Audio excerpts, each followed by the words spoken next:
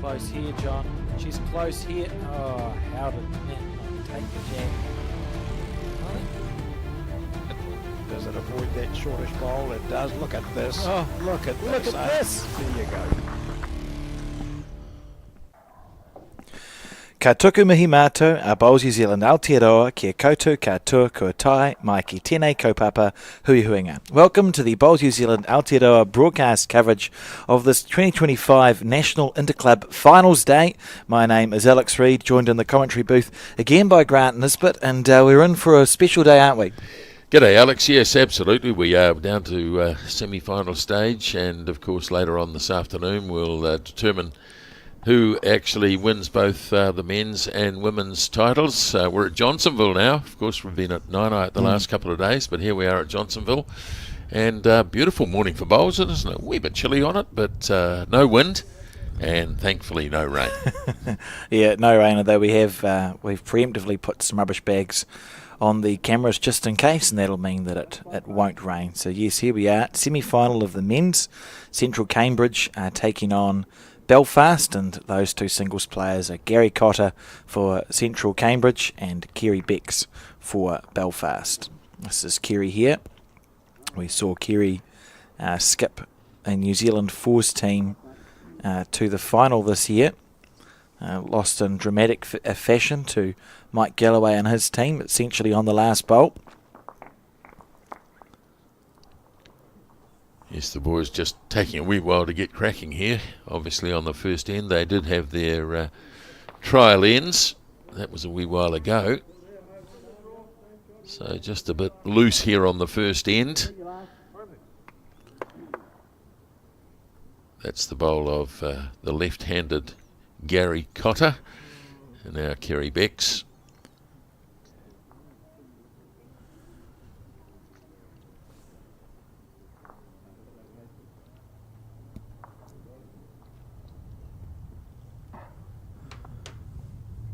Reaching past also. You have played a bit of bowls in the Wellington region, Grant. What do you think of the greens here at Johnsonville? Oh, they're beautiful. They normally are beautiful. Haven't played here this year, but I will be next weekend, funnily enough. But no, I think they're regarded as right up there with the best around.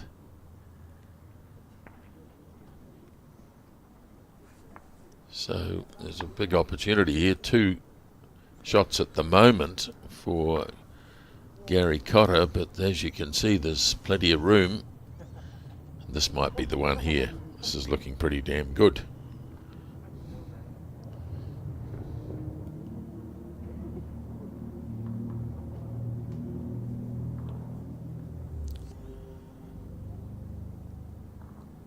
So the last bowl of this very first end goes down. We're keeping an eye on the pairs and the fours, of course, as this is looking pretty good if he can just pull up. He did it well. Bowl. Did it well, didn't he? Did it really well. Gary Cotter, so he draws first blood in this race to 21, of course. That's the way the singles works. The pairs, top right, they play 18 ends, and the fours, we'll keep an eye on that fours match as well. They play 15 ends.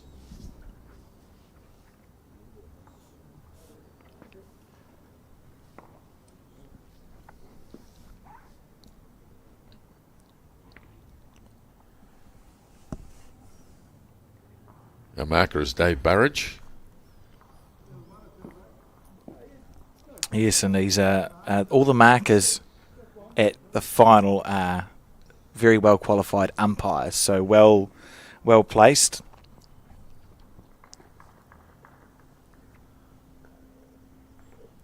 First bowl of the second end. Weight's pretty good, but once again struggling a little bit with the line early on. The other semi-final, which is just a little bit further across this particular rink, is between Paratutu from New Plymouth and Riverside from Blenheim, and we'll endeavour to keep an eye on that as well for you. The men are on the bottom green, the women And of course we will be having a look at the women's final this afternoon. The women are on the top green here at Johnsonville.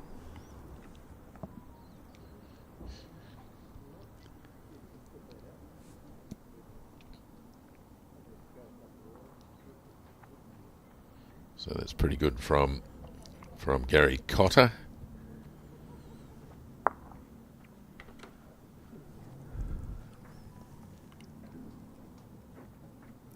They'll be pleased they settled down in the last 2 or 3 bowls of that first end, settling in early. Oh, nice bowl back.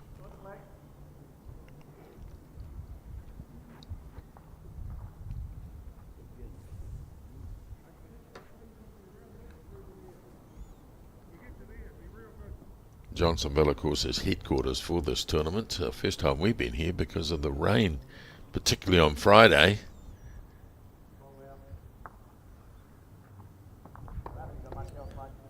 Lovely weight.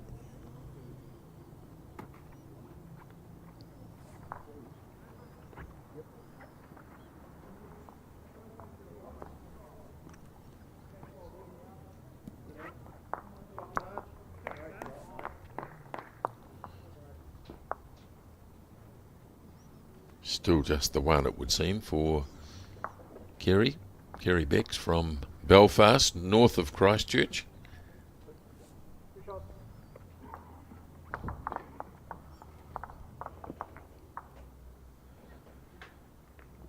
Be looking for the jack here, if he can spring the jack. Oh. I mean, those 3 bowls at the bottom right of your screen are just about perfect bowls, aren't they? Only problem is the jack didn't run out in front of them. Yes, if you drag the jack there, he was in clover, as they say.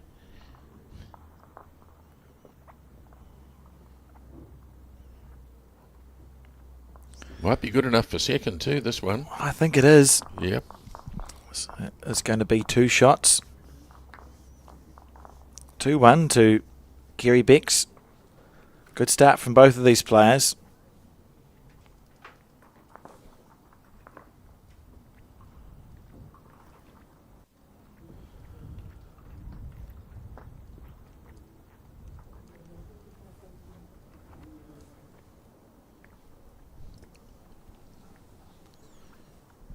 Central Cambridge getting a couple on the first end in the pairs match.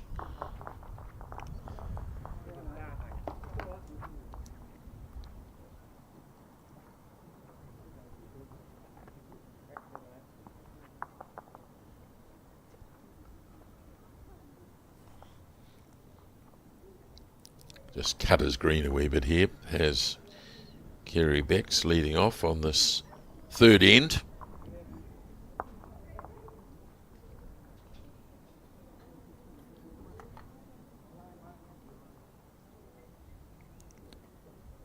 Very smooth delivery from Gary Cotter.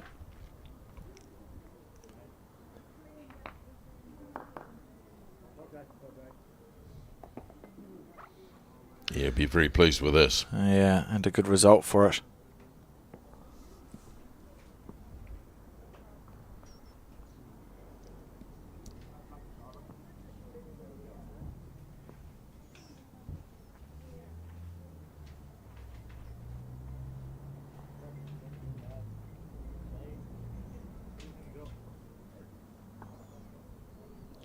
Good try, but just a little bit short there from Beck, so just might force Gary Cotter to go back onto the other hand here.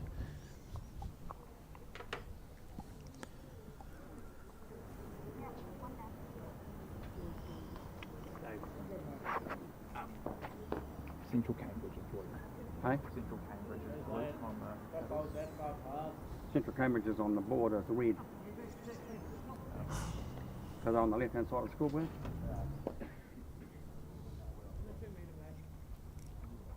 So you want me to tell them that all ran the wrong way now, are we? Yeah.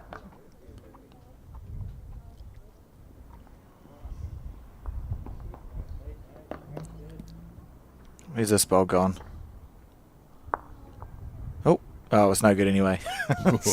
Only just no good.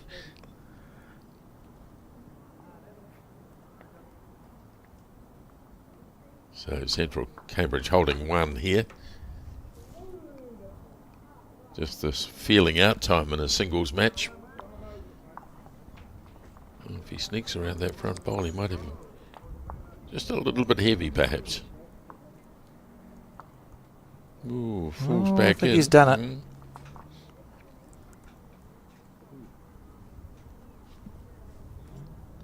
So 2 lollipops shown there by Dave Burridge. So Central Cambridge holding 2.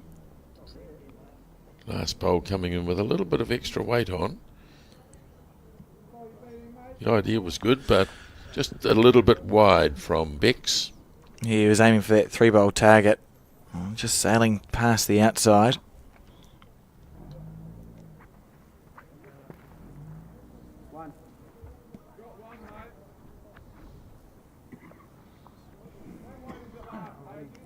How's the weight?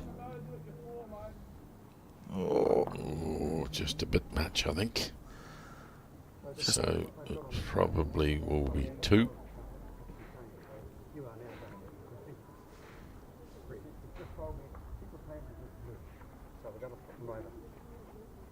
On the board, the board exactly the same way as the on the left. They just come and told me that the colour. Yeah, there's our broadcast, which 500 people are watching, has blue and red. Blue for Central Cambridge, red for Belfast. So that's what we want the lollipops to match. I'm not fussed about the scoreboard, Grant, because I can't see that on a broadcast, but I can see the colour of the lollipops. So just explaining there why the lollipops are going to change colours.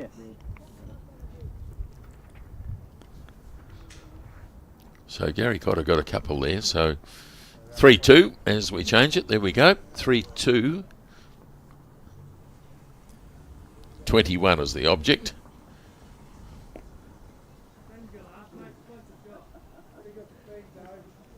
It's interesting, the singles can be quite important, can't it? If someone can win their singles game and have it finished before the other 2 disciplines, that's when we can see that flow-on effect quite often. Yep.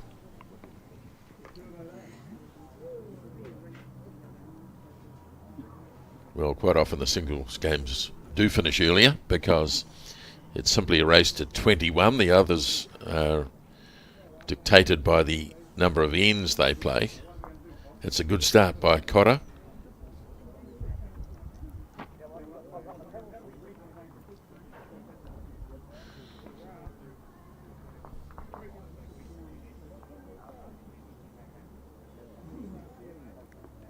Bex has come back too with a really nice bowl, which would be good enough for shot.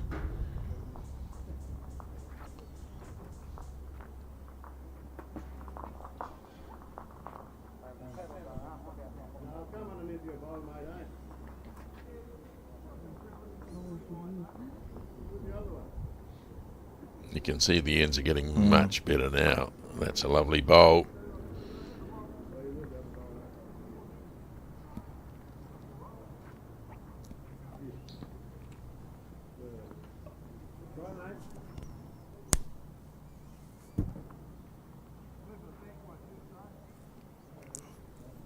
Oh, it's got the right line.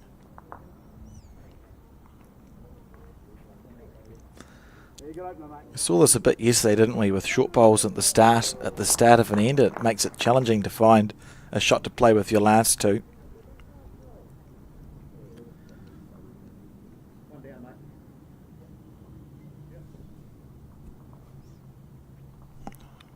Where's this bowl gone? There we are. Good line. So for Carey, there's no shot play on. You just draw on either hand. Backhand he's opted to play.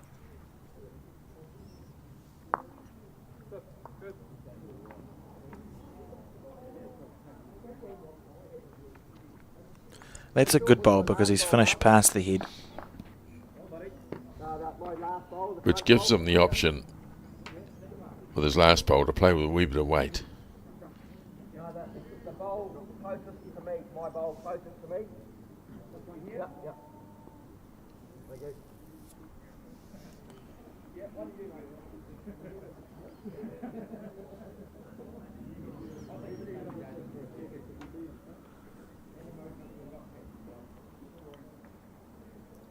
Steering after this one.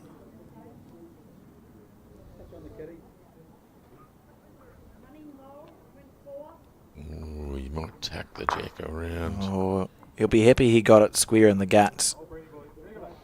That's changed the complexion of the head quite a lot. I think Kerry will ask if he's got second shot.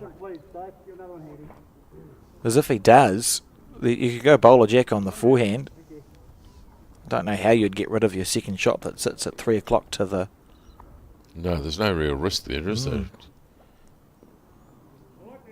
He'll come down with a little bit of weight on, probably. Oh, he's looking to draw it around, and I tell you what, he's done a great job. If he misses, oh dear, Oh, and he's pushed another one in. So potentially sold the farm. yeah, it looks like it.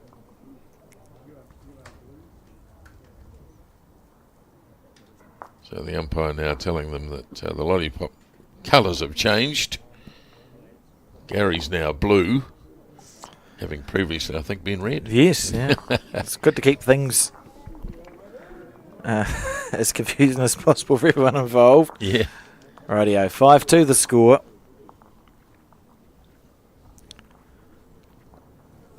Just a little more consistent in the first few ends of the game as Gary Cotter, the left-hander. Seen that pairs match at Belfast, who lead 4 shots to 0. And over the course of the event, we will get some rolling updates of the other semi-finals that are going on. 3-0 in the pair, in the fours, sorry, to, I think, Belfast. Yep. He said, craning his neck. Sounds right. Yeah. Oh, nice first bowl there from Gary Cotter.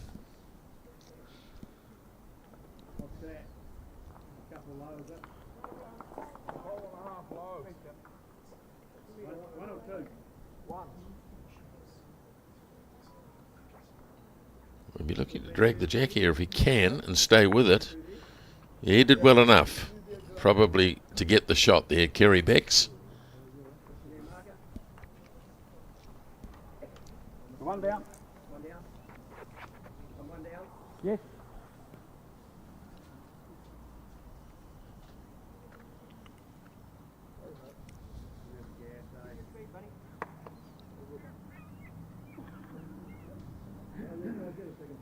See the other men's semi-final between Paratutu and Riverside. Very early on. 3-1 to Paratutu in the pairs after 2 ends. 7-3 in the singles. And the women's semi-finals, which are taking place up on the top green here. Stoke leads or trails Papakuta by 1 shot in the fours. That's barely started. And obviously the pairs and singles still in progression. Stoke leading the singles 7 shots to 4. It's a good game up there. Kirsten Edwards taking on Leanne Paulson. And Raumati and Burnside, of course, the other women's semi-final. Don't worry, John, we won't ignore them.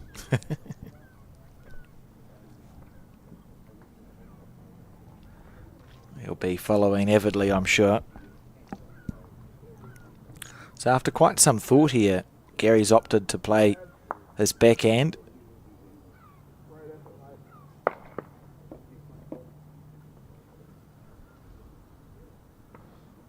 Was probably thinking the easiest way to get past. He's played it pretty well, and particularly if you rest that green bowl, just missed out. Unlucky to get that first wick.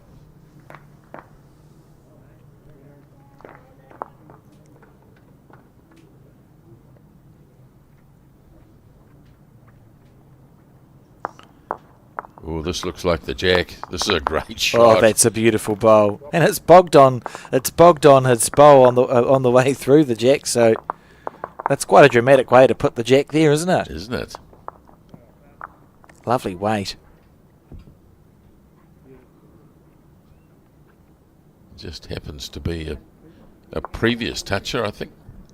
Yeah, he's got 3, and the one in the ditch counts as well. Oh, that's an outstanding bowl from Kerry Becks.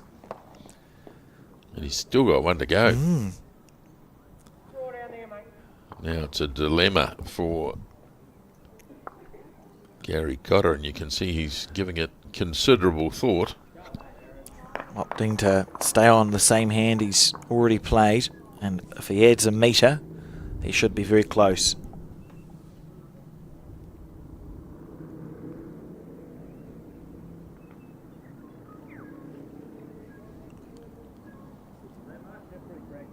If he doesn't get caught up on his own bowl, he's got a beauty. Oh boy, well, he's got a good one anyway. He's probably cut it to 1.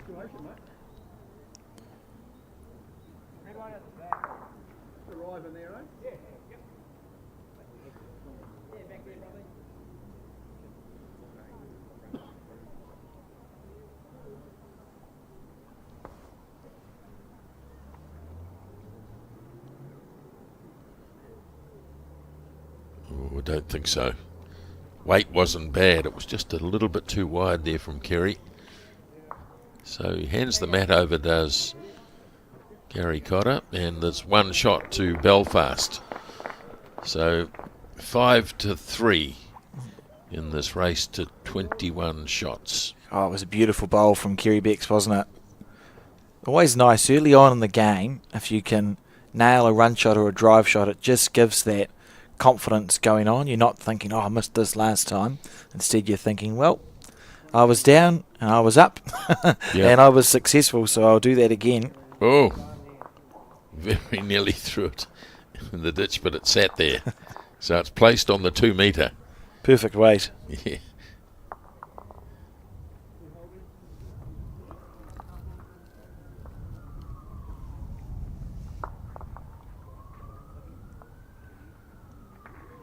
Sun's starting to come out here at Johnsonville.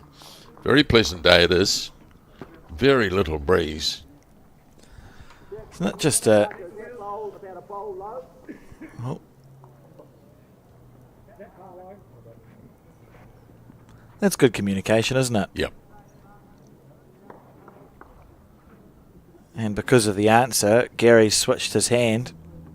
So he thinks it's low enough that it's going to be in his way.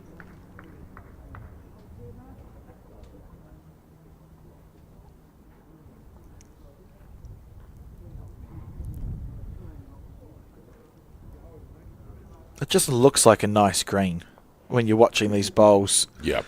run down. You haven't seen any deviations that you sometimes see, like a snaky bowl on some greens that you play on. Thoroughly enjoyable as a player, isn't it? Although it does mean you have no excuses. Yes. Well, the greenkeeper here is Brendan Gibson, who very prominent bowler himself, but he's done a great job over the years here at Johnsonville.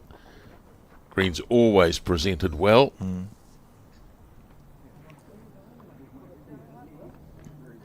We do have a brilliant day planned, so if you're in the Wellington region and looking for something to do, I could think of worse things than popping along to the Johnsonville Bowling Club. We're playing through till this afternoon. There's finals to come after this, and they've prepared very well for a great day. It's good viewing from upstairs too, isn't it? There's a nice place to sit, and they've got food and drink. Yeah, it's a good viewing club. Some clubs are a little bit hard to find a vantage point, but shouldn't be a problem at Johnsonville. Look at this. Yeah, this is a good one. Well played.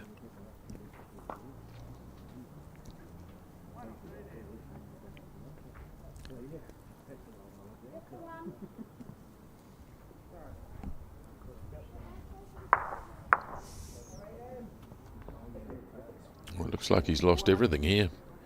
Weight and green. Gary Cotter.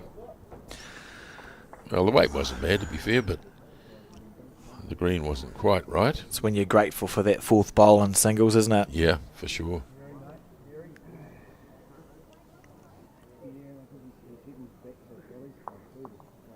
It's probably enough.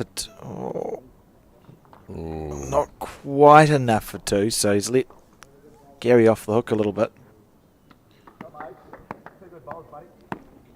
Should really have been holding 2 before this bowl. He's got a better green this time. This one, is it?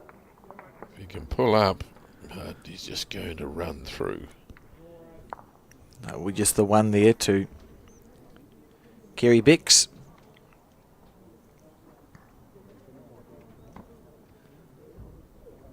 Happy with 1? Absolutely happy with 1. So he takes a 1, Kerry Bex, and it's now 5-4 to Cotter.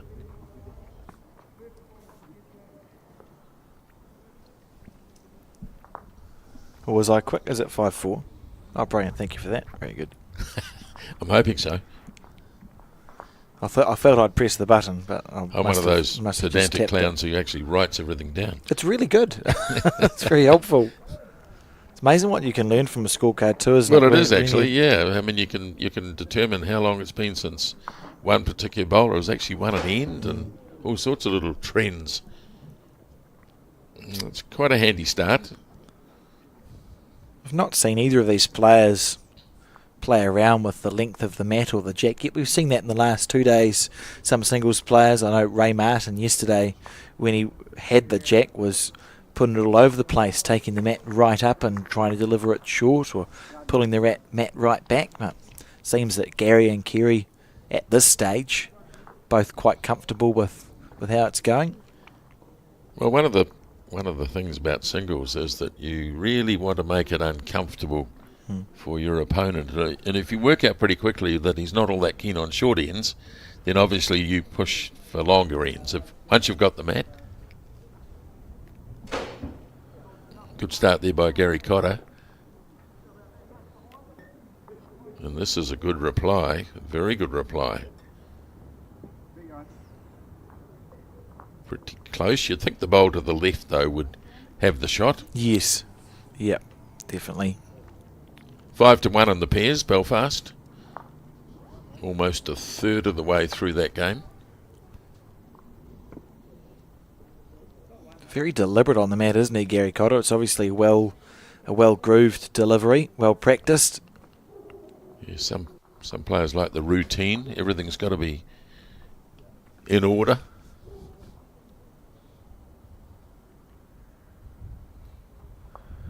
Diving. It's interesting, and I'm at the risk of getting technical briefly, but I'll say it. If you watch Kerry Beck's delivery, he takes it quite wide on the forehand and the reverse on the backhand, and Gary Cotter's left-handed. So where his bowl is released is different too to what we'd normally see. So we're watching two players who would take a totally different green on this rink than 80% of bowlers, as we're all right-handed.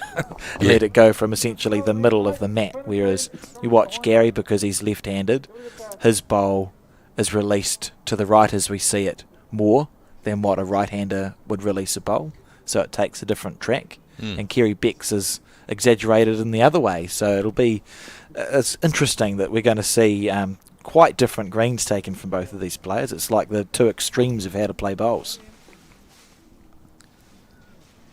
I think I worked that all out. It was making sense as I was saying it. Here's a nice bowl. Yeah, good shot. So he's got two now. Has Gary Cotter. And see, far to the right.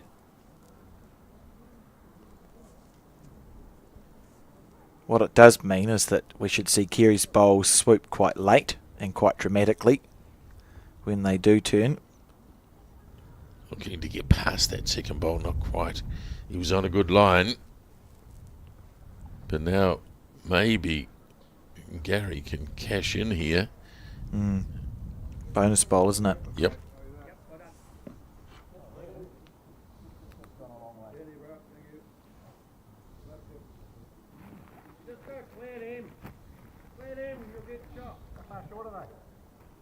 Realises how important it is, just taking his time here, composing himself, cleaning the bowl, which probably doesn't need to be cleaned, but Yeah. nevertheless, It it's is. routine. It is. Yeah.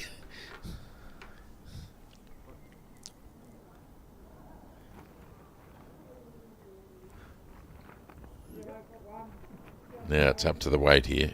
His line's good. His line's very good. That is brilliant, isn't it? Yeah, outstanding. Well, he took his time, thought about it, and got a result, which should be 3. Well rewarded. Gives him a nice little buffer with the 3. Brilliant. Yep. So 8-4. Central Cambridge leading in the singles.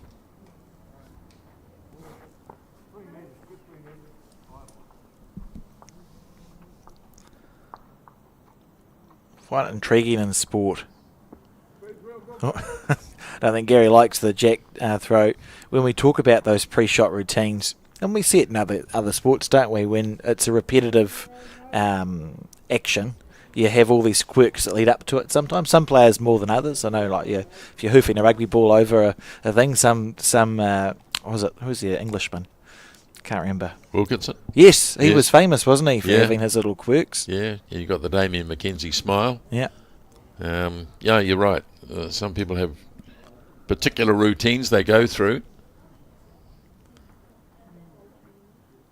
And if it works, Keep doing it. yeah, fair enough. Yeah.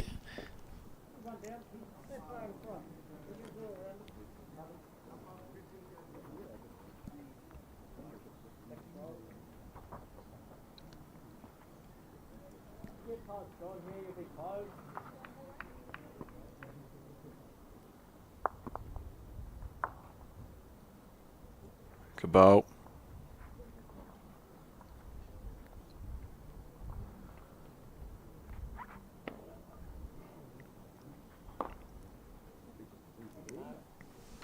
My last ball a metre short. It's an interesting way round to ask the question, isn't it? Because usually we would hear someone say, how short is my last bowl? Yes. And the marker says it's a metre. Whereas Gary is saying, is my last bowl a metre short? To which the marker will either say yes or No. no. It is an interesting way to do it because you're right. You know, if it's 2 metres short, he just says no, so you're no better off. Yeah. I think it's an inefficient way to be asking your marker questions. Because there is a fine line, isn't there, between what you can ask the marker and what you can't ask the marker. Yes. Yeah, they are there to provide pretty dry answers to your questions. I think we spoke yesterday about asking the marker for shot selections, Yes. which you absolutely cannot do. As tempting as that may be. Yes.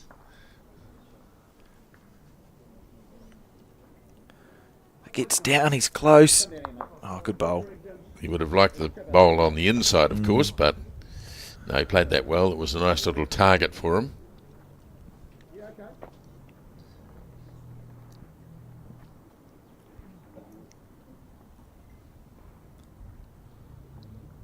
Well, this is good. Yeah, beautiful bowling. That's really steady stuff from Kerry Becks. Absolutely nothing in it between these two. I get the feeling that we're going to have something similar to what we saw on Friday, when we went down to a 2020 result. And he's just a little bit wide. Good weight, though, Perfect weight. for what he was trying to do. Straight into his work. No mucking around from Kerry Becks, trying to rinse and repeat. His turn to try and cash in, but he might be a little bit wide, I think. Yeah, not much. Not much, no. So that'll be 2 for Kerry Becks from Belfast. So having dropped a 3 on the previous end, he gets 2 of those back, and it's 8-6 to Gary Cotter.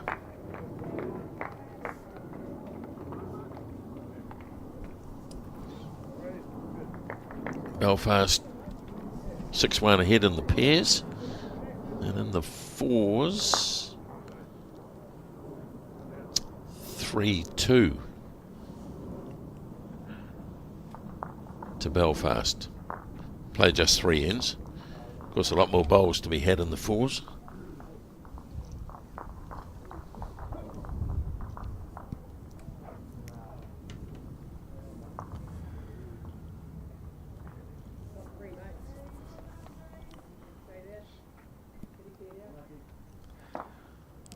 Getting their green absolutely beautifully, aren't they? These Gary and Kerry. They are. Sign of a good green too, isn't it, when you're consistently finding your way back to that centre line. I was just thinking as you hear all the voices echoing around the green. You know the most common name in bowls? Mate. Mate. Yeah, you're right. Everybody's mate, aren't they? Good bowl, mate. You're just short, mate.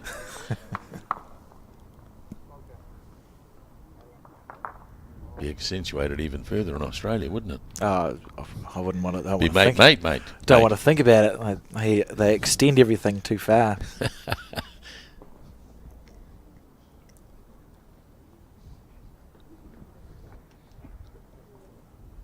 Close. Bowl a little nudge. Oh, yeah, good shot.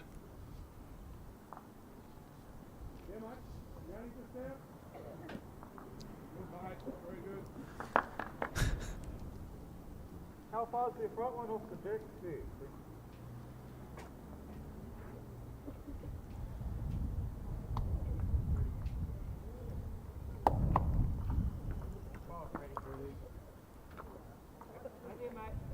Now, can he avoid? If he does, he's got a beauty. And that is precise. That's as good as it gets. Really good. One down. Got it. I was stranded last time,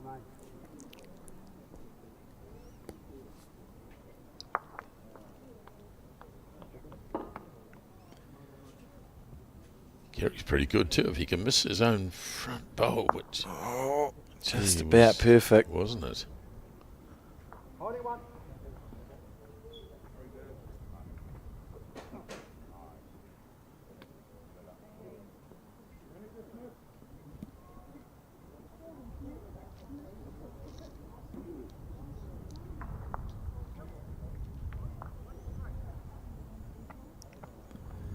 And switching to the other side.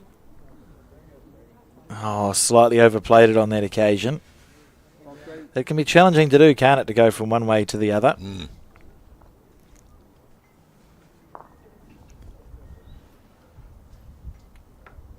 Gary wants to have a look here, which is fair enough. Oh, it's an important day, isn't it? You were down to the last 4 clubs in their respective national finals. You wouldn't want to make a decision without having fully thought through what decision you're going to make.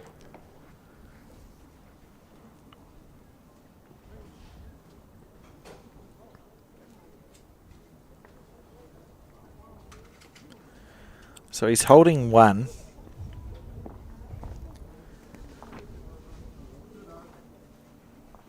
Well, Gary's holding one. Gary's holding one. Yeah, I think he's probably thinking forehand here. Maybe if he can push one of his own bowls up, and in doing that, also push the Cotter bowl through, he sits 4. Yeah, absolutely. It's on.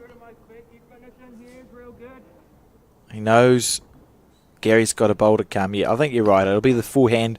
Almost wait a metre or 2 past so that you're not going to scatter the head entirely. Not even sure what hand he's on here. He's coming down with a reasonable amount of weight on. Still trying to play a cannon. This is very close. Get it square. Beautiful. If you can knock, oh yeah, well done. Probably it's gone out, but nevertheless, he probably wanted slightly different result, but nevertheless, they'll have to start again. Now they have to agree as to which way they want to play. There it is. There's our kill. Always good when you remember to press the right button, isn't it? Yep, absolutely. It's a lovely bowl from Kerry Becks. Good. This is a good game of singles. Nice game of singles to watch.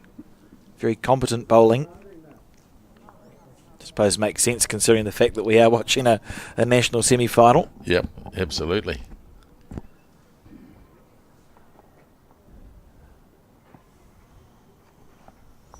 match this one, eh? Match this one anywhere around here, mate.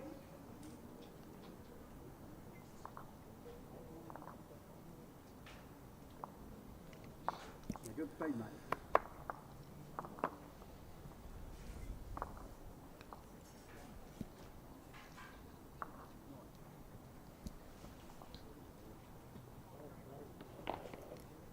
You get a result off that one as well, Tony. Well done.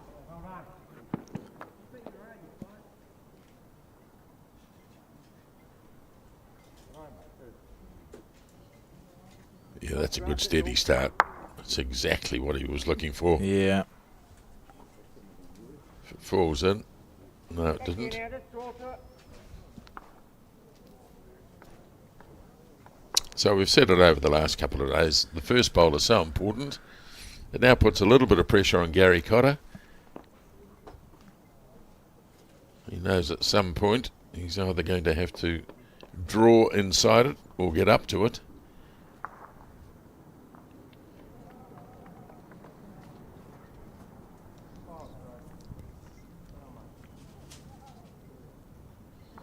You won't have the weight to do either. Yeah, and really you sort of think to yourself, I'm either getting the shot or I'm missing past the head with my first bowl, because if you miss past, the jack can then go back to your bowl later on. If you miss short, I've probably not seen more than 5 jacks in my career bounce back up the rink. Yep.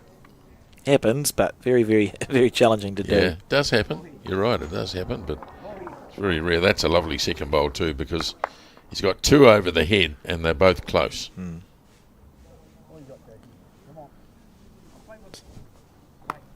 good. Very smooth delivery.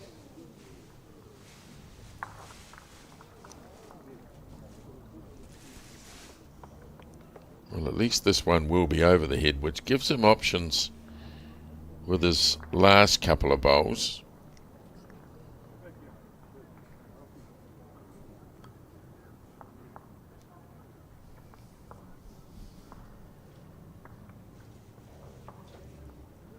And Kerry's actually nailed it again by the look of it. Yes, a very good end building here from Gary Becks. Well, he's just fattened it a wee bit, and you can imagine that there'll be plenty of, well, not plenty, but a bit of weight on this.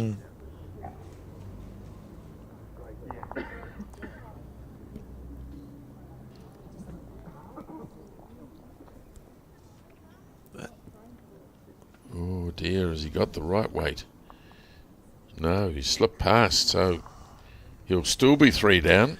Going to be under all sorts of pressure with his last bowl. I was actually a little bit surprised there that he didn't just run into it. Yeah. Maybe that's what he's trying to do anyway, but This feels like he's just been searching a little bit on this end. Kerry's gone bang, bang, bang, and Gary short, and then past, and then slightly narrow. You can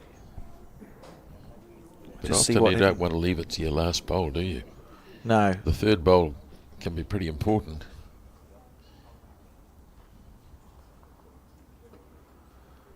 So Kerry's just gone for a position bowl, and it's Gary.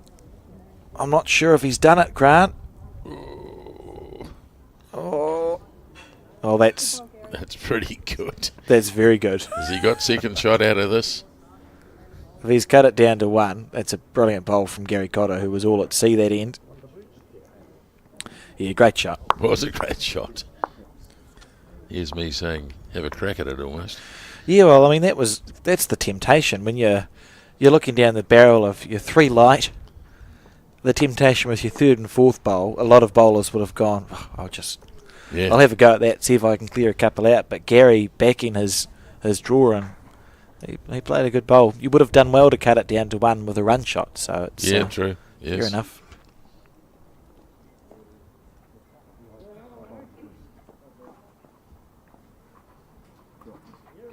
Well, they're just drifting along in 1s in the pairs game, but most of the 1s are going the way of Belfast.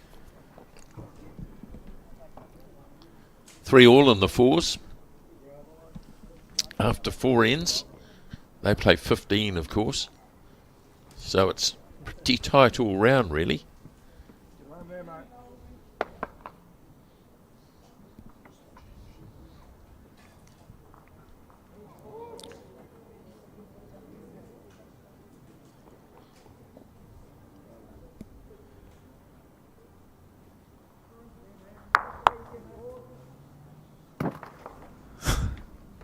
Always interesting to hear in the ambient mic a bang and then a thud as something flies into the ditch. Yes.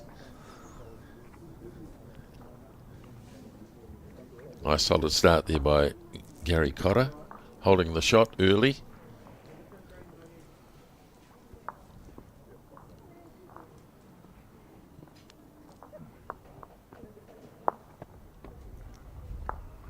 And for one.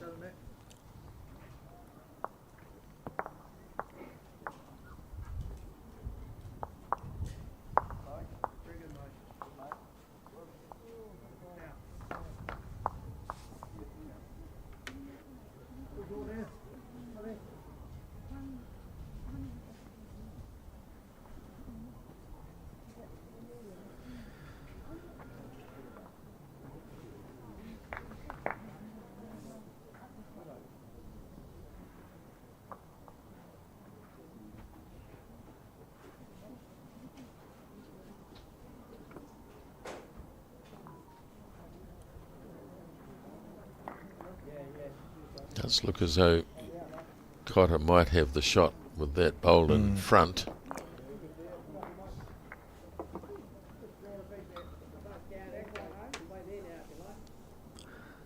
It's always, you always have to double check yourself with this perspective from the camera being back a little bit, because we can see that the bowl of Kerry's at 9 o'clock is level with the jack, and Gary's bowl is short, so it's just... Oh, brilliant. Thank you, Kerry. So the blue is the shot. So you're correct, Grant. It's almost like they were listening. It is hard, isn't it, to determine, particularly when you're standing on the mat.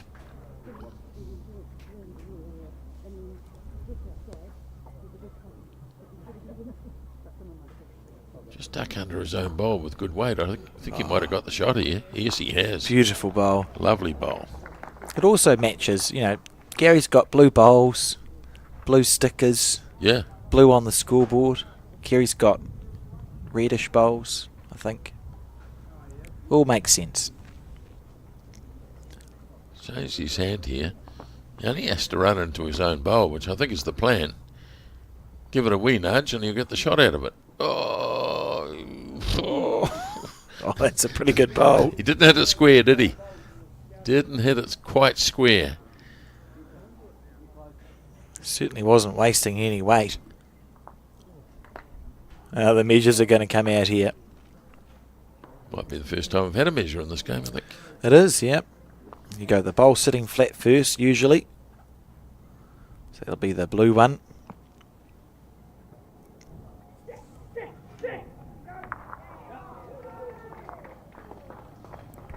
Excitement building around the greens. Yes.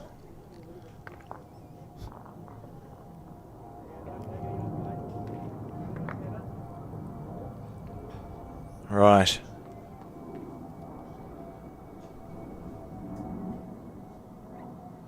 Matt handed over. So 1 to Cambridge.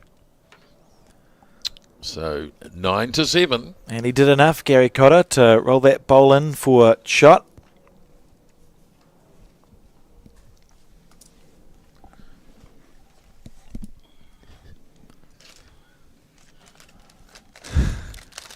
Technical job, isn't it, in the commentary booth? All right. But dodging all the biscuit packets. Well, that's the main that's the main problem. So joined in commentary again by Mike Carroll. Had him on yesterday, and you've been out and about looking at the greens and the players. What have you got to report?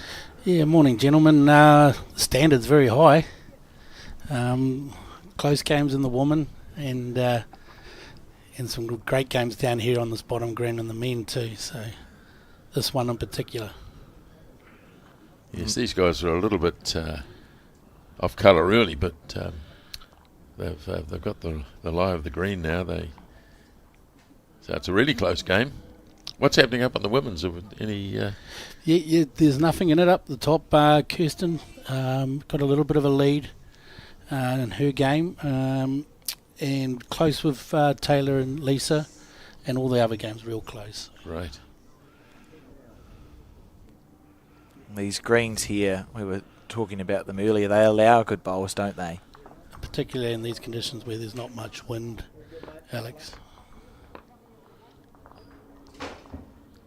Don't often see it played this way in Wellington. When I've only noticed they played it this way in the intercentre. Normally it's running north-south. Yeah, we're running east-west today. Yeah.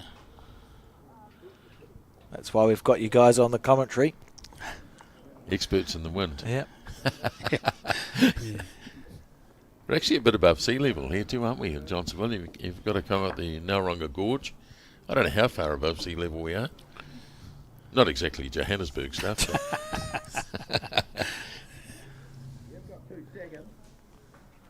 Lovely, Ian. This has started off as...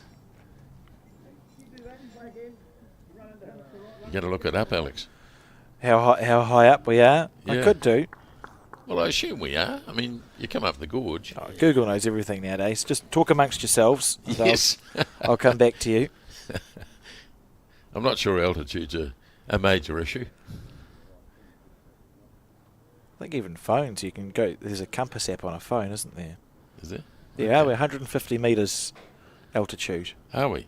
Okay. And that way is south. You Yes. can't see because there's no camera on the commentary, but there you go. Right, back to the bowls. Well, quite often this is the flight path for the airport. So don't be surprised if you see a few jets heading Go through, over. Depending on which way the wind's blowing, of course. It's a lovely little area. We also noticed, anyone who's been in the Johnsonville region, there's a countdown with the old livery. If you note the countdown that's here, as you watch this brilliant bowl, that's incredible. That's a great bowl. It looks like they haven't changed the paint in about 20 years. It's the same, the old countdown colours. Okay. It was a flashback. We try and explain to Harry, who's about 3 years old and on the commentary on the broadcast team, that's what countdowns used to look like, of course, now called Woolworths, aren't they? They're all going through that change. Right, right. Well, that's my story anyway. Yeah. Both Gary and Kerry found a nice line down this ditch side, haven't they? We've seen the bowls all down the centre line for most of this game. Yeah.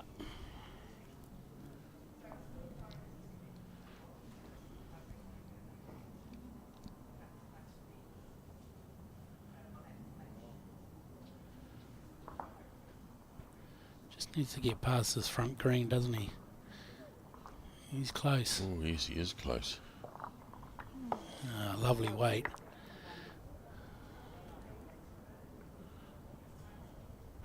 What would you play here if you were Kerry, Mike? You'd probably look to cover those two back ones, wouldn't you? But you can't cover every shot, as you know, but that's probably where I'd be looking to play.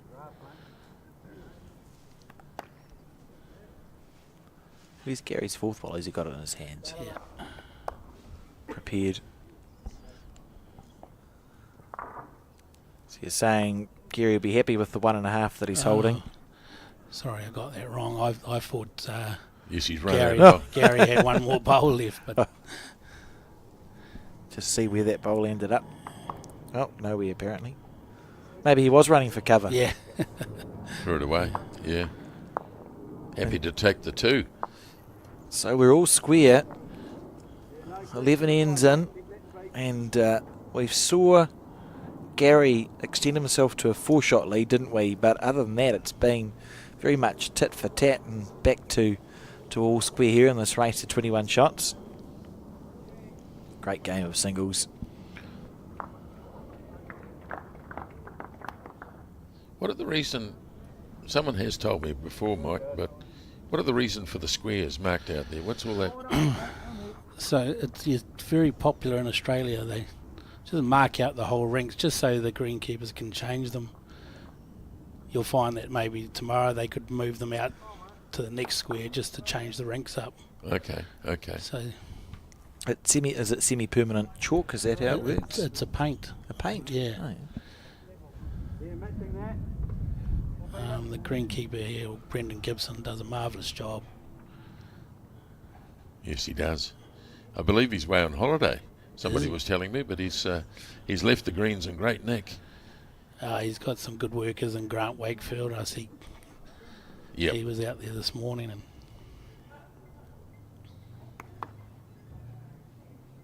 always been a strong club, Johnsonville, hasn't it? very strong. Yeah.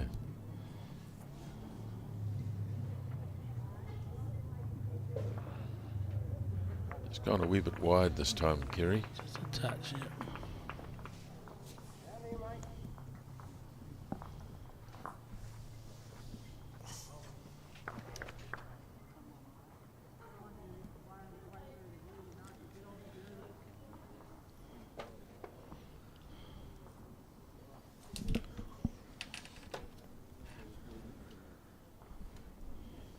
A little touch on his own bowl.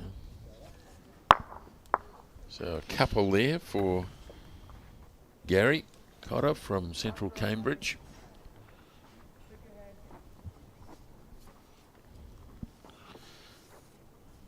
And I always say they're the bowls that are the most important. The ones that don't make the opposition drive, they've got to draw. But they're only a foot and a half, foot away from the jack. It's a good one from Kerry though.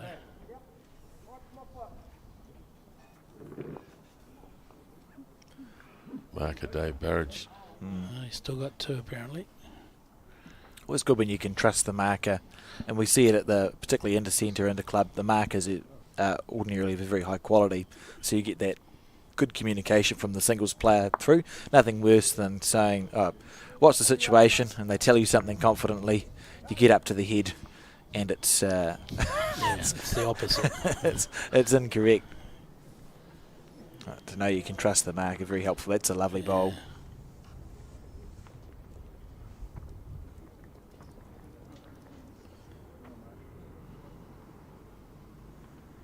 Important bowl here because it's his last. He's got nice weight here. He looks like he's going to get up onto his. Perfect. Yeah, well played. Perfect.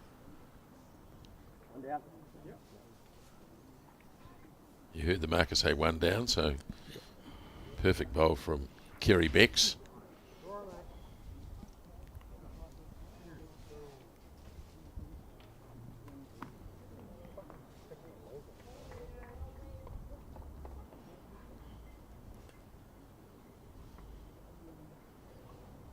Just surveying the options. What options?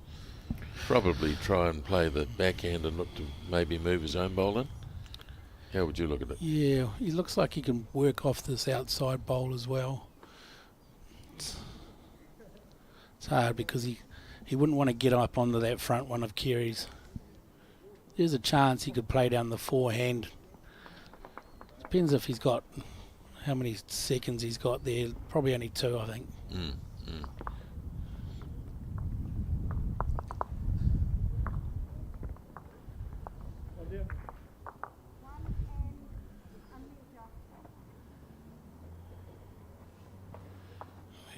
Looks like he's going to be playing with a bit of weight.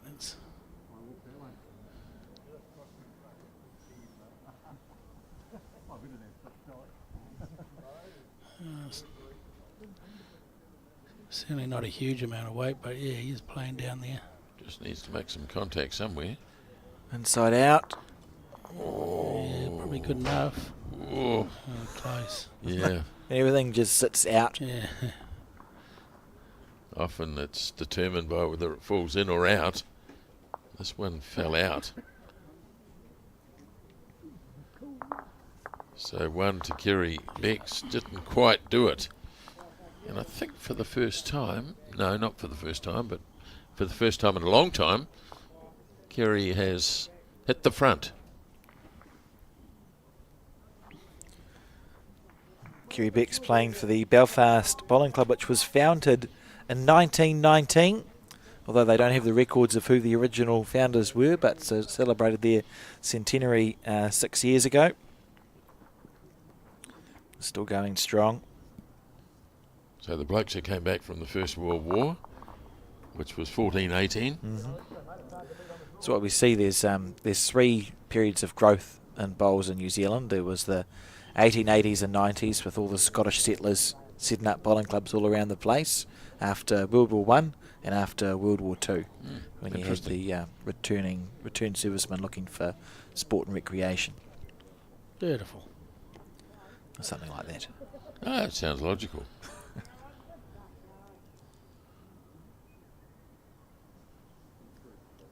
You can see the scoreboard over there for the 4-7-4. Oh no, that's the pairs. That's the pairs, yep. Yep. 5-3 and the 4. To Belfast? Correct. Yep. Yep.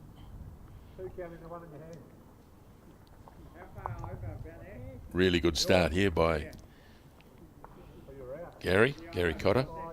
Yeah, they played this way particularly well, haven't they? Yeah. It's been interesting that we've not seen Kerry. I suppose he hasn't had the opportunity to. He's got a very powerful drive that we saw him pull out in the 4s a few times. Gary Cotter, I've known him for a while. He's essentially playing his game. He'll draw you to death, and if he has to play through something that's a metre or 2 metres over. Kerry Beck's very capable of going at quite some speed, but we've not seen that shot out of his locker yet.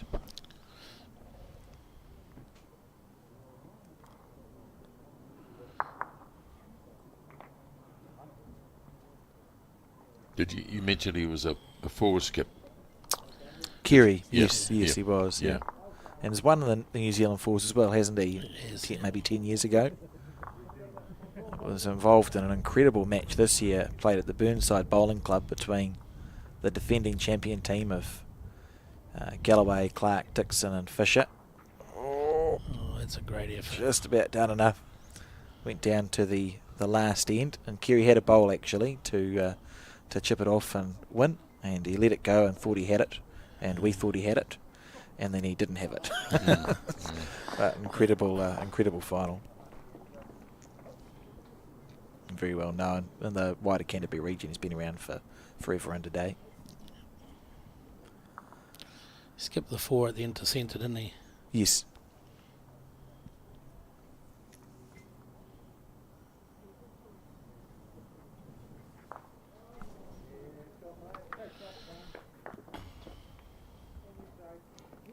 It's a difficult one for Kerry here because he wouldn't want to get bowl on the jack and end up 3 down here. So really just wants to maybe turn one of his own bowls over. Only needs to go once. But as you say, you wouldn't want it to go more than once. No.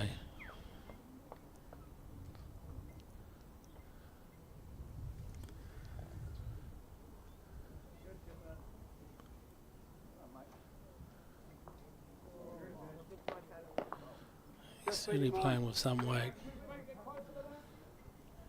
Needs it to hold on.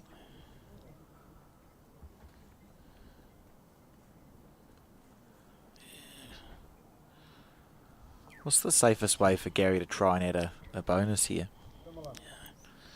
You'd probably think he might change his hand.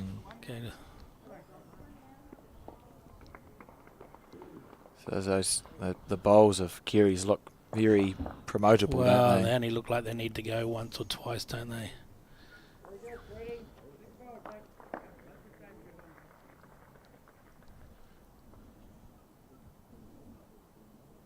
He's quite methodical, is Gary.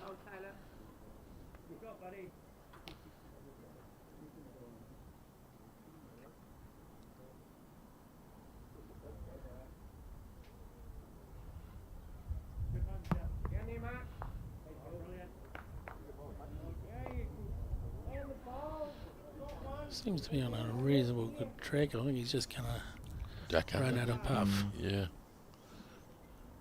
Beautiful. Look at that weight. That was literally level with it. Quite amazing how far it hooked across. 1 to Gary Cotter, so 10-10. Gary from the Central Cambridge Bowling Club was not the first bowling club in Cambridge or the second bowling club in Cambridge. The first two were the Cambridge Bowling Club and the Leamington Bowling Club. And Central Cambridge was created in the 40s when there was an argument at Leamington over Sunday play. So a group of players walked out and negotiated the purchase of a block of land across the road from Victoria Square so they could play bowls on a Sunday. And so it has continued for 75 years. Interesting. I remember reading... Wouldn't be a bowling club if it wasn't an argument. Got to be.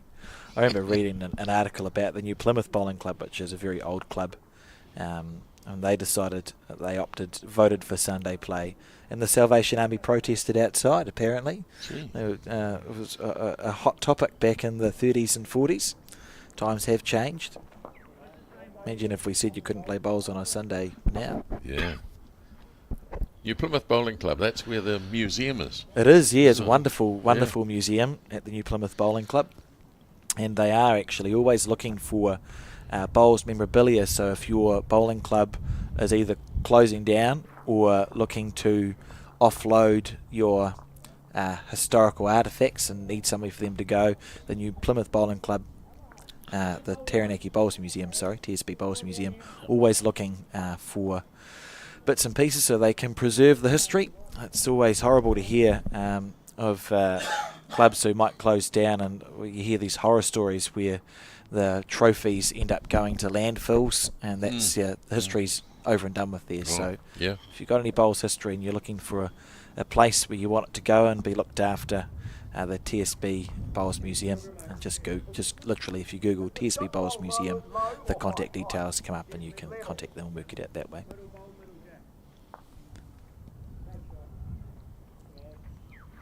A loose end by the standard of these two.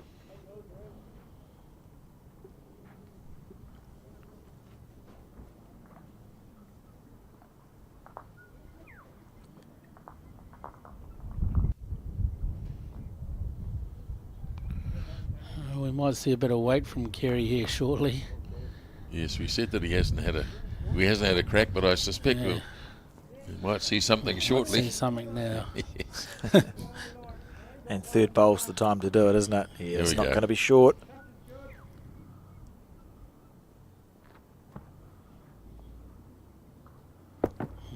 Oops. That was very quick. Yes. The beauty about opting to play an aggressive bowl with your third bowl is you're giving yourself two opportunities, aren't you? Two chances, yeah. Provided nothing changes, Kerry will now think, well, my correction is just to take slightly less green and keep the same weight.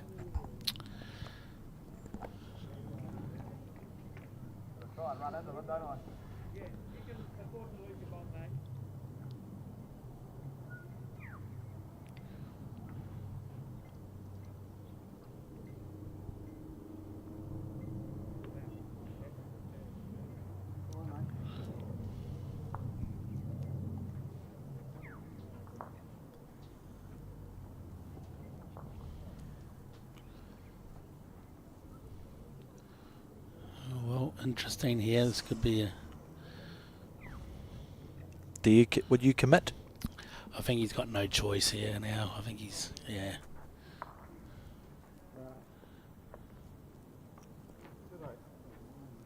Doesn't like it. Oh no, dragged it. Yeah. Pushed it wider the second time. Oh, he might have dropped all four here. Yeah.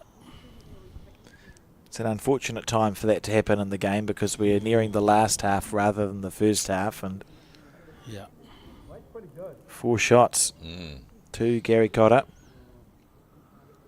And strange, he didn't really have to do anything special for those 4. He just drew 4 poles there or thereabouts. Yeah.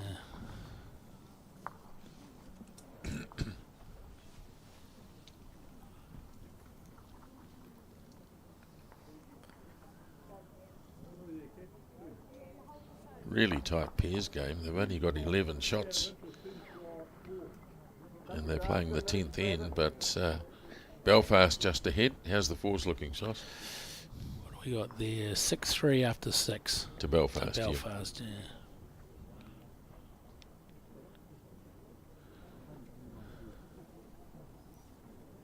Interesting game.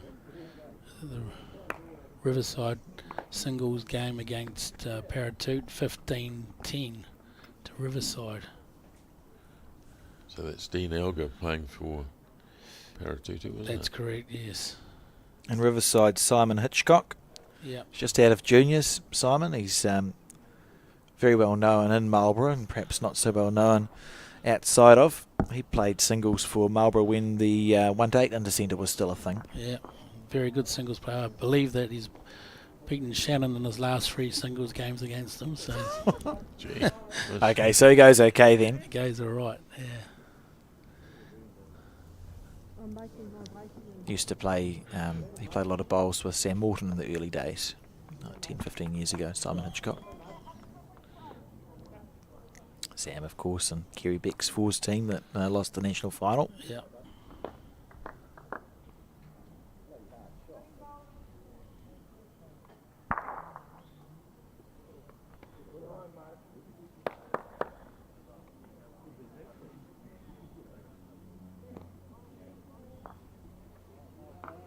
Good one coming in here. That's a classy, this is a classy next end from Kerry Beck's because it's quite something to try and recover from. It's a poor end. He dropped a 4, played 4 bad bowls. Easy for that to stick with you, isn't it? But he's recovered well. Be very keen to score. I think he's just shown his experience, to be fair.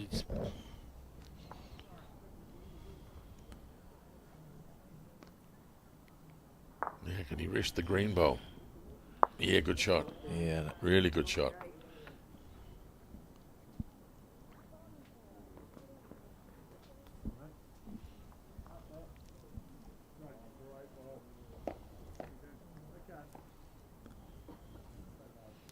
The area too. I'll be just going a touch. So nice to see these bowls come back to the centre line.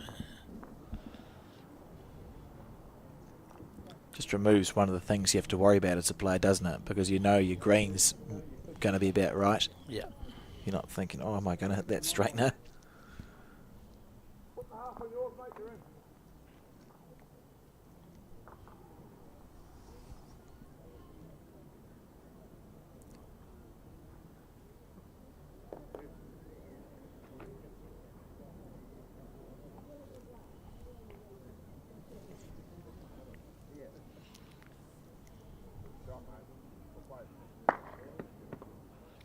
Haven't seen too many short ones from Gary, to be fair, coming down this way.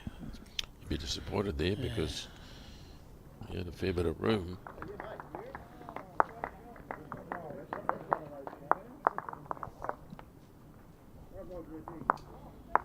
Gary's last bowl looking to get on the scoreboard and Brilliant. oh, great bowl.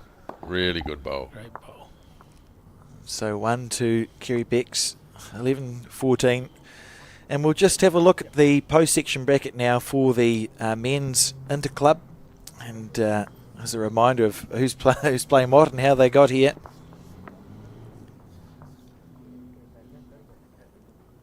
So you can see there on your screen, Central Cambridge defeated Hikurangi, who themselves defeated the defending champions, the Auckland Bowling Club, to qualify.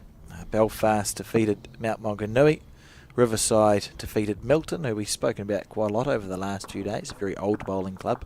And Paratutu, yesterday on the broadcast, we saw defeat Victoria and played really well to do so. They've won it once, 1991, the first year there was an Interclub. Paratutu won it, and you know the way they played yesterday, every chance of going through if they can get over the top of Riverside, which they might not. Nice mix, isn't it? 2 teams from the South Island, 2 clubs from the South Island, 2 from the North. I think it's fair to say most of the big guns knocked out. Yeah, I think I'd agree with that. The big surprise, I guess, was Auckland, the defending champions, going out to Hikurangi. Some of the things you can that you find happen in bowls. Yeah. So just you can see along the bottom of the screen there some of the progress. That's good as my last ball, Marcus. That's good as my last ball. I know when I was having a look before, up top, I think Raumati and Burnside are having an interesting battle. Just wait for it to come through, but it did look like the fours, they're updated now, so I'll put the ticker up a bit later. I think Raumati was quite well in front in the fours game when I looked a little earlier, so we'll bring you some updates of that in the next half hour or so. Of course, the easiest thing to do is to pop down to the Johnsonville Bowling Club yourself if you're in the Wellington region and enjoy the hospitality and watch the bowls. No excuse not to come from Raumati. No, not at all. Be a half hour down the motorway. If that. Yeah, especially now, isn't it? Yeah. Transmission Gully. All very proud of that round here, aren't we? What do we used to do? Exactly. Horse and cart. Yeah.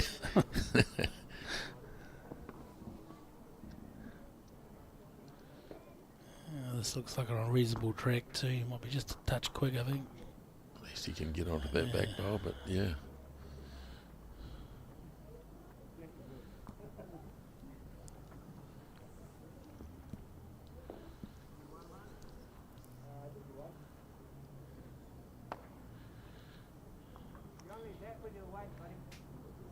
This looks very good. Yeah. Looks very good. Yeah, and remembering that the last time Kerry played in this direction, he dropped a very loose four. He did. Be happy with this. Yeah, could be holding a good 3 here. Yes, I he believe is. he is, yeah.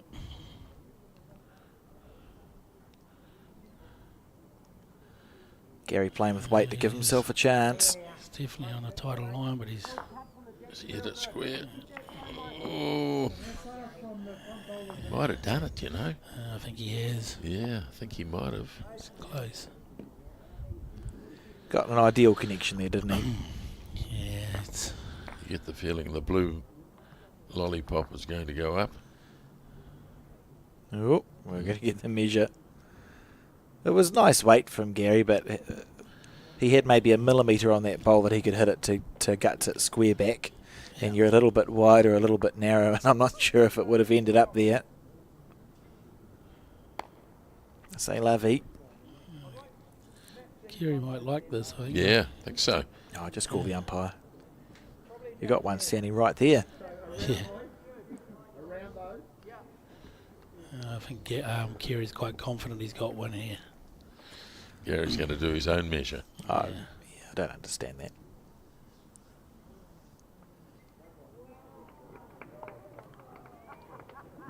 I wouldn't have the energy to get down and measure it. If I thought the measure was close, I'd just go, cool. Someone else can come here and figure it out for me.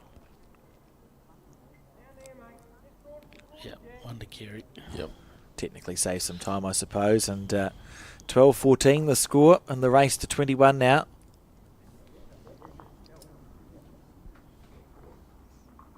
Belfast ahead in the pairs. 6 ends to go.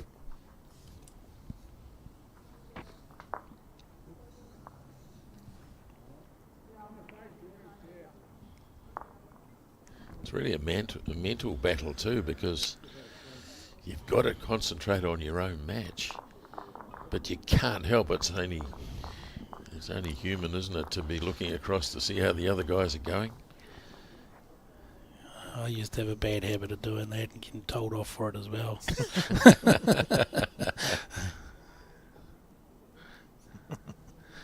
Oh, we do talk about it a lot, don't we, in rep bowls? It's about it's supposed to be about process and just focusing on you and your bowls, and it is meant to be irrelevant what other people are doing. But it's one thing to say it, and another thing to be out here at Johnsonville, and next door you've got a pairs and a fours, Yeah. and you really want to make the final. Yeah. Well, you're almost shoulder to shoulder with them. Yeah. You can't ignore it. So now the women's semi-finals progress coming through there down the bottom. You can see Stoke leading the singles 17-10, 6-4 in the pairs and 10-8 up in the fours. And this is the one. Raumati versus Burnside in the singles was 11-10, and it's just been updated, which is why it's restarted. Okay. It's quite exciting, isn't it, watching it go through and see if it's going to get to the end? Do you mind if I ask how you do that? Magic. Okay. There's a spreadsheet sitting somewhere that's getting updated, but the challenge is every time it's updated, our ticker down the bottom restarts. Okay. So here we go again, the women's semis. If we don't get all the way through, I'll just read it out off my phone. Okay. Just adding to the tension. Yeah. Oh, no. Absolute true. Well and truly tension. So listen up, folks. I'll tell you what's happening in a second. Because I'm sure it was very interesting with the Raumati. Where are we? Raumati Burnside. So the singles is 11-10 to Lisa White. Mm-hmm. The pairs is 10-all after 10 ends. And I can't figure out what the fours is. So that's two games that are pretty much drawn. And I'll come back to you on the rest of that. So suffice to say, very exciting time up in that top green. Very, yes. Gary just a touch wide there.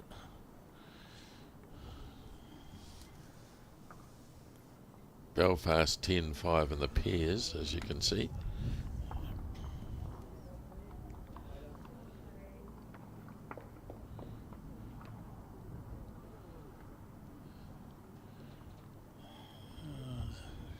Better this I time. think he's done it to enough, hasn't he? Yep, I think so. Yes. It's hard to say. One to Kerry. Yep. So Gary's going to come down and have a look at the options available. So I can tell you in that semi-final that we were struggling to get results from, it is 11-10 in the singles to Raumati, 11-10 in the pairs to Raumati after 10 ends, and the fours, Raumati lead 13-7 after 4. That can't be right, after more than 4 ends. 13-7 after however many ends that they've played. So Raumati at the moment in front in enough games to be making it through to the final, if you're listening, John Macbeth. Oh, he'll be stoked about that. Great effort by those ladies. Yes.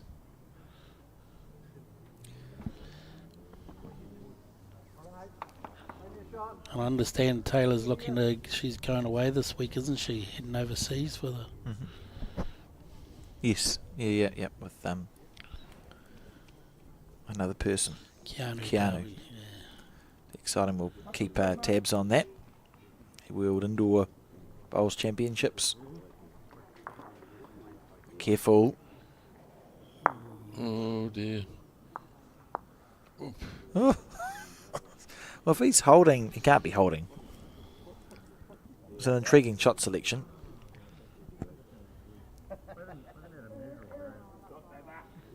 So Kerry's done well after dropping that 4 a few ends back. Now he's clawed it back, hasn't he? yeah. One behind.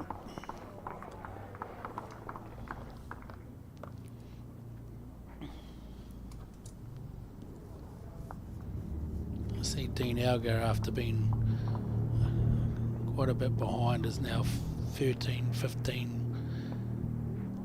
down in his game against Riverside. It was pretty impressive yesterday afternoon, Dean Elgar against Raymond Martin. It was just no nonsense, isn't he, with his bowls? And I'm sure, you might know, Mike. Did I see Dean? He's on the walls here somewhere, isn't he? At the Johnsonville. He won Wellington Junior Pairs, I think, with the Rob Ashton. Oh, I'm sure I saw him on the walls. Yeah, okay. Well, I didn't know that, but looks a little bit different. It was about 30 years ago. I've never associated Dean with Wellington at all. No. He's a Taranaki man through and through, but you never know. He might have been down here playing I don't know, university or something. Who knows? I'll have a look after this game and correct myself if I'm incorrect. But it stuck out enough to me. I thought, that's interesting. I didn't know he started off down here. Yeah, yeah. Good bowl from Gary.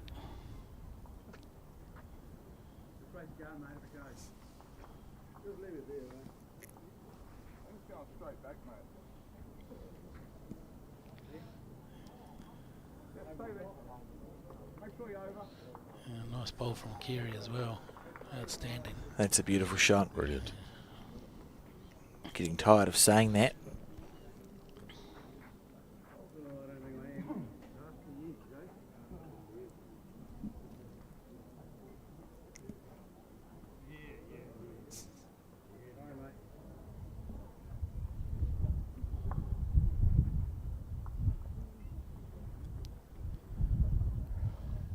Gary, he's out of his junior years now. He'd be 11th or 12th year bowler, but one of those juniors that takes to the game like a duck to water, and played a lot of bowls in his junior years. Unlucky there to chip his ball off and be 2 down.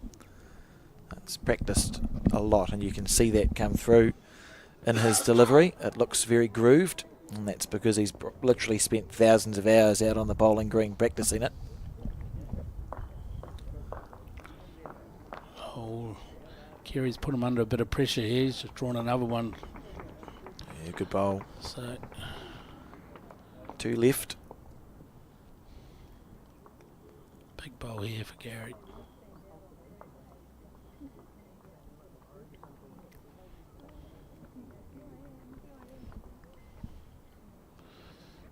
Oh, I'm not sure he sent this. Well, this is all the pressure in the world on his 4th bowl, isn't it? Yep. Put yourself in Kerry's shoes. What are you playing here in mind, Mike? Well, I'd be just putting the pressure on here, really. I'd be just drawing another one, I think.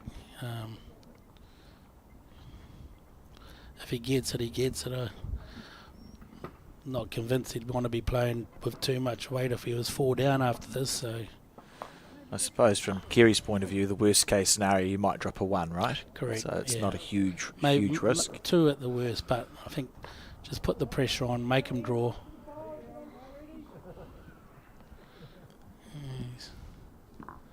Just got to let it turn now. Good bowl. Yeah. Oh, he's done enough. He's holding 4 shots. Narrow target.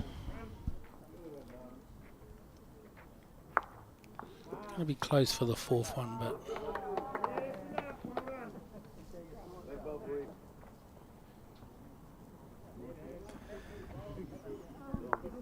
Doesn't make a huge difference to the shot selection, does it? If you're 3 or 4 down. I wouldn't have thought so. No. At the end of the day, you're still more than 2 down. He does tend to try and draw himself out of trouble, doesn't he? We saw that, about half an hour or so ago when he was a few down and came up with a lovely draw. Yeah, and just drew, and both you and I were thinking he might have a fly at this. Yes. He backed himself on the draw.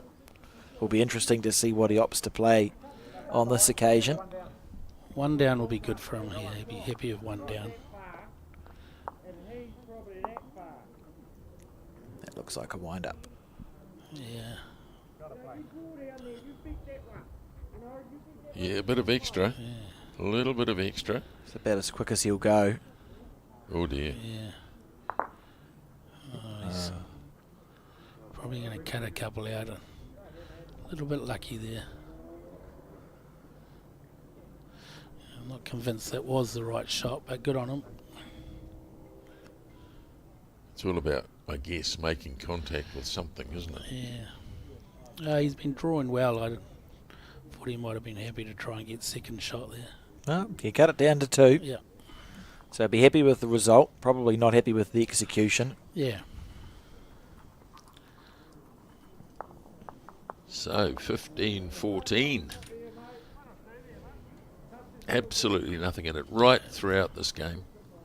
Just trying to look and see what the biggest lead was. Probably 8-3 to Gary.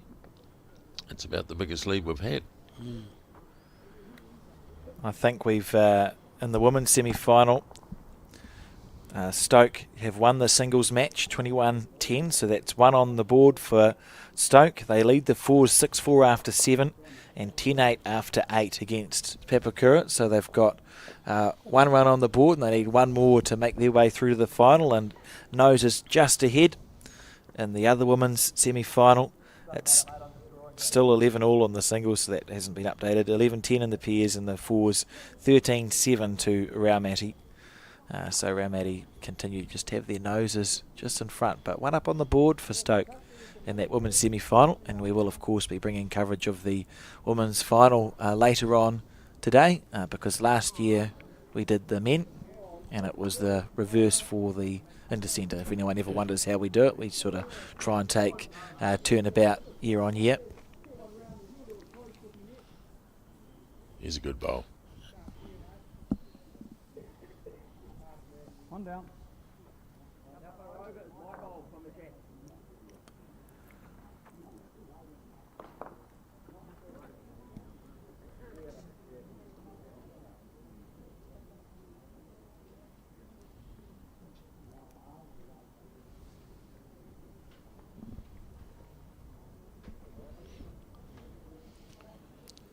Good track here from Gary. Just needs to get down to the jack. Lovely bowl. Might have done enough there. Imagine if it's rolled back up the green enough to count it.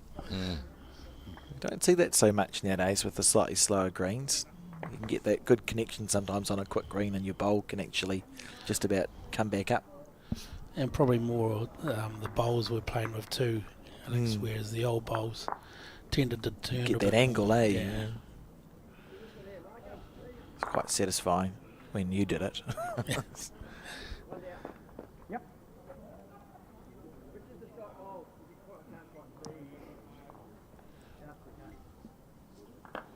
Kerry Beck's holding the shot.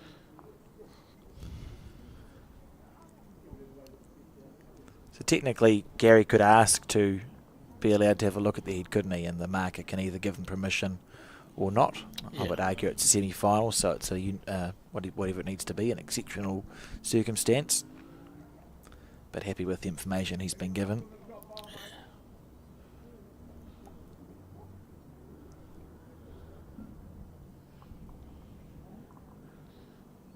Just in the area. Get the split on these two bowls. He's close too. Well played. Very well played. It's how to turn a head around. Great result. I mean, you could argue that he got a little bit late, but he was looking to promote through there, and he got the ultimate result. He does play absolutely delightful weight for those shots. If you watch Gary's collision bowl, when he's playing any sort of movement, it usually is in the count. At the end, he doesn't play it too quick, so his bowl's not shearing off. He plays really nice weight for good results. And now it's Kerry who's three light.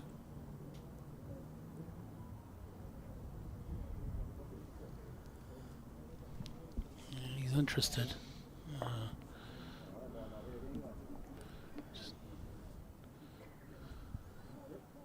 Needs to stop. Needs to stop. Might be good enough. If not, at least second shot, I would have thought. Can you see any way through, or would you just be drawing for the shot here, Mike? Looks pretty. Well, if you played the backhand and you can still play good weight to the bowl, if those two of Gary's aren't counting, you can promote those at the same time if he's slightly tight. So I don't know if there's a lot of risk down there.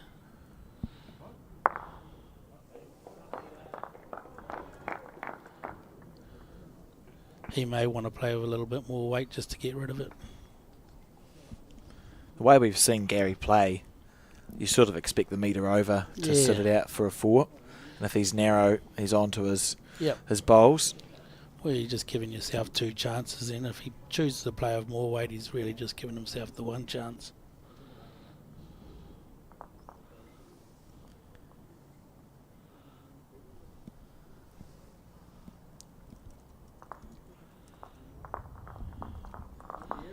Yeah. Oh, is he looking at the jack? Oh, gee. Just about got third prize in. Yes.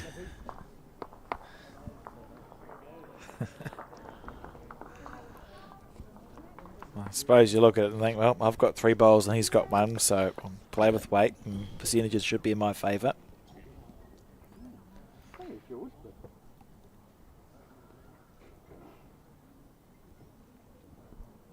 Gary said, I think it's yours, but let's have a look.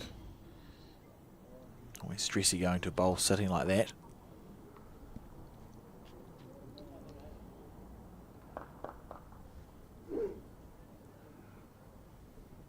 Oh, Gee. Only just that. Look at that. There's no scratchy. Umpire. Oh, it's closer than it looked. yeah. Mm. Do you mind if I put my bowl there now? Well, the umpire will chock your bowl. The only one I know that carries the chalk. Yeah. Well, you could have asked me that before. Yeah, good point. That's the short measure between these two bowls. These are at idea. Okay. Again, I couldn't be bothered doing this. I just go, I've called the umpire, they can chock my bowl. It seems like a lot of effort. Well, I think if it fell over, it's probably falling in. Yeah, on target. Right. Stay there, mate.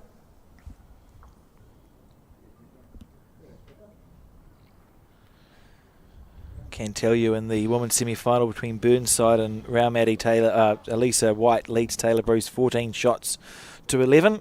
The pairs is 11-12 after 13, and the 4 score has not changed. So Raumati still with their noses in front. The other semi-final, remember, Stoke have won the singles against Papakura 21 shots to 10. They lead the pairs 7-5, and the 4s is 12 apiece after 10 ends. Still anyone's game there.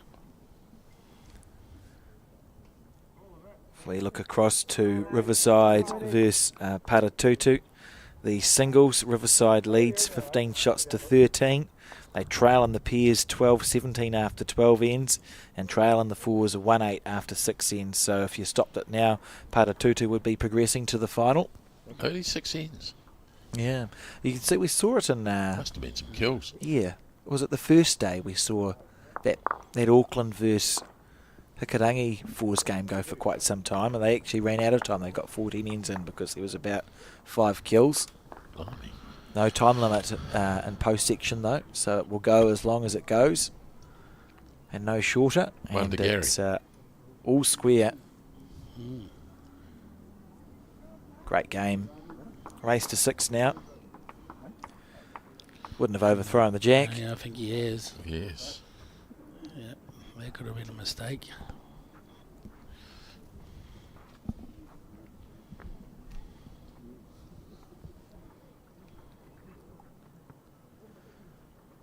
As we were saying earlier, we haven't actually, well, I haven't noticed either of these two players do anything dramatic when it comes down to jack length. Yeah.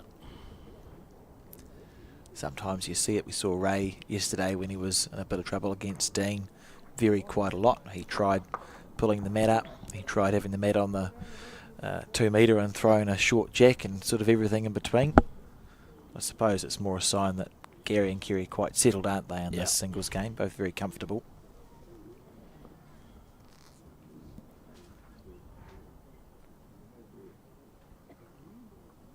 Looks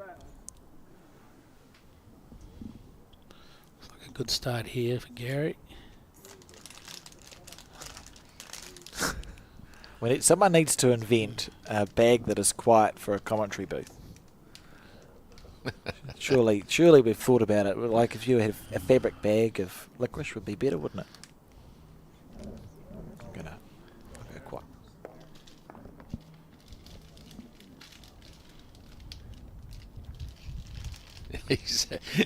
He's emptied the licorice out in front of us, but it's very hard to talk with a mouthful.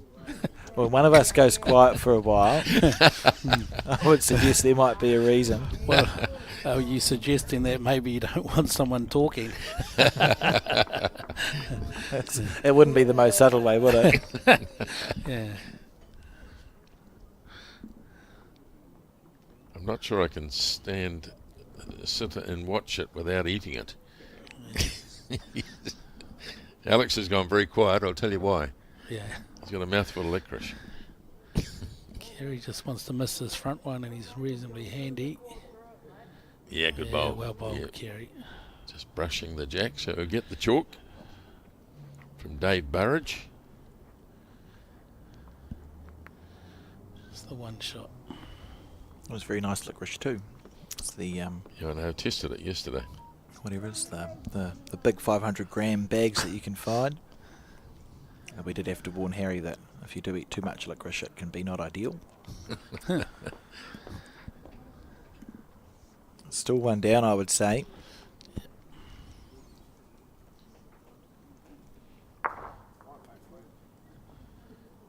Gets to this stage of the game, every single bowl is important.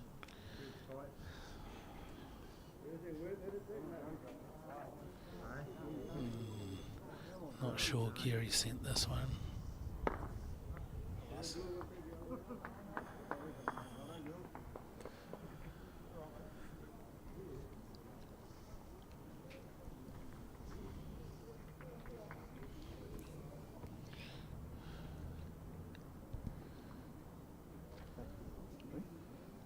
So in Dean Alger's game, I think Riverside have just got to 20. What's Dean got? Dean's on 15, so yeah, 20 to 15. Right. So Riverside looking to tick it off. Yeah. It's important if the singles game can get finished early, which I don't think is going to be the case in this one, but if you can get your singles finished first, how often do we see that flow-on effect? And the Riverside pair have come back too after 15 ends. It's 16-18. Quite a high-scoring match. Yeah, must be shot play on both sides. And 1 to One to Kerry. Kerry Beck. So the score 16 shots to 15 as they eke towards the 21. Belfast in front in the pairs, 11 shots to 6, and the fours looks like it's 7 apiece after 9.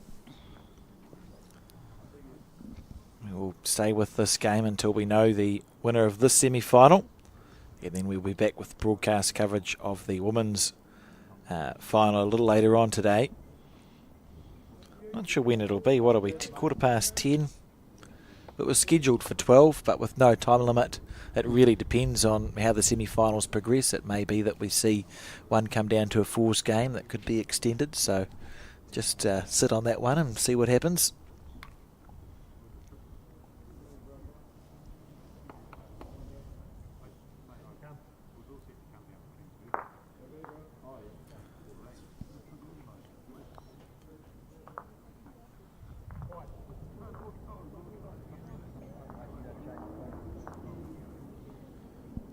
So if anyone is looking to come down to the Johnsonville Bowling Club and you're thinking, where can I park? Because it doesn't seem like there's a huge amount of parking. Happy to tell you that there is quite a lot of parking because the St. Bridget's School playground has been generously lent to the club for the duration of the event. So it is... just Google or have a look on the Bowls New Zealand Facebook page. The car parking at St. Bridget's School Playground, which is off Dr. Taylor Terrace, and well within walking distance of the Johnsonville Bowling Club, and plenty of car parking there. So look for the St. Bridget's School car park if you can't find car parking immediately at the Johnsonville Bowling Club, and come down and watch the final. Have lunch, have a drink, and watch 4 of the best teams in New Zealand battle it out, as we saw that bowl go flying a little. I'm a little bit surprised Gary's playing down that hand. He was playing brilliantly down the ditch hand earlier on. Good one here from Kerry. He's putting the pressure on. Is he ever? This is experience coming through, isn't it? It is.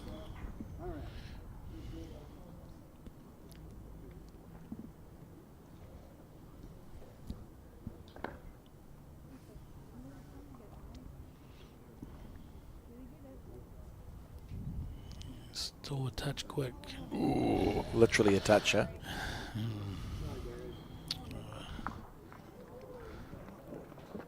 expect he's going to be 3 down after this bowl. You can see what he's trying to do.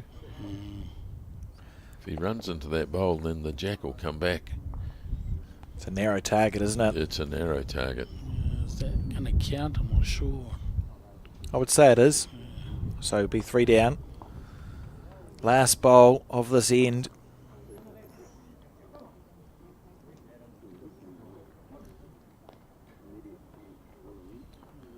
How's the green? That is the question. Looking at the top of the screen for the bowl to emerge. Similar bowl to the last one.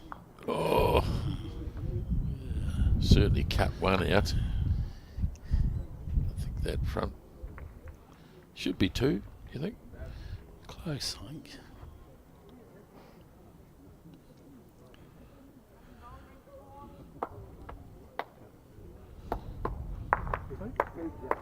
Two, yes it was, so well within check-out range now.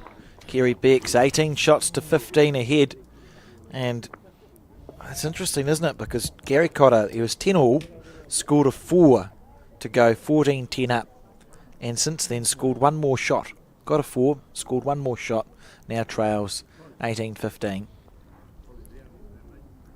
It was in this direction that he scored his 4. Wouldn't be upset if he could repeat history here. Yes, Kerry scored on 6 of the last 7 ends.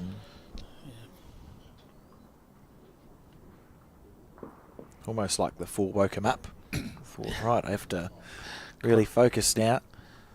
He started here well too.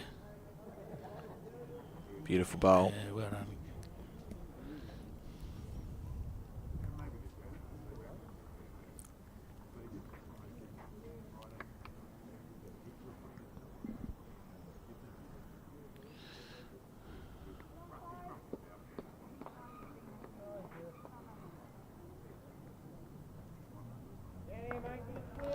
I can report that Dean has just lost his singles game to Riverside.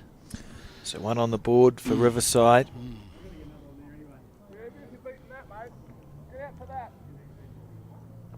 That's a big result, isn't it, for Riverside? It is. Really big result.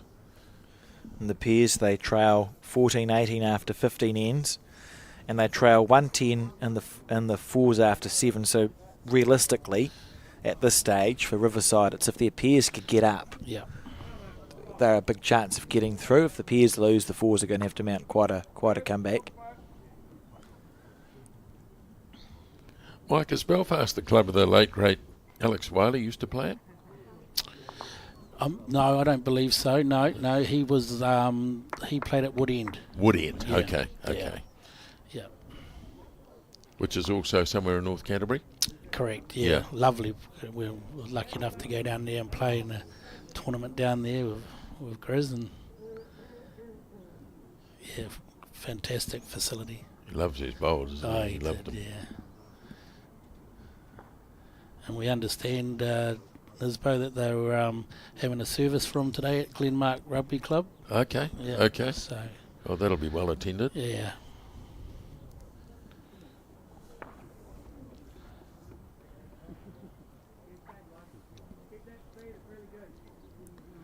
Well, it's getting to crunch time here now for Gary.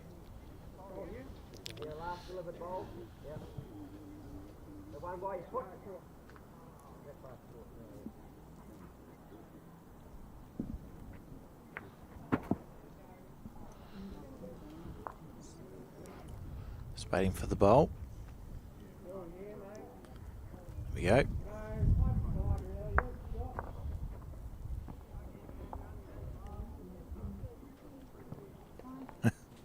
Uncertain. I think there's something just going on just off screen. It's funny, once you've decided that you're being distracted by something, it's like if you say, oh, have you heard the horn beeping or whatever, you then notice it. And so once you get distracted once, it tends to be, you think, oh, everything is in my eye now.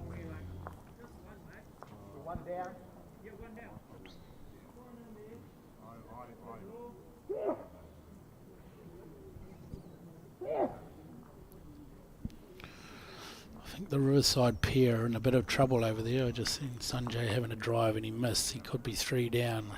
Might be. We know that's an important game for the Riverside team. Yeah. Oh, well caught. I think Jesse Russell just lipping into frame there to catch a bolt.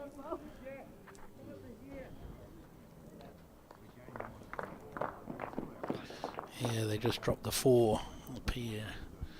So that'll take the Paratoot pair to 22-16 after 16, I believe. Yeah, so looking like they're going to roll over the top of Riverside in the pairs, which means the 4s is all that's left for Riverside to recover. And to my maths, are trailing 113 after 8 ends in the 4s. That's correct, yeah. So at this stage, although Dean Elgar has lost that singles game, if you were a betting man, you would say that Paratutu is going to be one half of the men's final, and the other half, of course, will come from either Central Cambridge or Belfast.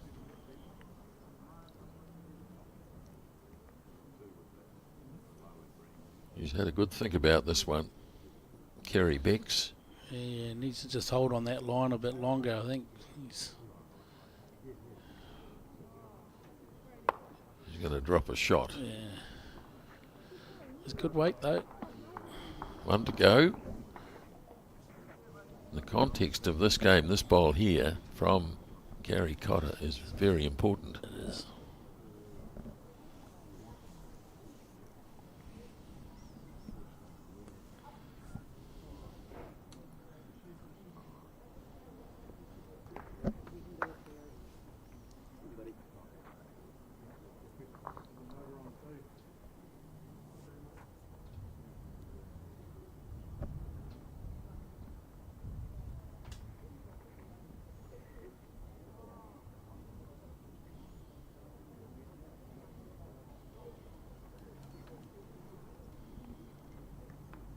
Don't nail a white, mate. You can just get to there.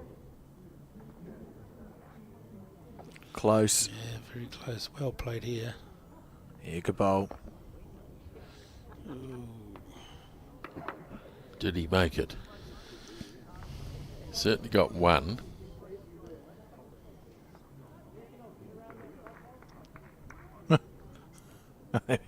Well, we lost Gary for a second. Yeah, it was 2. 2. Okay. So the saga continues. 18-17. So both can go out. Yeah. He's brought the mat up a little bit. So he certainly wants to change the length here.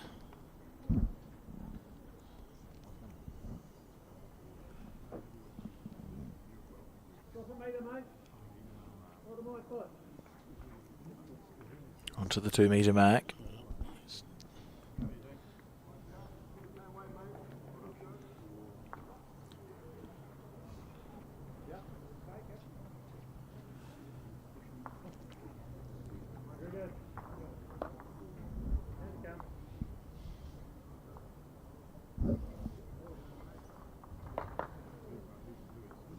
Certainly can't just your shot, mate. It's still only 1. Very deliberate.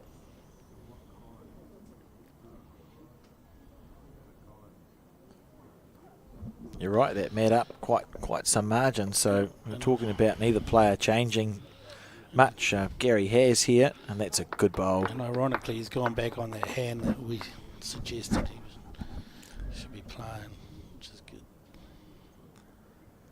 Just finding that green Just nicely on that side. Just looks a little easier down there.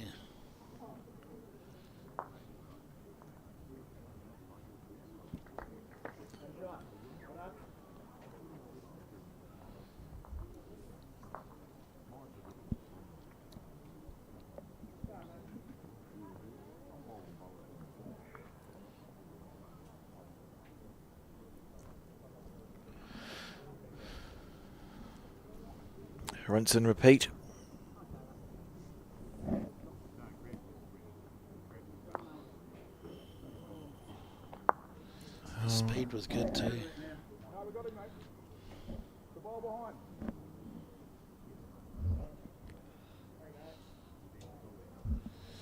Kerry can get to this bowl. It's going to make it very difficult for Gary.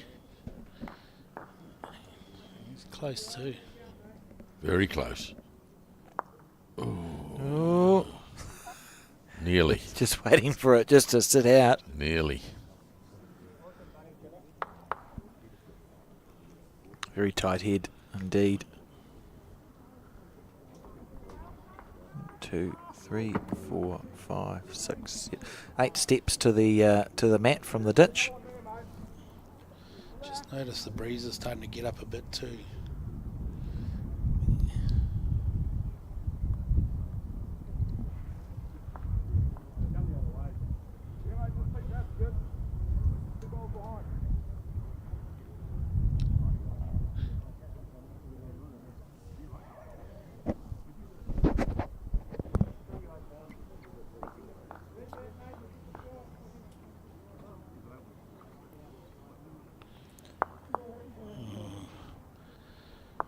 It's going to make it a little bit harder for Kerry here.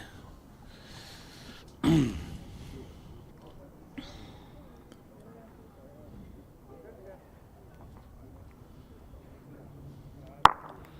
thinking, can I get around on that forehand now? Yeah, I think he doesn't want to get too carried away. One down's not bad.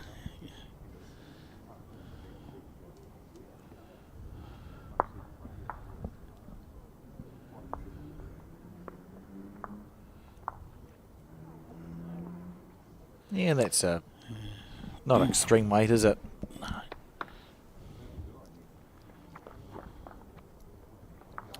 Gary can hold on to this. It'll be 18 all. We kind of predicted that right at the start, didn't we? Mm-hmm. It just didn't look like one of those one-sided games. Yeah.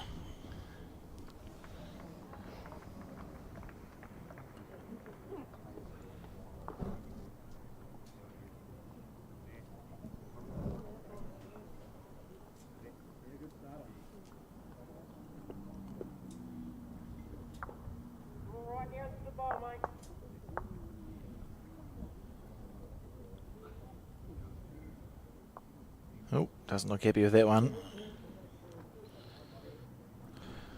Right. Interesting weight. I think perhaps just shoved it out of the hand a little bit. I'd be surprised if that was the plan. So one to go here for Kerry. Just been pointed out to us, Softs, that at the time of his death, Alex Wiley was actually a member of Riverside who were playing here. Right. Oh, that's, yeah, because he moved to Picton, hadn't he? So That's right, yeah.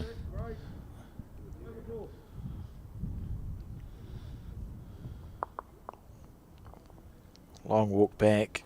loved his bowls, old Alex. Did. Was great for the game too, wasn't he? Yeah.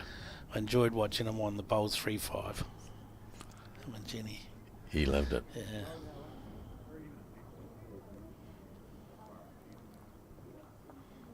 Has he got? He's got a glint in his eye here, Kerry Bex. He's certainly playing with some weight, isn't he? Not going to be short. Trying to play through his, I think, at the front. I want to. Oh dear. Oh, could he? Like that was a great effort, wasn't it? Was. Great effort. Yes. So one more to Gary Cotter of Central Cambridge, 18 all. Played 23 ends.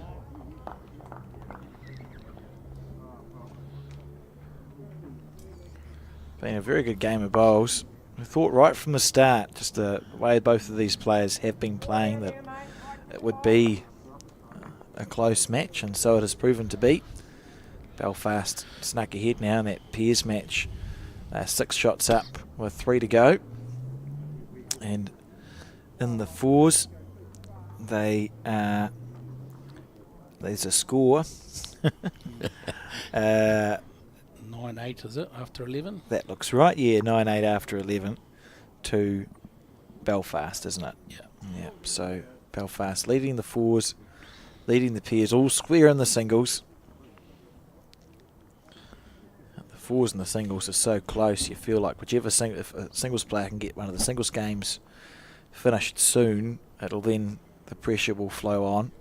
Yep. And it'll be the fours, up to the fours to decide the winner.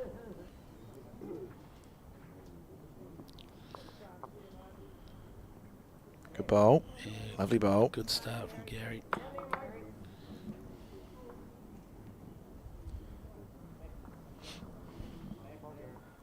Thank you.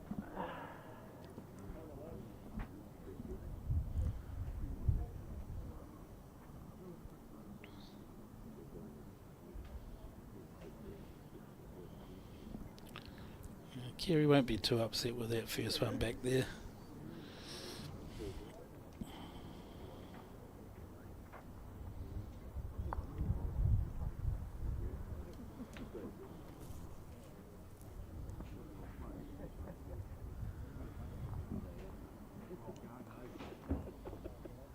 Bowls take on. It's a different complexion when you're within 3 of checking out, isn't it? Yeah. Every end could be the end.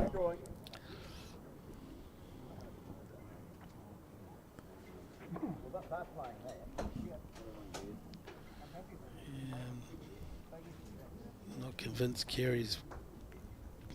He's got the right green. Yeah. He's pulled up on the weight, and now Gary's got a chance to hold game. Yeah.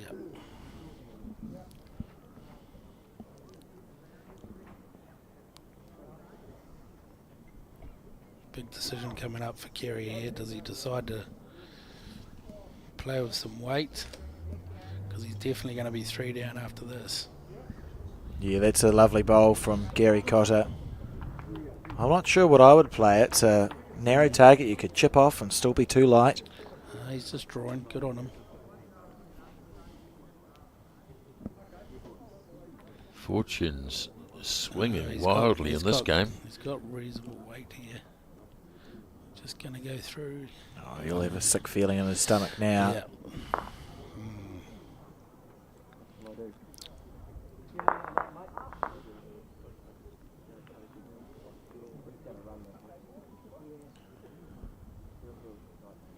Fought so hard, he dropped to 4.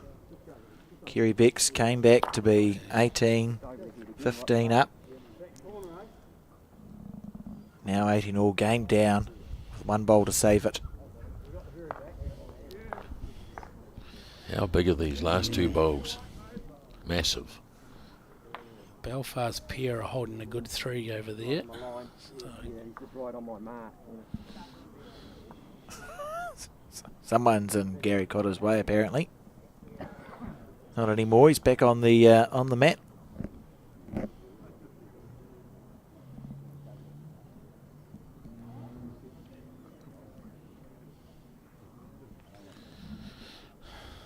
so he's holding game. So don't know if he'd be happy about that. Might just make it a bit awkward. That's about all. I think Gary's going to play with weight here. If he gets the bowl off, then he's still in the game. If he gets the jack in the ditch, it's game over. So, he's Massive bowl, isn't it? yeah. Could be from a loss to a win. Well, he's a big chance on the forehand. If he gets the jack solid, he gets the back bowl off at the same time. He's turned the mat over. That means he's going to be quick. Yeah. Yeah. Is that the wind? Rightio, here we go.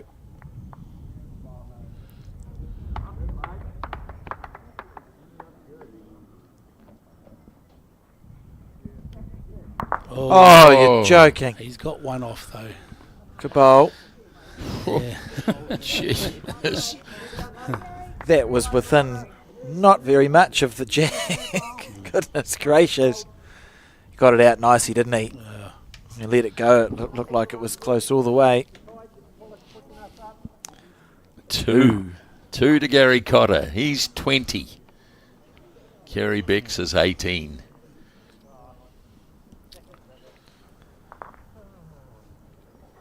Exciting. 1 to Belfast in the pair after 16, so there's 13-6 up. How's the 4 looking? 9-8 still after 11. The mat's been lifted. And Belfast dropped to 2, so they'll be 10-9 down after 12. Right. Boy, it's knife-edge stuff.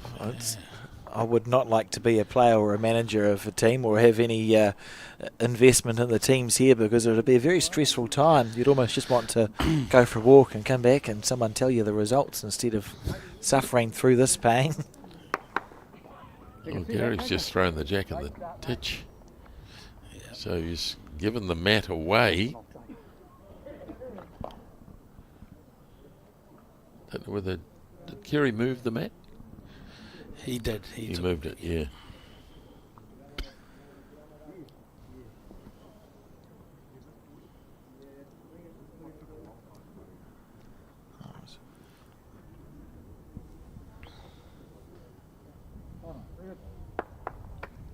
Keep the weight, land that ball.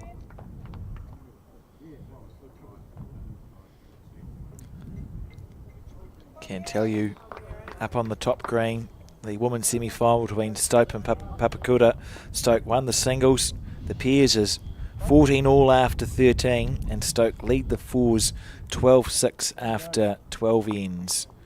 So No's probably in front. They lead by 6 in the fours with 3 ends to go, and all square in the pairs having won the singles. Stoke looking semi-likely to be one of our women's semi-finalists. And in the other semi-final, John, between Raumati and Burnside, Raumati are leading the singles 17 shots to 14. The pairs are 15 all after 15 ends, and Raumati lead the fours 22 shots to 6 after 12. Ooh. And I can report that Paratude have just won the men's pairs. So that's one each way, isn't it? It is. And they're well up in the 4. I can give you a score shortly. Don't fall off your seat, Mike. No. 15-3 after 10, I believe. Right, so we're thinking at this stage it's looking like Paratutu, half of our men, and then Raumati and Stoke with their respective noses in front in the women's semi-finals. Has Raumati ever won the Interclub? Never know. It's a good question. He said groping for his baby. They've had players there that have won titles. Audrey Stevenson, of course, with the New Zealand singles. And again, Kerry Cotter holding the win.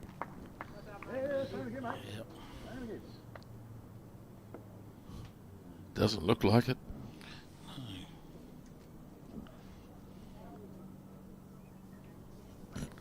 It's on a reasonable track here, Kerry. Just gonna swing under, is he?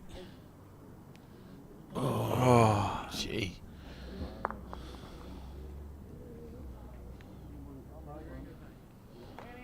So Gary holding the match at the moment.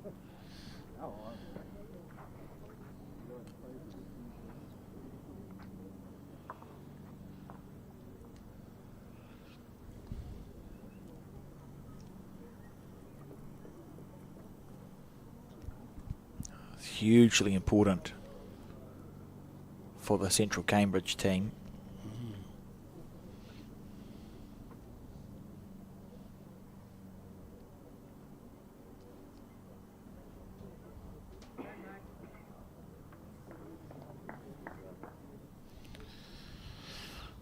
He's probably trying to try and protect this trail down the back here to take the shot away from Kerry.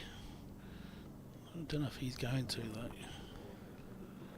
There's a little chance here if Kerry can get that jack down to his, he might be able to, or does he play with more weight? He might try and drive and kill it. Yeah, there's a 2 or 3 on if he trails it, isn't he? Isn't there? But under this pressure, maybe it's easier to go just wind up and have a proper go. Yeah. Here's a chance to get that the bowl back behind the jack as well. Yeah, there's a world where Kerry hits the shot bowl at the right angle that you can in a couple of the blue bowls off and score 1. Where's your telestrator? Oh, that's a good idea. No, too late. The moment's gone, but that would have been a great time to use that, Grant. Yes, yes. I think the problem is, Alex, I think the last bowl of Gary's is in the count, though, so just a little bit at 3 o'clock. So looking to salvage this. Oh, he's close here. Just got to drop. What a shot. No. Oh, dear. Well, we'll find out very shortly whether that blue bowl is in or not, because 2 of the blue bowls have moved. Yeah, I think it's the bowl at 3 o'clock that's, to me. That was a mighty effort from Kerry. For the broadcast's sake, I'd quite like Kerry to score one shot here.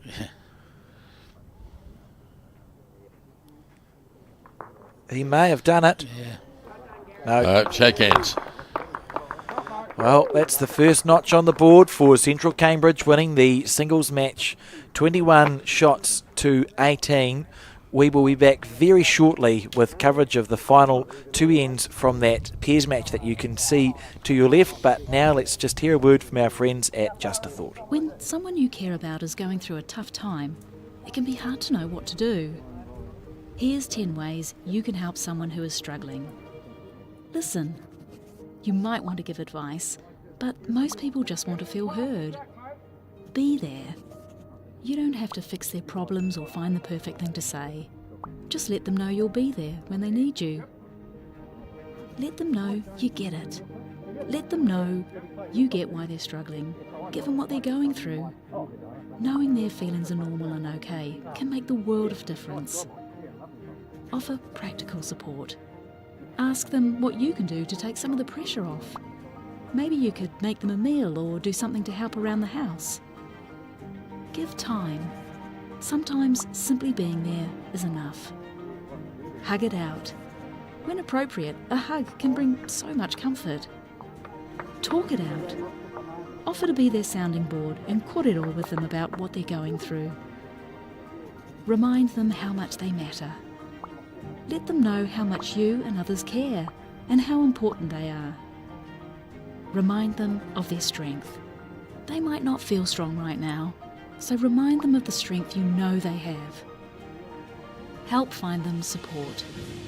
Offer to help them find the right services and support they need. For more information and to try an online therapy course, go to justathought.co.nz. And welcome back to the Bowl New Zealand broadcast coverage of this 2025 National Interclub semi-final between the men, and we've just seen Gary Cotter. Whoa. The bowl come flying through the frame there. We've just seen Gary Cotter from the Central Cambridge Club defeat Kerry Becks from the Belfast Cambridge Club 21 shots to 18 to put one notch up on the board. But you see here the Belfast team of Darren Redway and Mark Trader lead 13 shots to 6 over Taylor Horn and Jesse Russell. So looking like Belfast is on track to win this match, which of course would leave it up to the fours to decide who goes through to the final. And at the moment that score 10-9 in favour of Central Cambridge after 12 ends. Couldn't be any closer, could it? No. Oh, they've shaken hands there. Do we have any shot of the fours broadcast team? Even if it's a wide shot, and we can just talk through it for a little bit. Thank you. So we'll put the score tick down because we know that the pairs has gone the way of Belfast. So it's 1 each, and now it's up to this fours match. I'll update the scores. So what are we? 15. Where are we? Well, we'll figure out the score and go from 15-10, there. is it? No, it's I might look at the wrong board. 10-9 after 12. In favour of? In favour of... one of them. Yeah. Yes. In favour of Belfast. Cambridge. Cambridge. Yeah. So Cambridge is one up. Yeah.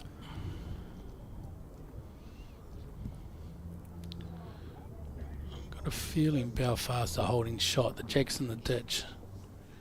So... I think they're only holding one.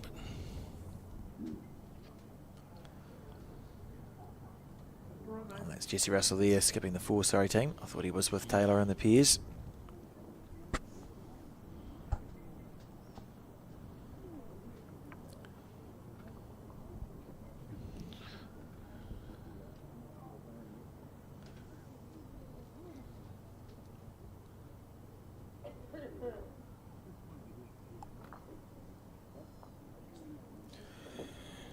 One down, they say.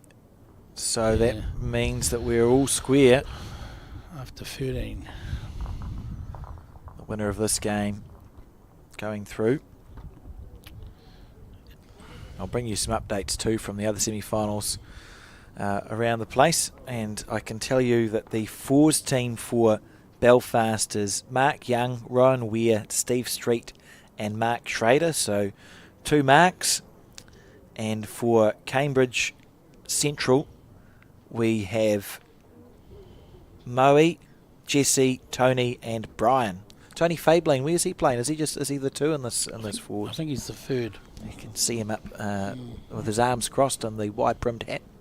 He's a very good squash player, Tony Fabling, and had a lot of success at the New Zealand Open, and then I think spent quite some time just recovering from squash-related injuries. It does a number on your knees when you play squash, and has come back over the last few years.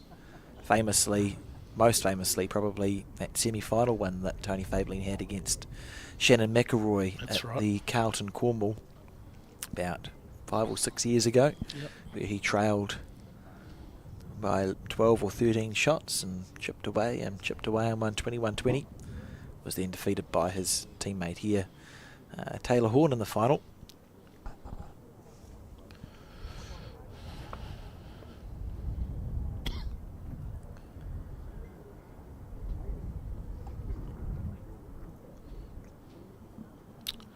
Crucial end, this one, isn't it?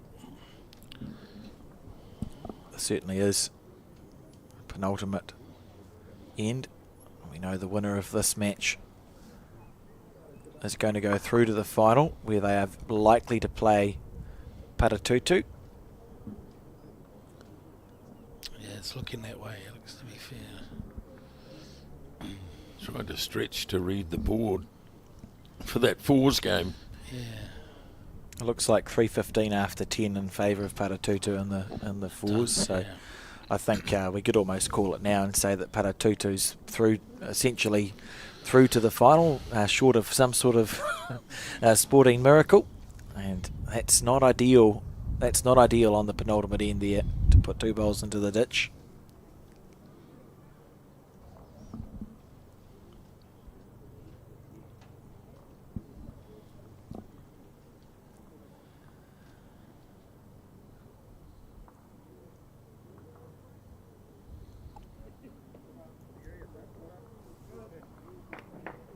It's a nice bowl.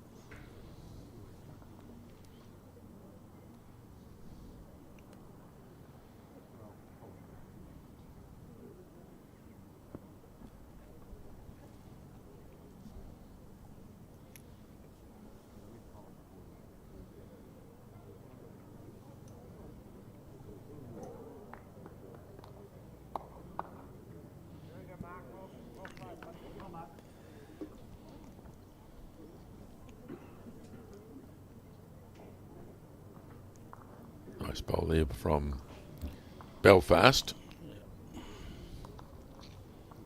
Certainly their best one, isn't it? Mm. With the other 2 on the bank. Oh, the other 2 on the bank, yeah. What a horrible feeling. Not only that, he threw the jack in the ditch as well. The pressure is something different, isn't it, at this level? Mm. You wouldn't want to be playing with Mike Kernahan throwing the jacks in the ditch, trust me. Really? He'd tell you. Not good. Yeah. Not good. Yeah. Another good bowl coming in here. It got to the stage where I was hoping the opposition would win the end, so I didn't have to throw the jack. It's not the object of the game, No, Mike. it's not. No.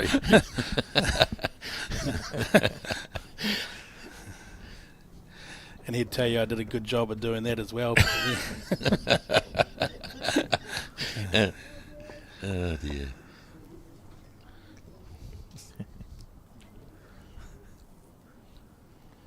Isn't it funny with jacks? People stress over jacks. Oh. They haven't got a bias on them or anything, but they very rarely ever go straight, do they? It's funny, yeah. But as we know, it's crucial, the jack. You know, there's a lot of players out there that use it as an extra bowl because that's how important it was to them. Yeah, yeah. Guys like Eddie Irvine, I don't know if you remember Eddie Irvine. I remember the name. Great yeah. player. Yes. down there. Very good singles player. We were talking about him yesterday. Is John Zitterstein, who's off the front in the Paratutu 4, won some titles with Eddie in the 80s and 90s in Wellington before he moved to Taranaki. Yep. You have a look at his Eddie's list on that wonderful Bowls Tower website, and you're scrolling for quite some time. I believe he's living in Levin now, so just up the coast here, about an hour away. Okay.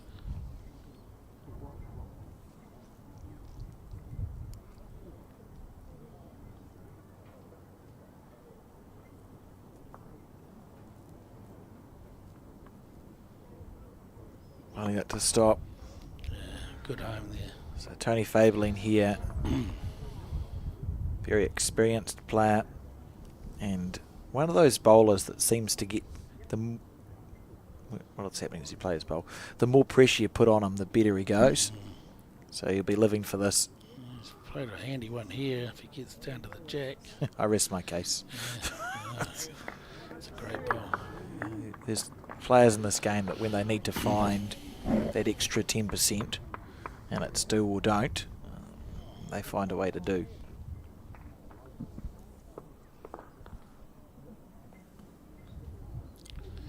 So I can see it's 15-5 after 11 in the fours game between Paratoot and Riverside.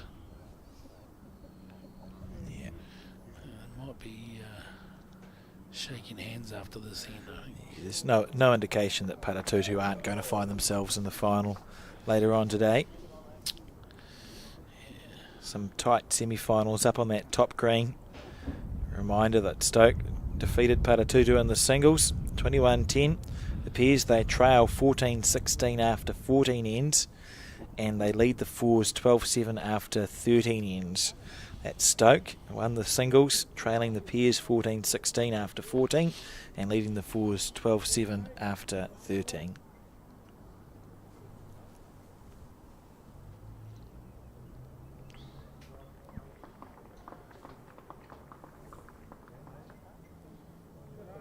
Belfast down on the head.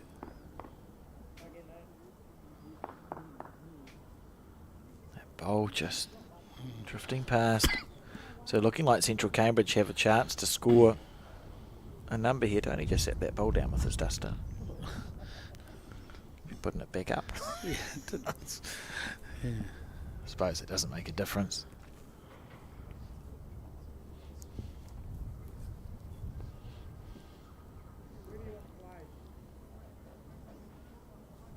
Jesse Russell, another one of those players who's young but's actually been around for a very long time.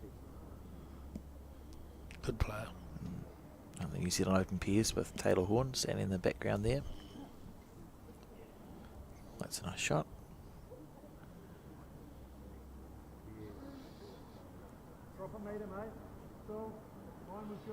Covering the ditch. Rowan's just trying to positive draw up onto the white. Don't think he likes it. Steering. Just a touch wide, is he? Yeah.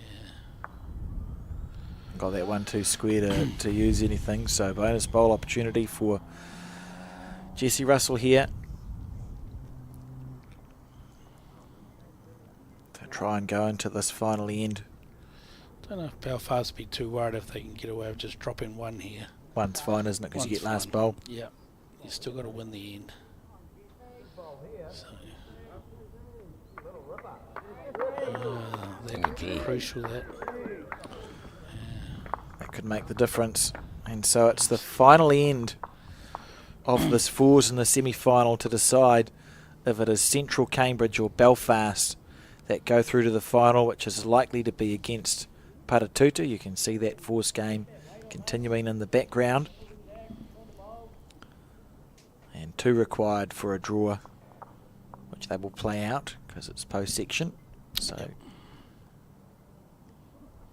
could be quite an exciting last bowl.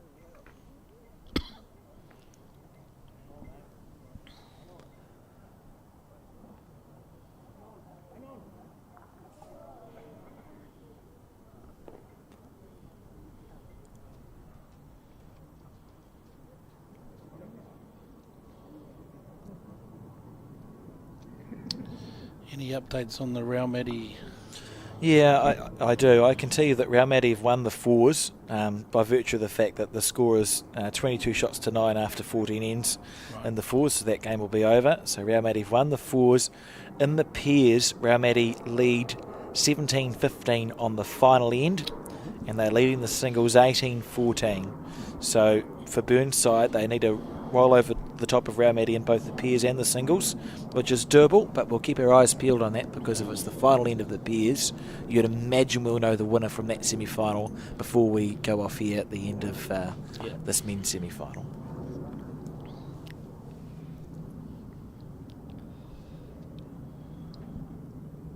Oh, quite exciting, isn't it, at the Johnsonville Bowling Club? It is. John Macbeth might have to get his wallet out tonight. What's the chance of that, Nisbo? Ooh. 2 show. No show and a dog show.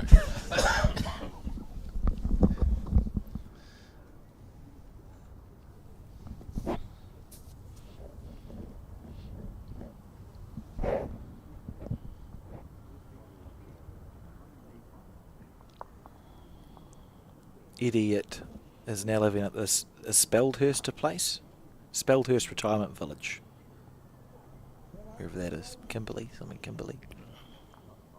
It'd be roughly where you said he was. He's not playing bowls apparently, but domiciled in the Speldhurst Retirement Village.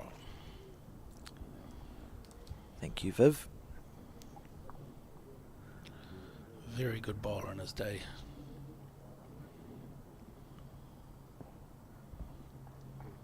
Right. Plenty of room there, isn't there? Yeah. Well, it remains. Not often you see black bowls nowadays. Almost what you'd get if you wanted to stand out on the green. The last thing I want to do is stand out on the green.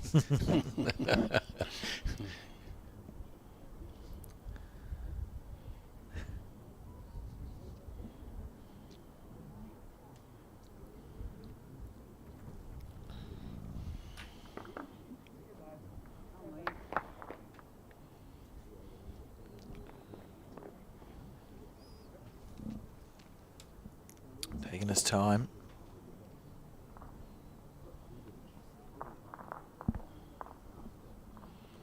Plenty of room to draw a shot here.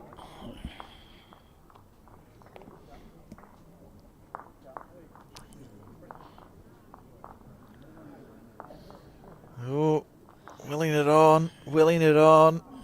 Not to be. As you say, it feels like 2's very possible here for the Belfast team.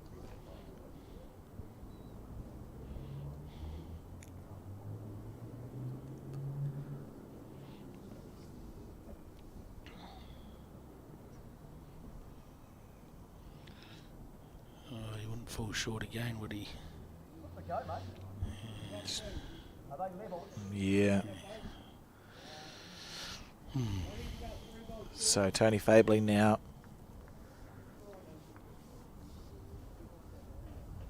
under pressure.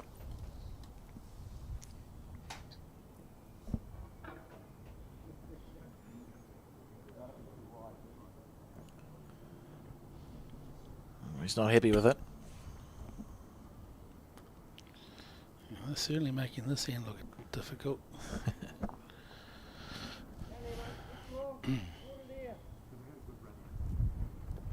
What it means is we're likely not going to see shot play for the win for Belfast, are we? It's more likely that we'll probably see, if they do get a 2 or 3, it's just going to be 2 or 3 shots drawn closer than the opposition, because nothing's stacked up or set for any sort of shot to be played.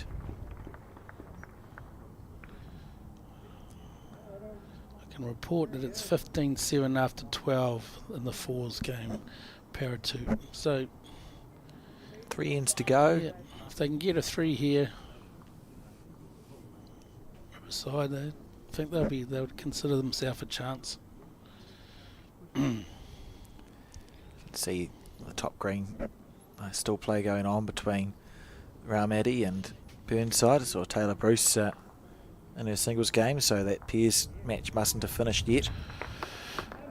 That bowl was clapped, so that must have done enough.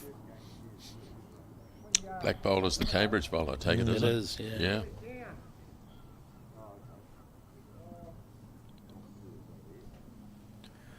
And the Belfast bowl is that chalked bowl that you can see.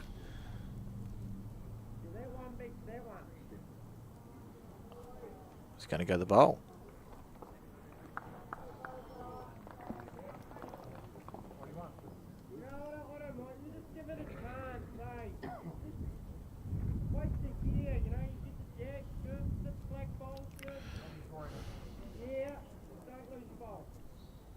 Oh, that's stressful. That's stressful, isn't The it? unfortunate Yeah. thing is the last thing he's heard is lose your bowl. Put a bit of weight on, but don't lose your bowl.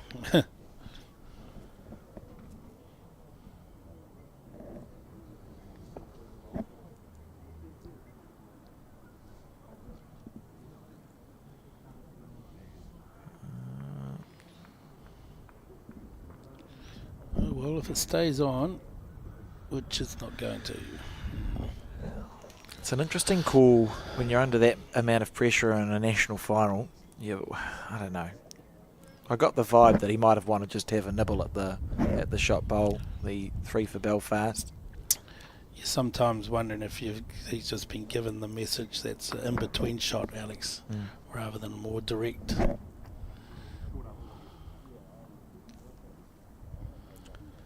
It's good news for Central Cambridge. Jesse delivered his bowl. It's on its way.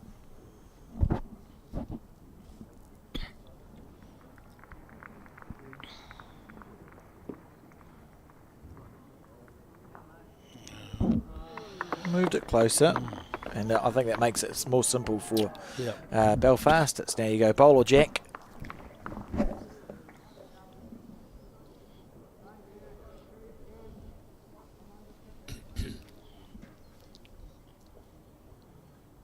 Even the kill's a good result here.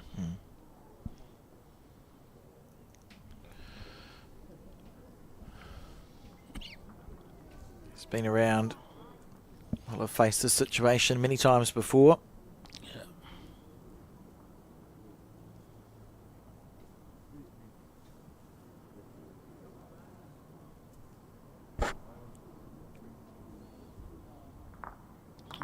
Oh, Oh dear. oh, he's just chipped out his own second shot as well.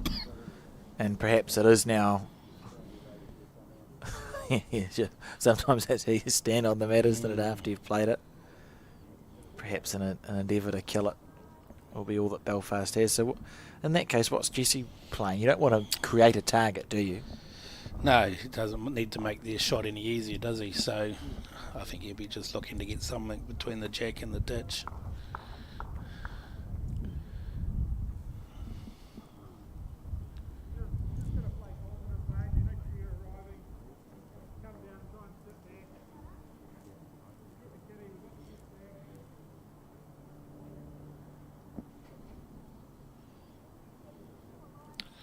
Looks like that's what he's trying to do. I'm not. I don't know. It's hard to say whether it's made it easier for him or not, but Well, we'll know soon, won't we? That's a lovely camera angle there. So you just wind up at this. yeah. He certainly makes it easier for him to kill it now, so that's Go outside half of Yeah. his bowl, and the jack will spit out the side. correct. These are horrible to wait and watch, aren't they? As players on both sides, there's quite nerves all round. Yeah.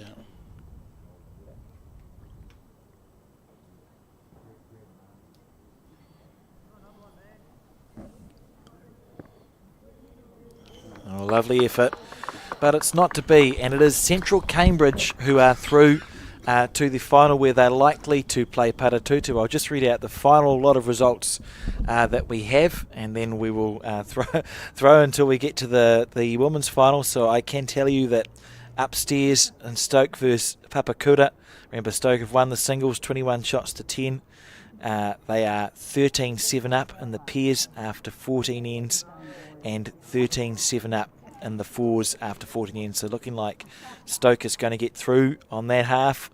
And on the other side, with Raumati against Burnside, Lisa White leads the singles 18 shots to 14. The pairs lead by 2 still on that last end, which they're still playing, and the fours up 22 shots to 9 after 14.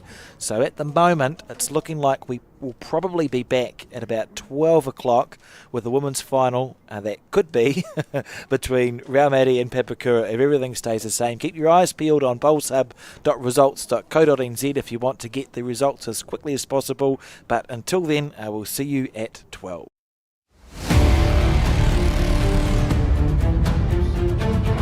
Outstanding goal from Gail Melrose. She's close here, John. She's close here. Oh, how did that not take the jack? Does it avoid that shortish bowl? It does. Look at this. Oh, look at this. There you go.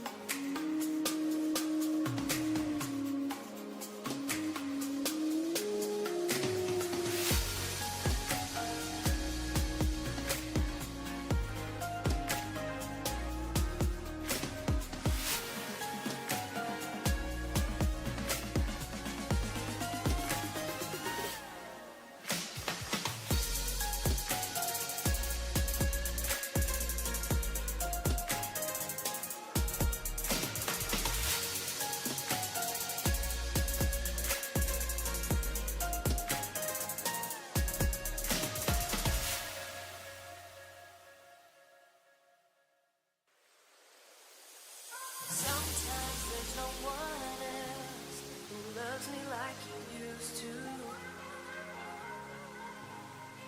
Sometimes we're not ourselves.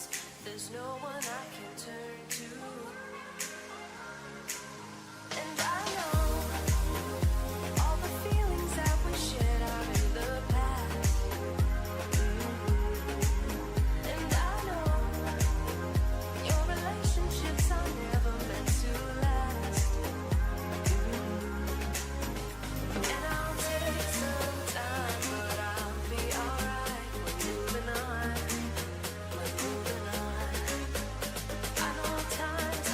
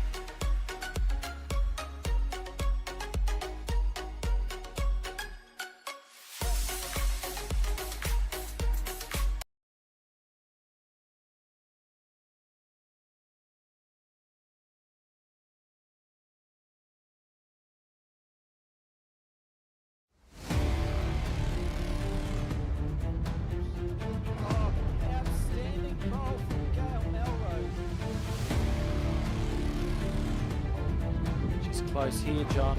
She's close here. Oh, how did Matt not take the jab? Does it avoid that shortish bowl? It does. Look at this. Oh, look at this. There you go. Ka tuku mihi mātou, a Bowls New Zealand Aotearoa kia koutou katoa kua tai mai ki tēnei kaupapa hui huinga. Welcome to the Bowls New Zealand Aotearoa broadcast of the final. Now we're up to the final of the National Interclub Sevens tournament being held in the Johnsonville Bowling Club, Wellington. My name is Alex Reid, joined in commentary for this one, as I have been for the last 2 days, by Grant Nisbet. And what are your thoughts? What are we going to see in this game, do you think? Boy, I'd like to know. It's going to be tight, isn't it? It really is. We're down to the last 4 teams in this competition. The men's final, which we'll try and keep you in touch with, is just across on the same rink and on the same green, and the women's, of course. And boy, it's mouth-watering, and particularly the game we go to see, Lisa White. She's played really, really well at this tournament. And Kirsten Edwards from Stoke, and that match will be underway very shortly. But as for predictions, it's the old story of who knows. Who knows? They're 2 of those special players, aren't they? Kirsten Edwards and Lisa White can sort of make magic happen on the green, and great to have them battling it out here.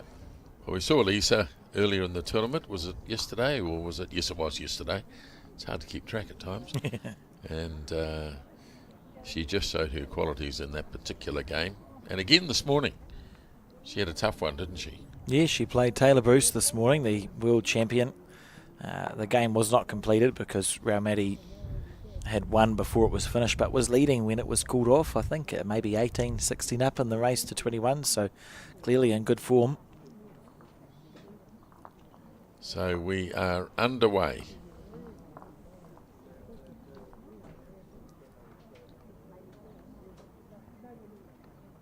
First bowl of this national final. Good shot.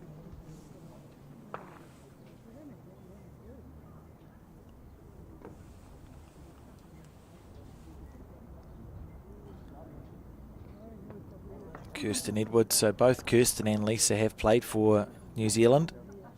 Oh. Oh, we're still trial ends, are we? Oh.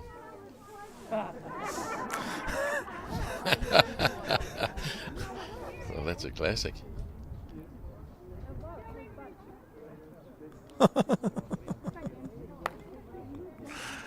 Well, I mean, we could rewind the tape and just give Kirsten, but that's good. It's a trial end to start off with, first 2 bowls. Oh, brilliant.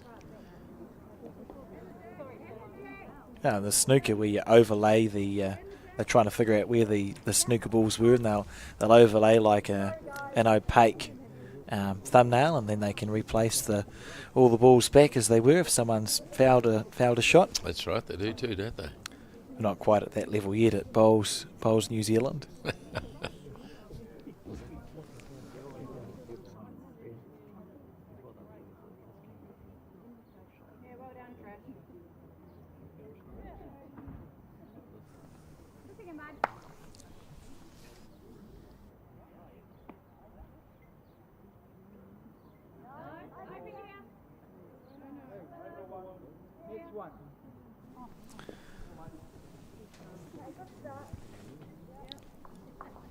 Rightio.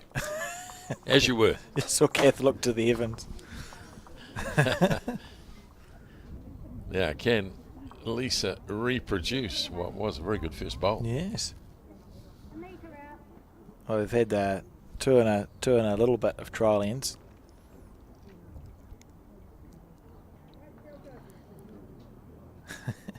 Not bad, but it's not quite as close. I think it's where Kath placed it. Yes. On the replay.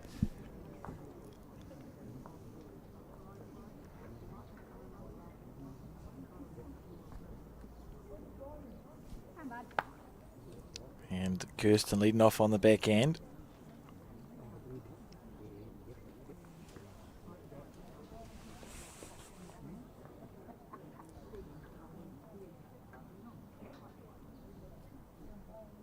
Handy start.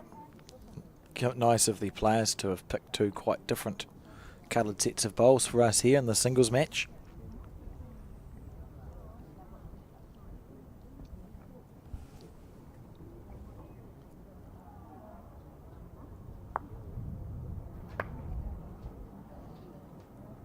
Lisa's weight's pretty good, and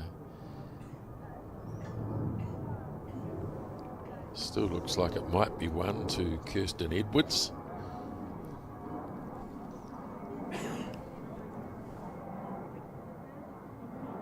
Grew up in Wellington, so holds a number of Wellington titles, and I'm sure is no stranger to these greens.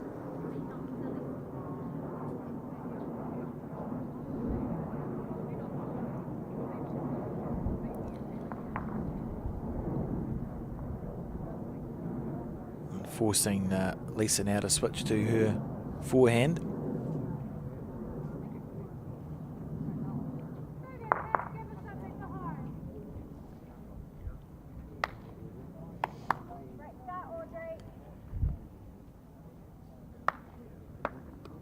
Good bowl.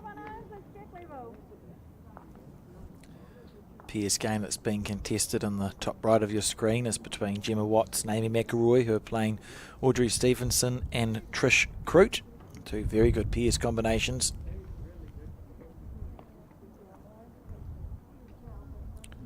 Audrey, the winner of the New Zealand singles title in about 2007, 7 or 8.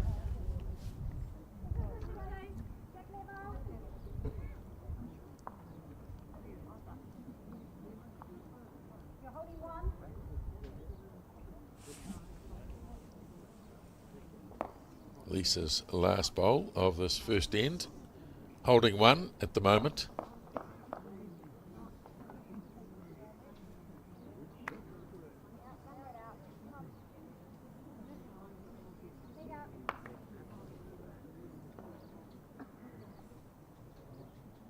Oh, good bowl.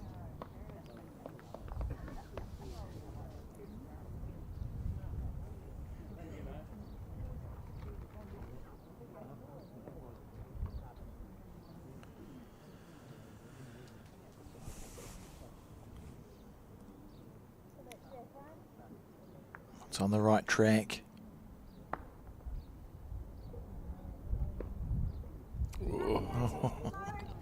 Not quite. So it looks like it could be two there for Lisa White. Yeah, the bowl at 6 and the bowl at 10. 2. Yep. 2, yep, okay. So a good start for Lisa White.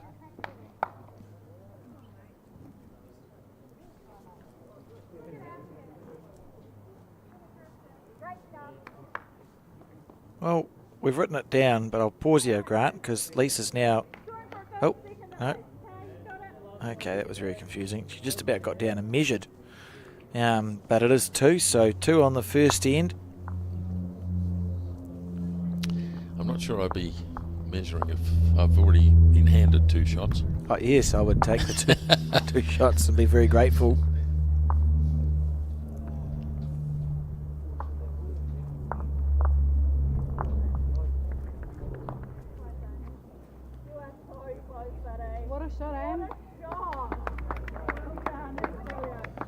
Amy McElroy playing a very good bowl on that pairs match to draw first blood over there.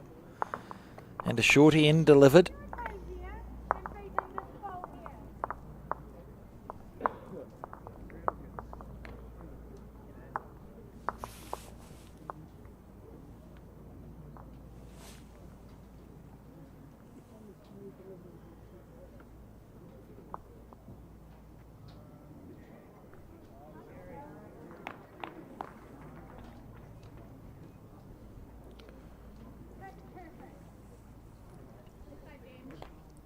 Lovely conditions here this afternoon. The sun has come out, hasn't always been with us today, but conditions have been pleasant. There's a light breeze.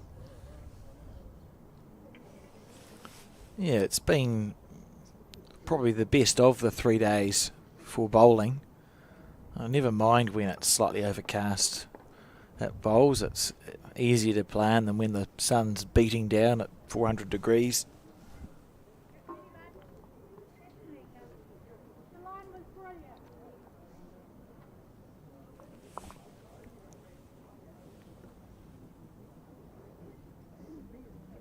Looks like a much better bowl from Lisa. And it'll be the shot whatever happens.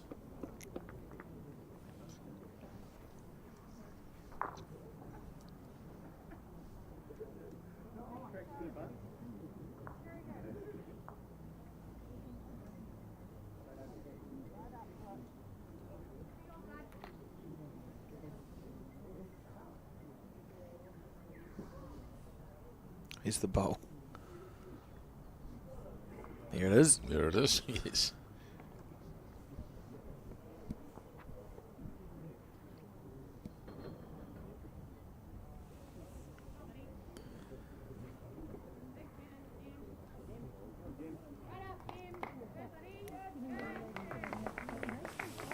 With the lack of a breeze, there won't really be an uphill downhill feel, you would think. It'll just be very consistent every which way, this rink.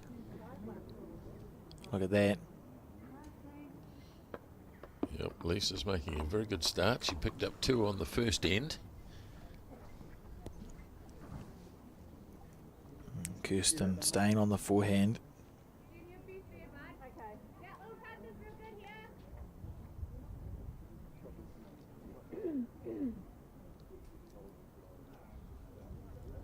Might have just dropped her weight here. Oh, she can sneak past. No. So it looks like 3 at the moment to Lisa White. This is where the pressure of a singles game really comes through. You have that 4th and final bowl to salvage a situation. She is going to be 4 down. That's a lovely bowl again. So she's certainly putting the onus on Kirsten Edwards to get one close here. Second shot she would be ecstatic with, you would think.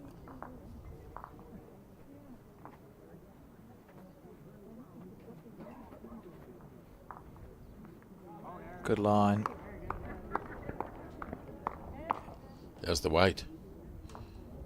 Overcooked. Oh dear. She might have dropped a 4 here. So just depends on that front bowl, doesn't it?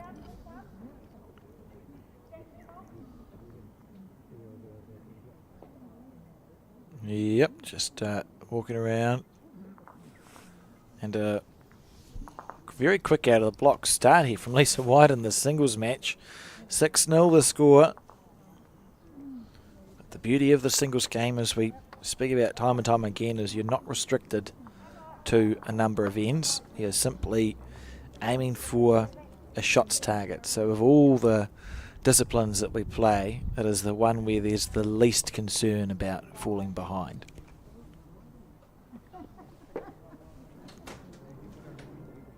Lisa's start will be encouraging for her teammates in both the pairs and the fours.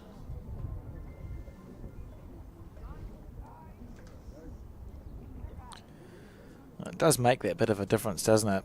Because you can't help but look across at how the singles player is going. It's an easy one to follow too.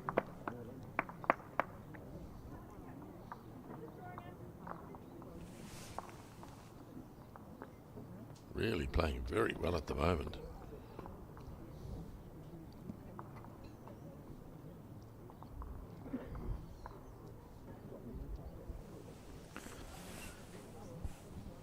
We were playing on that top green this morning.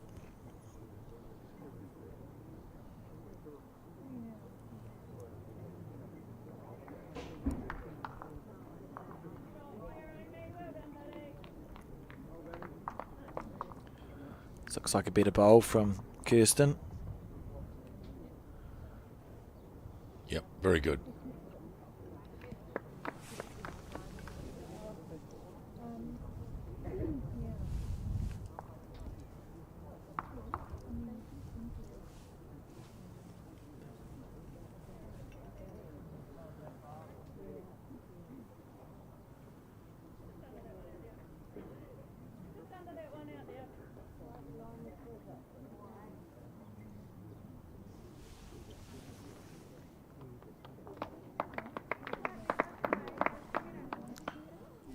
Kirsten, the holder of 5 Wellington club titles, centre titles, one between 2009 and 2013, so the holder of a Bowls Wellington Gold Star, and one of those, the champion of champions triples, were won with Lee Griffin, her mother, and Lisa White playing it too, way back in 2010.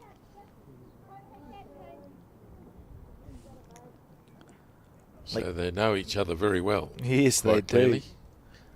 do. Lisa, on the other hand, the holder of 23 Bowls Wellington centre titles. The first one won in 2010 with that club triples, and the most recent one, the mixed 242 with Sam Ellison last year. And I believe she has 9 Kapiti Coast centre titles, which pushes her into the 30s, doesn't it? That's an impressive effort. You can see how they have been accrued.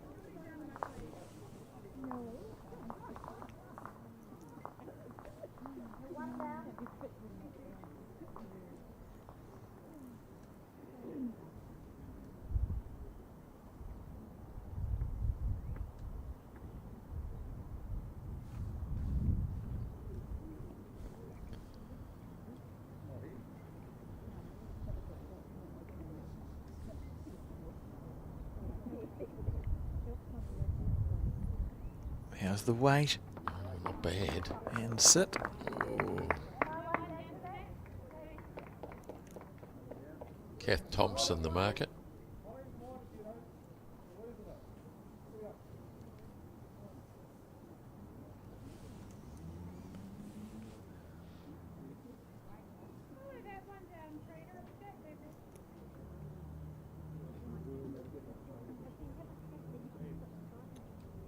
Second left-handed player we've had on the broadcast today.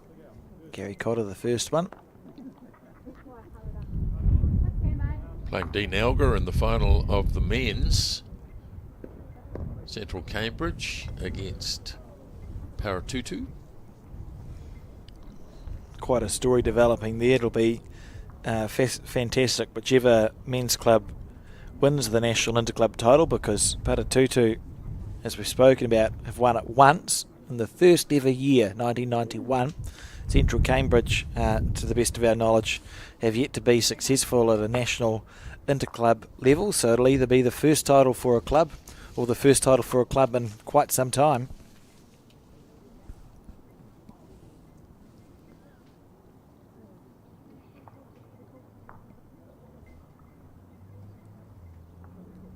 An attacking bowl here from Kirsten Edwards. And she's absolutely nailed it. Oh, Very well. oh, you'd be unlucky if your ball went out of bounds. Which it did, yeah. Oh, that's not fair. I think she's going to be one down here, and that's pretty unlucky. More than a little bit of bad fortune. And one more to Lisa White, but Kirsten will be happy with how accurate that shot was. Yeah, must feel. It's right in the area. Look, Jim. That one's you, but one bowl low.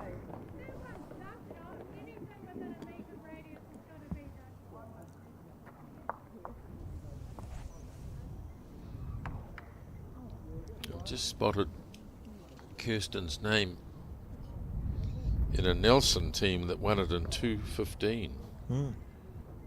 United. Yes, United Club under the Nelson Centre. Yes, yep. Kirsten has she holds a silver star, having won 5 of either of these events. So silver star is your champion of champions inter-centre interclub. And I think it may have been with an inter-centre win, but it could have been with an interclub win that she achieved that. But a win getting to the cameras.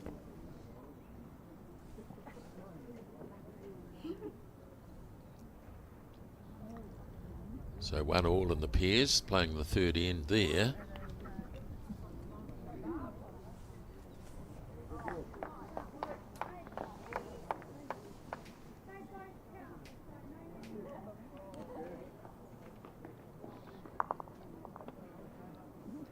Stoke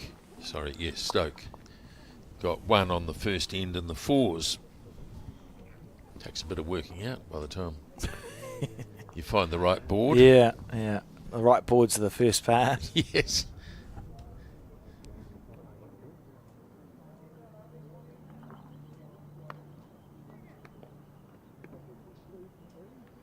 Not very often so far in this game that Kirsten has held shot, which she does at the moment.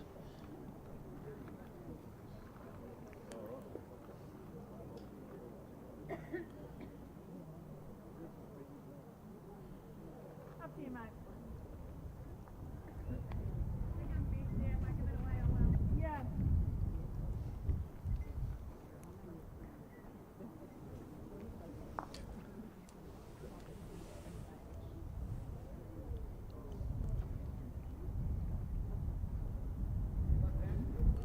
Just hear that wind building a little bit in the ambient mics. Bit of cloud cover too at the moment. We had sun for a wee while there.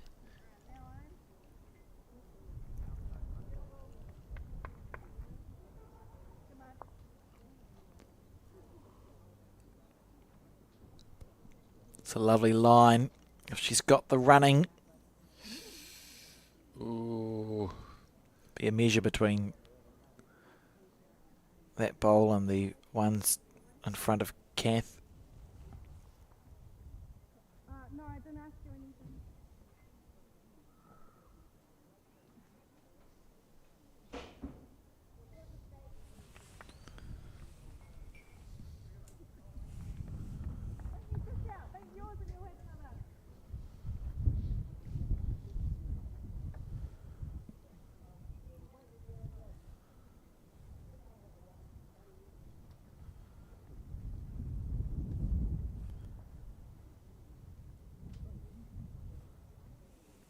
Certainly on that angle, it looks like the pink bowl, but a bit hard to know really. Yeah, the jack's quite short, so with the perspective of our cameras, because it's so far up, it's actually hard to see the depth there.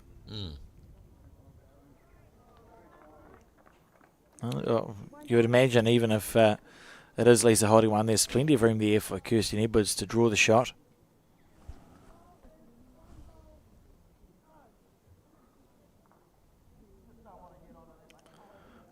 Opting to play the backhand. With pace. That is an intriguing shot selection. Gee. Obviously not feeling comfortable on the draw. Well, clearly it's one. And that I'm sure would be it.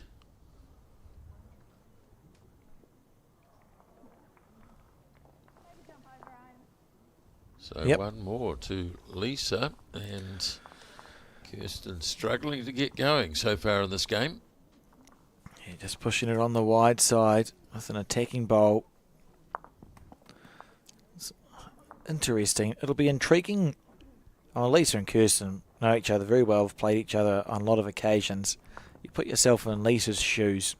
Wouldn't have expected to be 8-zip up in the final of a national interclub. So I think you just be grateful and try and make hay while the sun shines. Continue to put points on the board, shots on the board.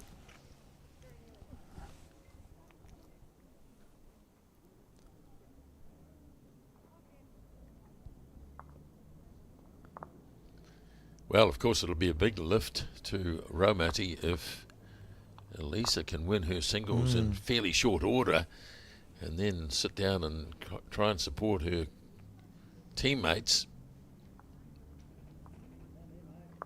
Long way to go, though, but this looks like a pretty handy start again.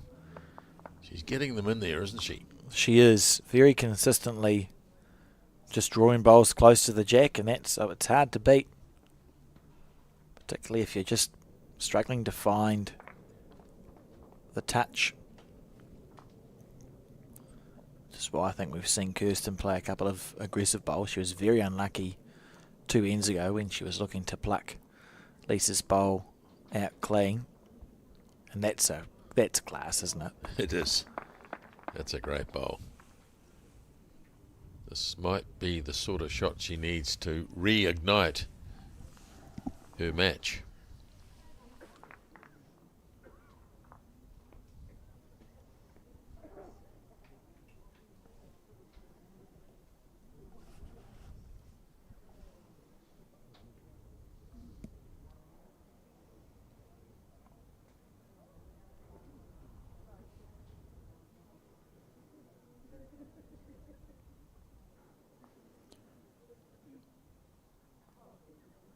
Yeah. Handy stuff.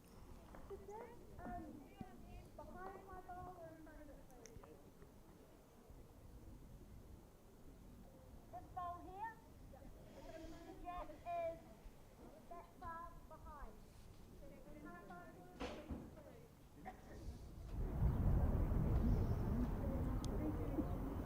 So Kirsten just trying to understand where Lisa's bowl sits in relation to her own.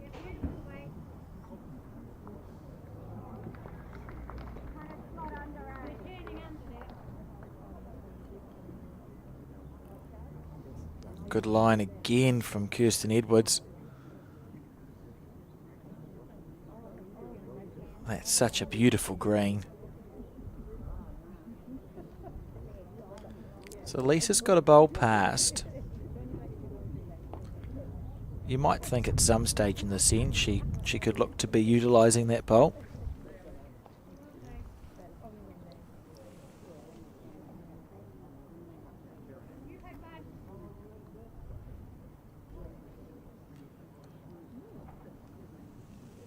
How's the weight here?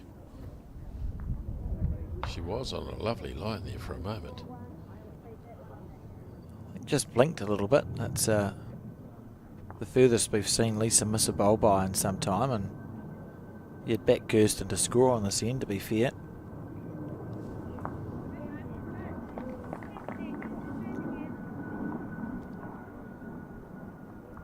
Watch this sweep back into the centre line.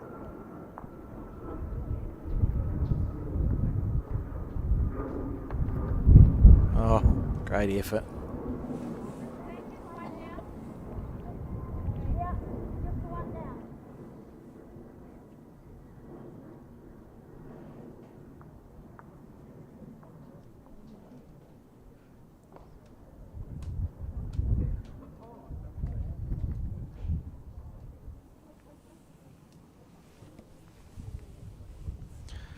So I think Lisa's going to look for some movement here. She's got that back bowl.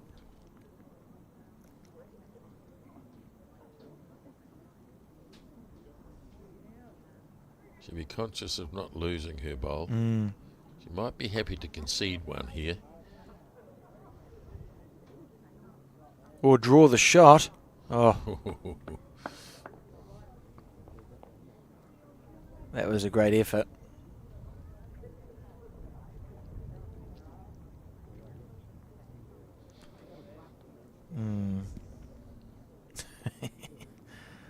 Kirsten going, I've got one. And opting to play the back end.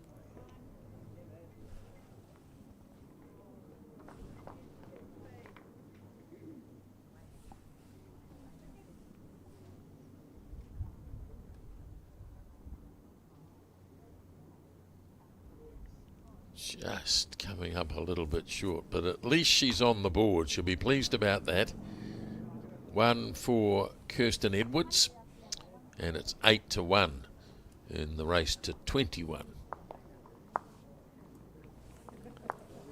Talking about on the board, the men's final update, Central Cambridge against Paratutu. Central Cambridge trail the singles 4-5, lead the pairs 9-5 after 5 ends, and lead the fours 8-4 after, well, it must be after slightly more than 2 unless someone scored an 8, but 8-4 is the score in the fours. It's a high scoring game, isn't it?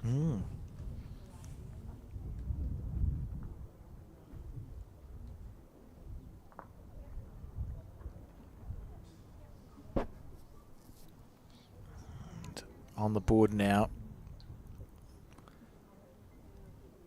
Like we said, with a race to 21.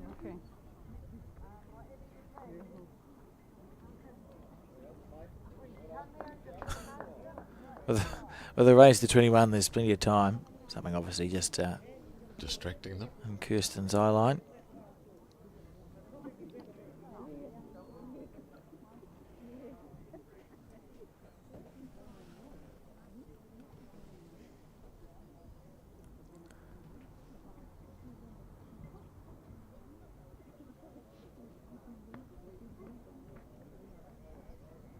See, she's extended the length of this head right out to the 2 metre mark. So we often see that, don't we, in the singles game, if one player has got off to a poor start, when they do get the jack, there's a change in length.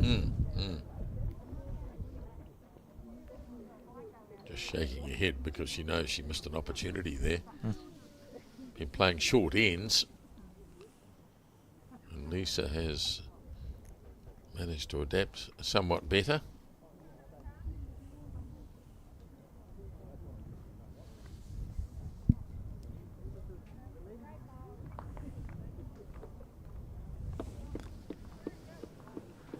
So correction time for Kirsten Edwards.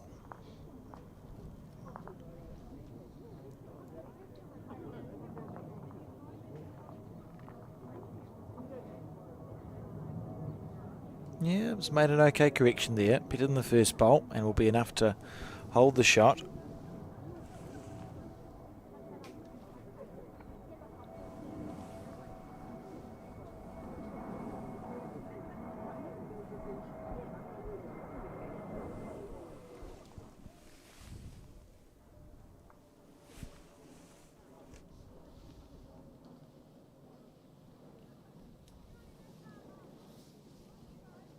Looks like Lisa has nailed it with this bowl. That's a lovely bowl from Lisa. So she holds the shot.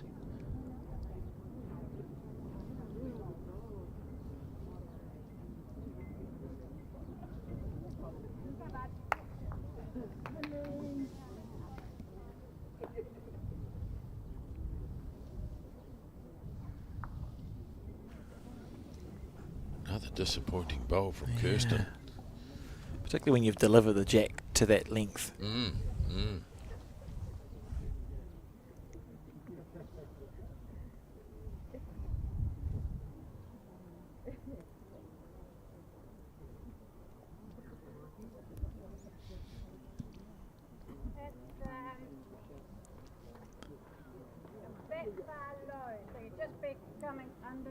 Wanting it to hold on. And has done so. I would say that's very close to holding 2 shots. Now let's see if we can get a correction from Kirsten.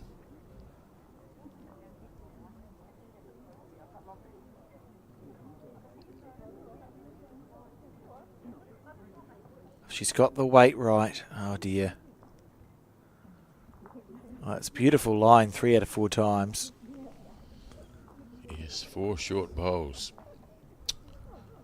Having thrown the jack up, she won't be at all pleased with that.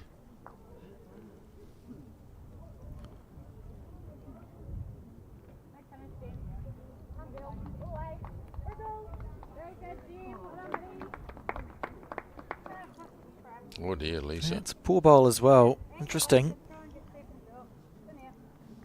It's potentially only just the one there, I think, for Lisa White.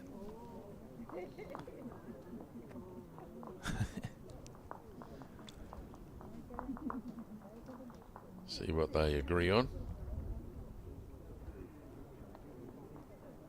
2. And in the double figures, Lisa White 10-1 up in this race to 21 shots.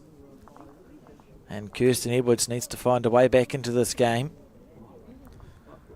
Still at the stage where there's time. There's still 11 shots left to score for Lisa, but you wouldn't want to leave your run much later than this. She has been a lot more consistent. She's gone back to the short end, even though, interesting this, because even though she played short ends, when they did play a long end, Kirsten couldn't get it up. Yeah. So That's the things you start thinking about in these Yeah. singles games, isn't it? Yeah. Oh, what length am I playing well? Often the answer in the game of singles is to try and deliver the jack as naturally as possible, and wherever it ends up, that should be your default weight. In some ways, it's more determined by where you put the mat, isn't it? That's right, yeah.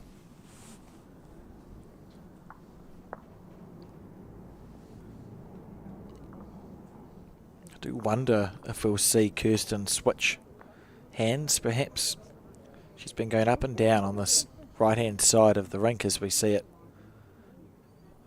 Maybe it's an idea to switch to the other side, just because, just for no other reason than change for change's sake. If you're 10-1 down, if you switch to the other side of the rink, maybe you might just pick that up a little bit better. Yeah. There's a few things we can do in a singles game if we're not quite finding it. No, for a second. For another second. That's a good bowl. If this runs itself out, it'll be shot. Yeah, lovely bowl again from Lisa.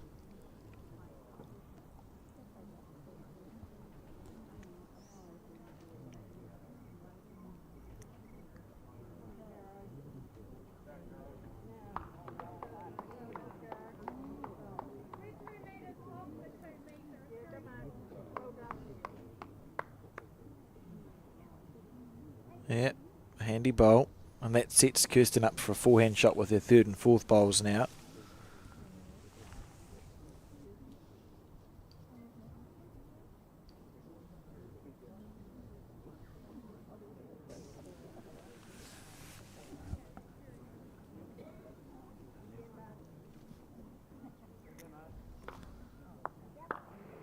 Yeah, I would fully expect Kirsten to switch to the forehand, which is to the left of your screen. 3 or 4 options there of a very good result. Similar weight to her second bowl. Okay. You get used to that in the commentary booth. Yep, not listening.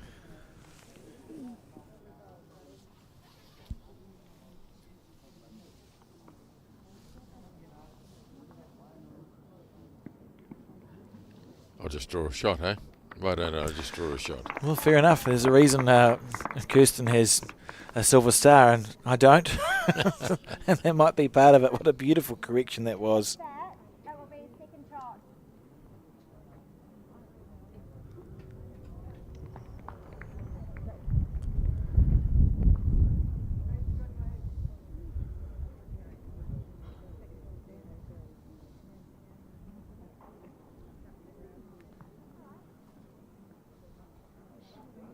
No, you could see by the wave of the arm that she was unhappy with that. Well, here's an interesting moment in the game. You're 10-1 down. Do you draw for 2 to be 10-3? Or do you play the backhand through Lisa's bowl for a 4 to be 10-5? You could argue you're not far enough behind that you need to be aggressive. Maybe 2's good fishing.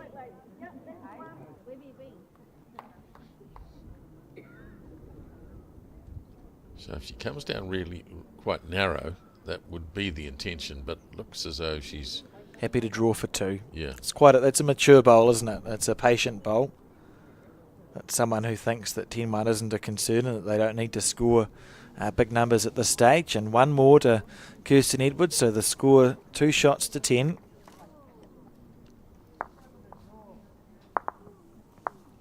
As we see updates from the men's final, Central Cambridge versus Paratutu, and Central Cambridge trail 4-5 in the singles, but lead 12-5 in the pairs after 6 ends and 8-5 in the fours after 4 ends. So Central Cambridge with their nose in front in the men's final that you can see just going on to the very left of your screen.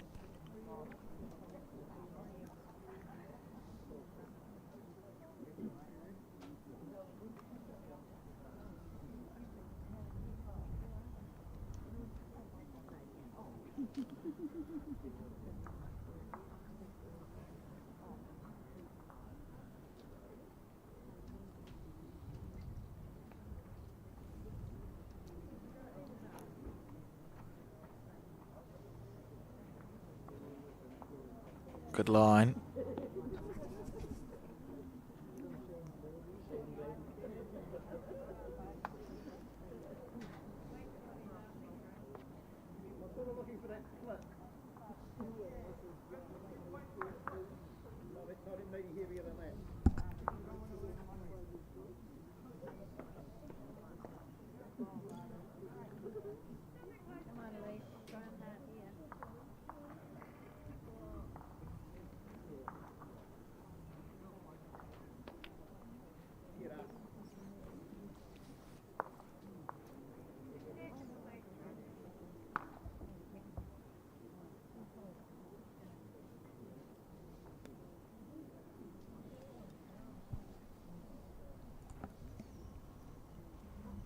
again.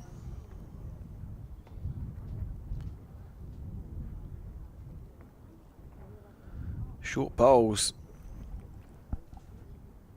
Yes, the bane of everyone plays the game. Change of hand here from Lisa White.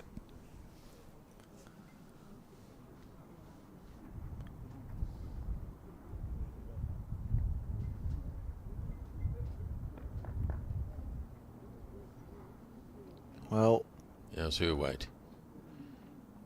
Oh, just beautiful line. I often feel like you just want to pick the jack up and move it just up the rink a metre or so and place it back down. Yes.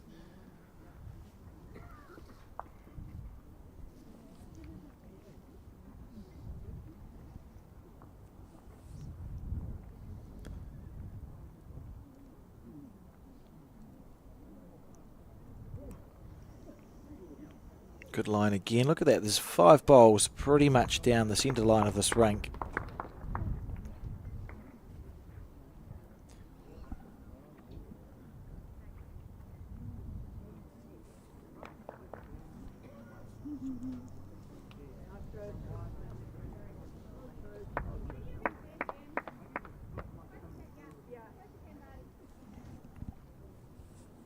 G6. Put a bit more weight on this, but maybe too much.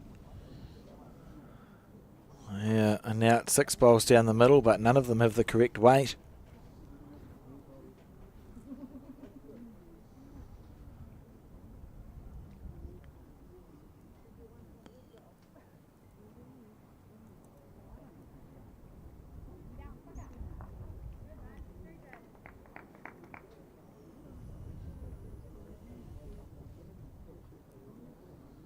Clean run.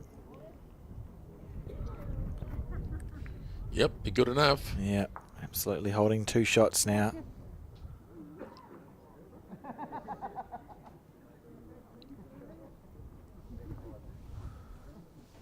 Indicating it's 2 for Kirsten.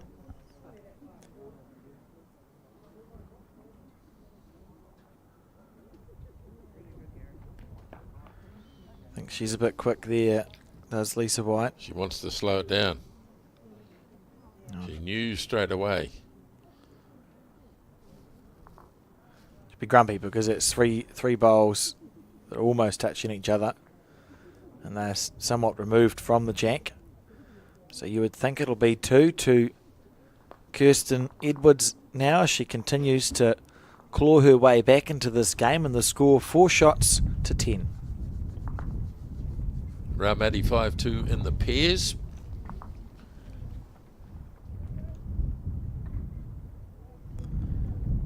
Somebody's got 6 in the 4s.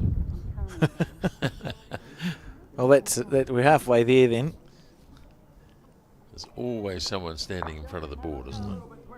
It's not their fault. One of the law, yeah, it's like a law of broadcasting.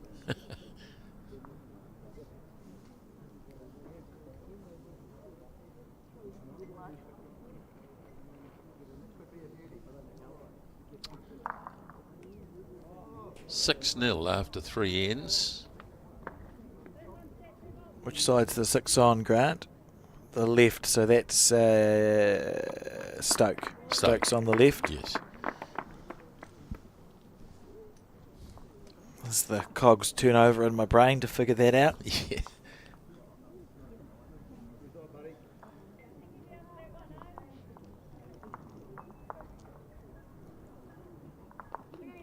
We'll try and keep you in touch also with, as we have, with the men's final being played just a little further over. Central Cambridge and Paratutu.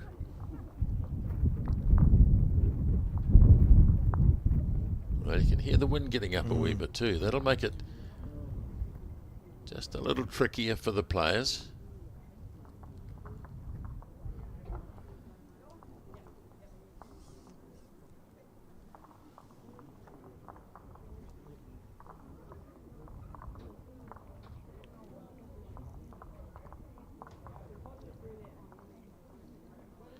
Well, neither player has picked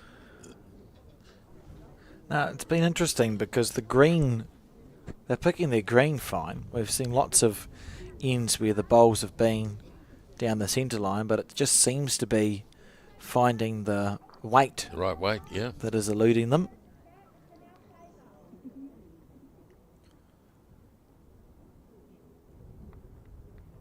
Well, this will be the shot.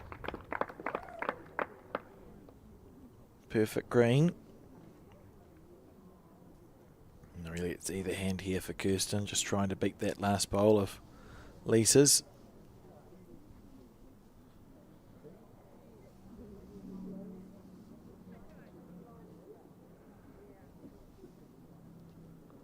On a lovely line. Oh, running out of puff. Running out of puff. Don't think it's in. No, you can see there, Kathy, the marker indicating that it is Lisa White who still holds the shot here.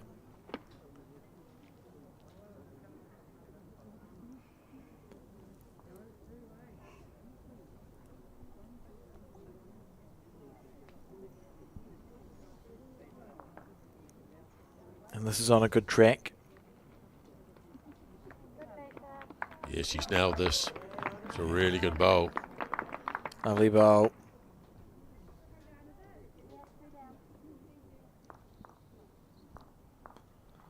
Last bowl here for Kirsten. Again, no shot play on. It's just about trying to draw as close as she can.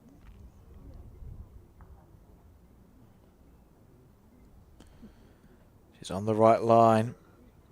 Played it really well. Might just give hers a nudge. Oh, nearly enough. That tells us the weight was perfect. Still two, I think. One? Okay. If only you'd paused just for two or three more seconds. Well, that little nudge on her front bowl was enough to get second shot.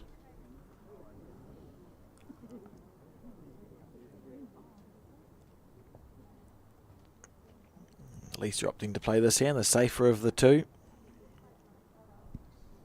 Again, thinks she's too quick.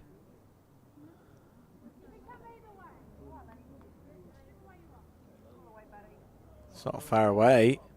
I think you're right, though. Just a little over. Yeah, perfect green. Look at that. Straight down the middle. So 1-2. Lisa White.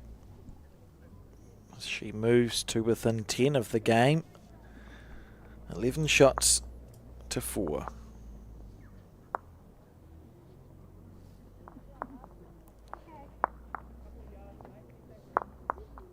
Pearce is a closely fought match, you can see 5-2, so 7 shots scored on the 6th end. Just jumped over to 6-2. On the 7th end. Yep.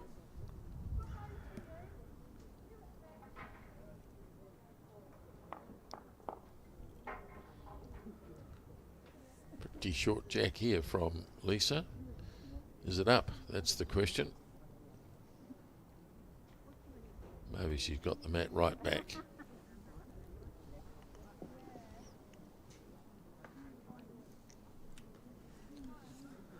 So looking at the history of this New Zealand Interclub, it was started in 1991 as part of the New Zealand Bowling Association, being offered an event to sponsor, and in 1996 the women and the men amalgamated and Bowls New Zealand was born. So it was after then where the women also gained an interclub, which started in 1997. So the women's interclub's been going since 97, the men's since 91. And since 97, when you look through it, there's some clubs from Nelson who have won the interclub, so it's united. But I don't see Stokes' name anywhere on the women's side for the interclub. Last year, Carlton, Cornwall, before then, Tauranga, Takapuna, Nelson, Mangawhai, Inuera, Paratutu. So it would be the first ever win for Stoke, and the same goes for Raumati Bowling Club if they were to win this title. So it should be, regardless of who wins, quite some excitement at their home clubs. I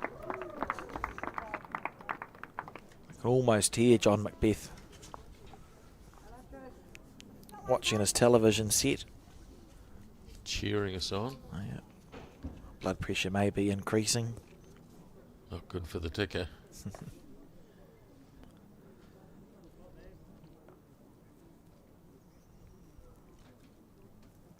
Good line again. Much better bowl. Much better bowl. And a very good bowl. Yeah, outstanding bowl from Kirsten Edwards. Perfect. Pretty to watch.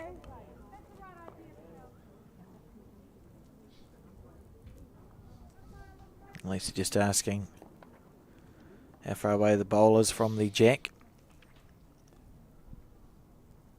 Oh. Well, she's obviously contemplating something.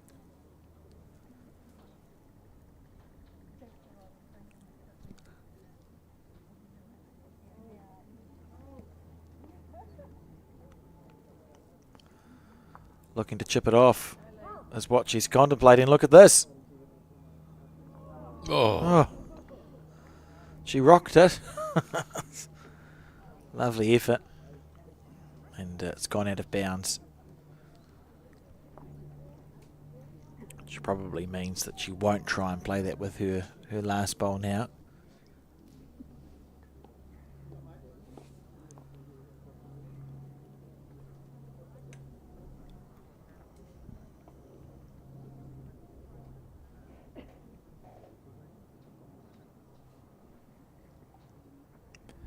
I think you take your medicine here, Grant, and just draw a second shot. Yep.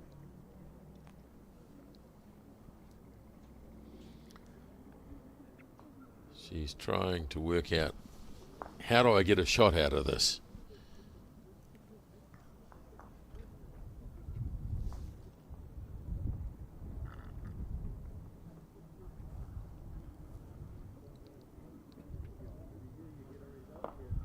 Yeah, I think the second shot's fine. Only because Kirsten's got a bowl to come.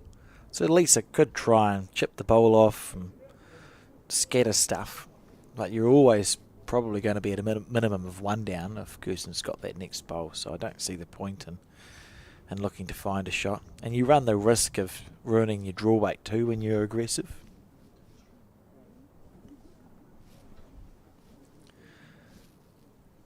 Let's see how well I can use the buttons shortly. So she may look. Hang on, she's doing it anyway. Oh. Yeah. She tried to promote her own bowl. Yeah, I'm not sure about that because you've got that's your scoring area. You've got quite a big space, even if you chip the bowl off and the jack's got a chance of moving back to there. I don't know. I don't think I would have bothered playing a bowl then, Grant. I think you draw a second shot and take your medicine. Yeah. Now it's Kirsten looking for second shot. Not sure she's quite got the weight to achieve that. She's happy with that. Very good second bowl it was, I think. Yes, it was. Got her the shot, so she takes one, goes to 5, 11 to 5 now. And what to watch here is where Kirsten Edwards opts to deliver the jack, because we know she's been finding the green very well, but the weight has been a struggle. So you now have control of the jack. She'll have thought about this. Where's the best place I can put it where I think I'm going to be the most accurate?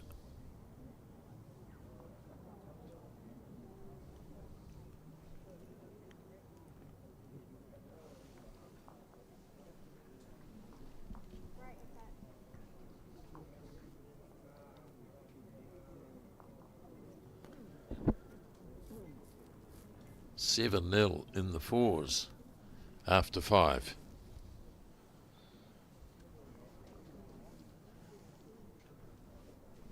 That's to Stoke. To Stoke, isn't it? Yep. So Stoke are leading the fours, down in the pairs, down in the singles.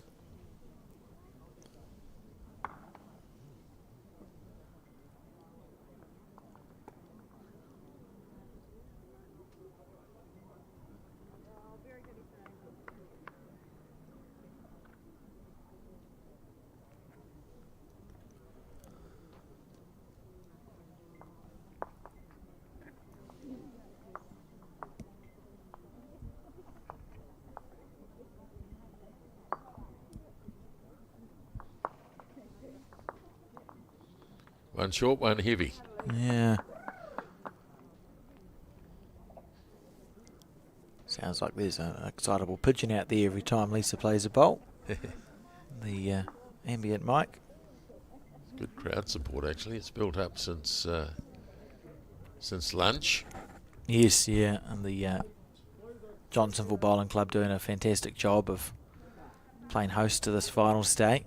Food and drink available. Look at this. That's a lovely bowl, isn't it? Beautiful shot. Lovely.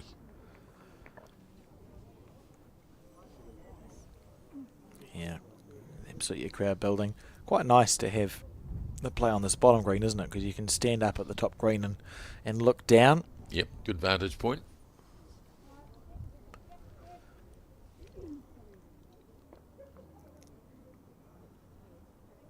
Lisa very interested in this bowl, but she's just gone a bit wide. Came back nicely towards the centre line, but the intention was no doubt to run into that shot bowl.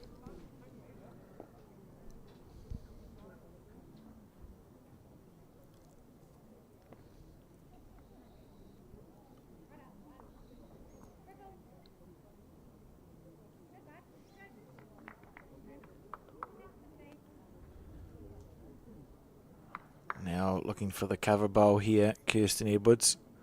And she's played it. This is a lovely end developing. Yeah, perfect. That's perfect.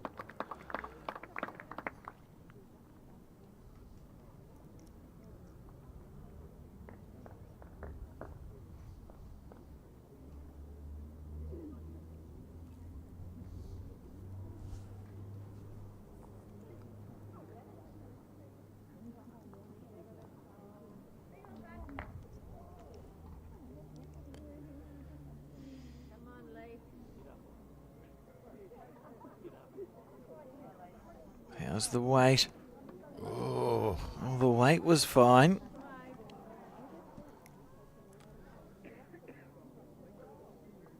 Kirsten now. Chance to draw and hold 3 shots.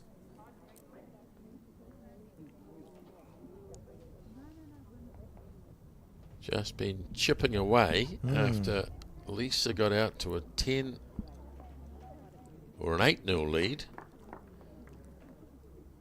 Here's another one coming in. Oh, is it?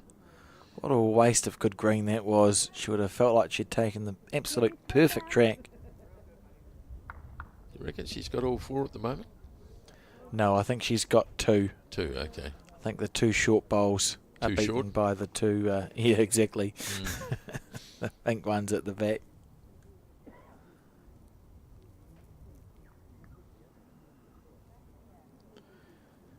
She must like this one, Lisa White. No. Played bowl or jack weight, but missed it on the high side, and it's going to be 2, I would say, to Kirsten Edwards. As that 10-1 lead continues to be eaten into. What a great crowd we've got here gathered at the Johnsonville Bowling Club. Still room for more though. So if you're in the Wellington region, there's a good hour and a half's worth of bowls left to go. Why not come down and watch?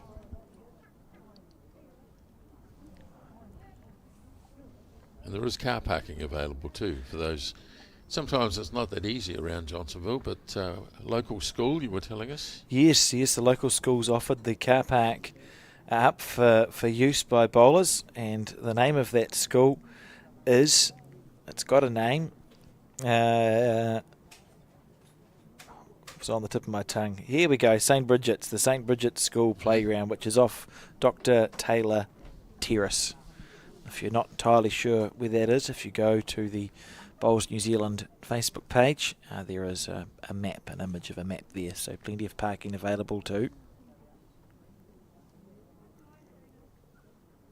6-3 to Raumati after 7 of 18 in the pairs.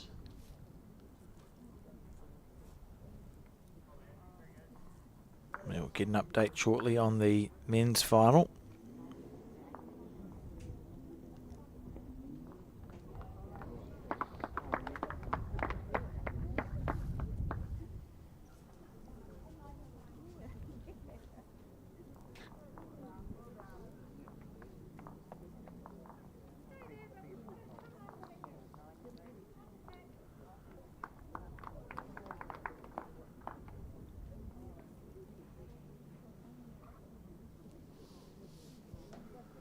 Still haven't seen Kirsten switch sides of the rink yet.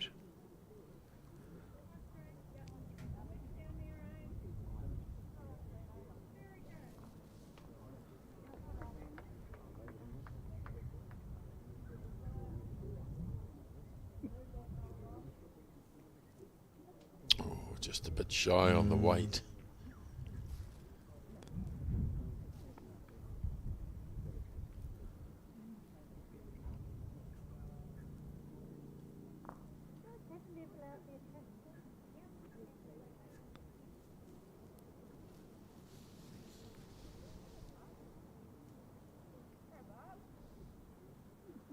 Good line.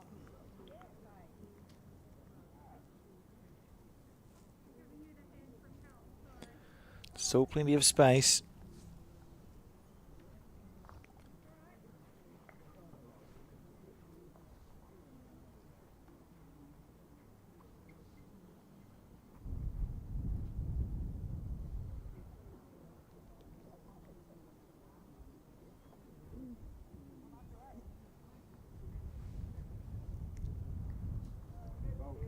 This looks like a very good bowl. Yeah, it's a classy bowl, particularly when you're finding a game challenging to be able to knuckle down and draw one close.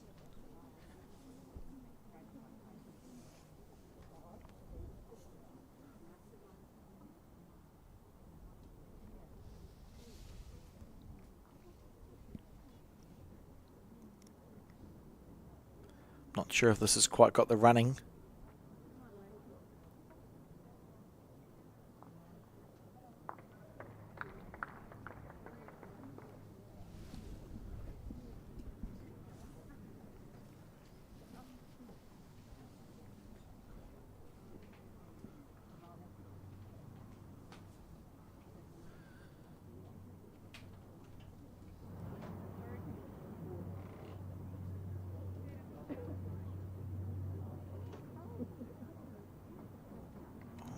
This one short. It's quite bizarre, the struggle with the weight that these players seem to be finding. Green's coming easily. It's not like it's not even running slowly, Grant. It just must be the, I don't know. Yeah, the touch. I'm looking outside thinking there must be a bit more wind than there is. It's now and again it gusts up a wee bit, but you can see in the background the trees are hardly moving. It's Cole Drennan, one of the New Zealand broadcast staff out there fixing the rubbish bag.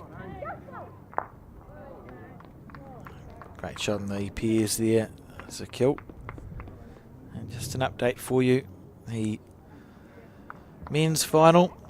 Central Cambridge taking on Paratutu, and in the singles, Central Cambridge trail 9-10. They lead the pairs 16-8 after 10 ends, and they're in front in the fours 11-5 after 6 ends. So if you stop the game now, Central Cambridge would be crowned the national interclub champions, but that's it's not the way it works, and there's plenty of life left in that one yet.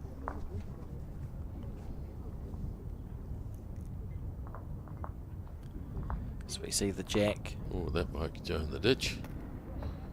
That's not one of the great throws from Kirsten, who's trying to play a long end, so Lisa, having seen that, will now, no doubt, shorten it up considerably, if she can. I still think it would be nice to see, it's a little crusade of mine, if you misdeliver the jack like that, I think the opposition should get to place the mat and the jack wherever they want.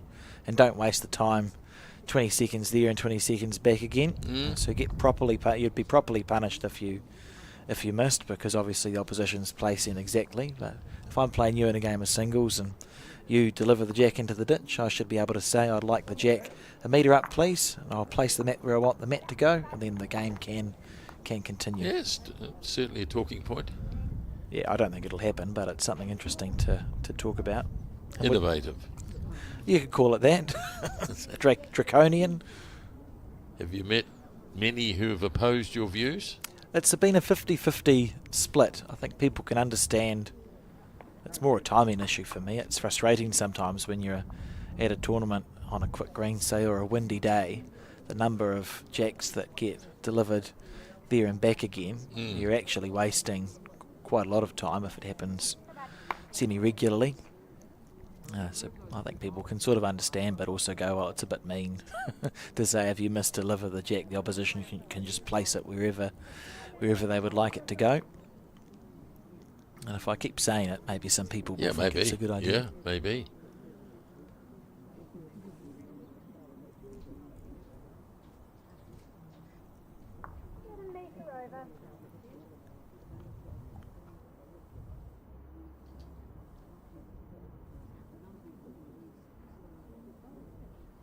Marker having a look to see who's got the shot.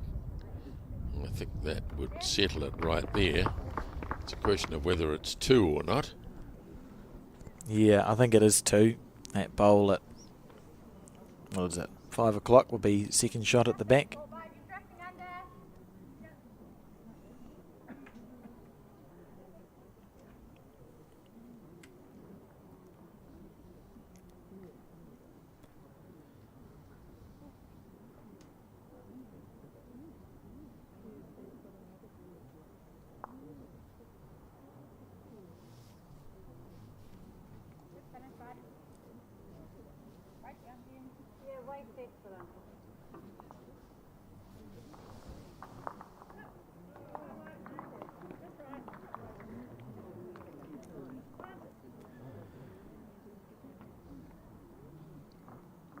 In the area. Sometimes, when you're not having the greatest of days, that's the sort of stuff that happens, isn't it? You get a bowl square instead of a feather. Might be good enough for 3, though. Should be in.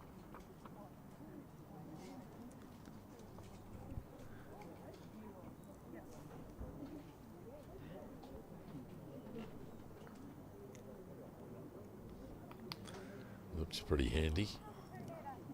Now you want it to stop turning. Very good. Very good from Lisa White.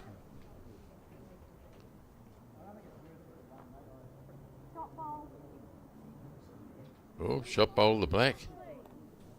Lisa's bowl is 1 jack low. 1 bowl low. Good clear communication.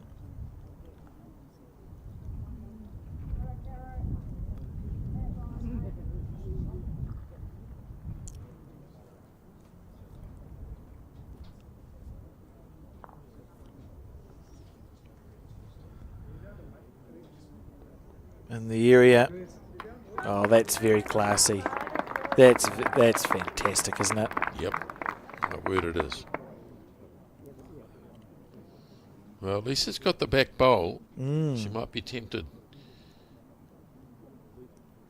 just to try and run into the shot bowl, which will push the jack back. There's not a lot of harm in playing that shot.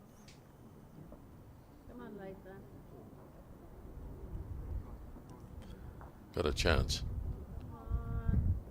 Oh no, he's just ran out of weight. Yeah, short of a gallop there, wasn't it? It was more the weight than anything else.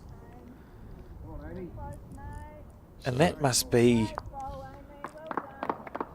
3, perhaps. 1.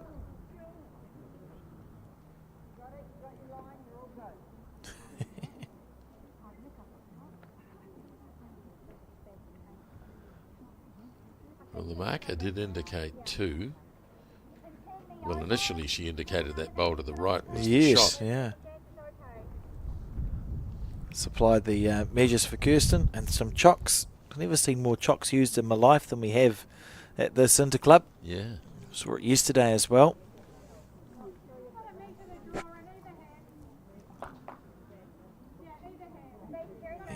The new Raumati, or the shirt they're using for the Interclub, Raumati Blues with the, it's not a picture, the outline of Kapiti Island on the back. Oh, this is tight, I think.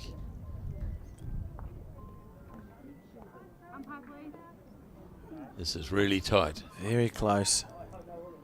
We've seen one drawn end already this weekend. Oh, we've got the calipers out, Grant. That's exciting. Yep. Sue Wei Yes, she's been a very busy woman. Yep. This Interclub managing the umpire side of things as the chief technical official and using a pair of engineers calipers there. So the difference between those calipers and calipers you might see for indoor bowls are that they can only be moved by twiddling the twiddly thing. Whereas calipers for indoor bowls are a little bit give it the looser. old- You just Yeah. you just move them because they're used more often. Very accurate measures are calipers, and you'll see Sue going the closest point between the jack and the shot bowl, which is why she's holding the calipers at an angle, because that is the two closest points. Right, she's got that one set. And because of the twiddly thing, you can't accidentally move it.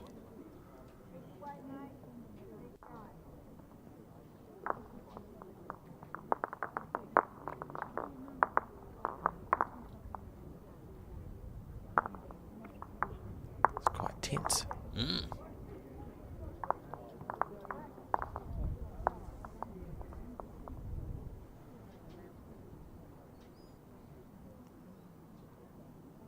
You won't have to be on that side. It's not wide. Try and cover these. Well, And, Lisa did have it.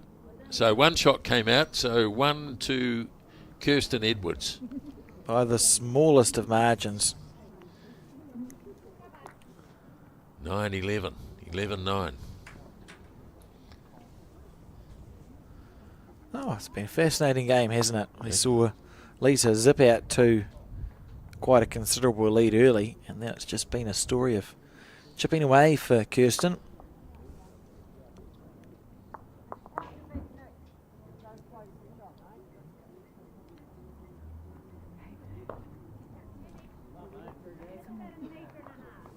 Almost halfway through the pairs game. No big scores there, just 1, 1, 1, 1. Must have been a 2 in there somewhere.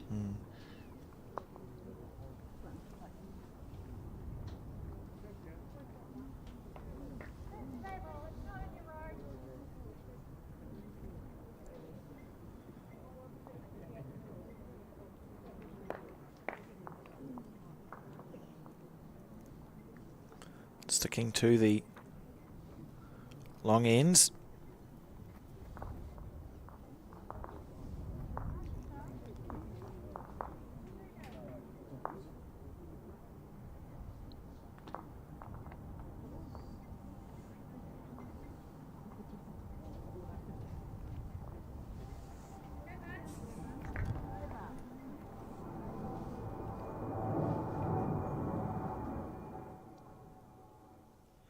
Nice bowl. Lovely, lovely start. It's been a really good example of how to work your way back into a game from Kirsten, isn't it? She didn't panic early. A very mature, experienced sort of approach to being, well, really, 10-1 down. Yeah. A lot of players, if you're playing and you're 10-1 down, you start firing at things or maybe try to change too much, but she's stuck to the hand that she picked early on, and she's finding it now. Oh, it's not a bad reply. Not a bad reply. Beautiful.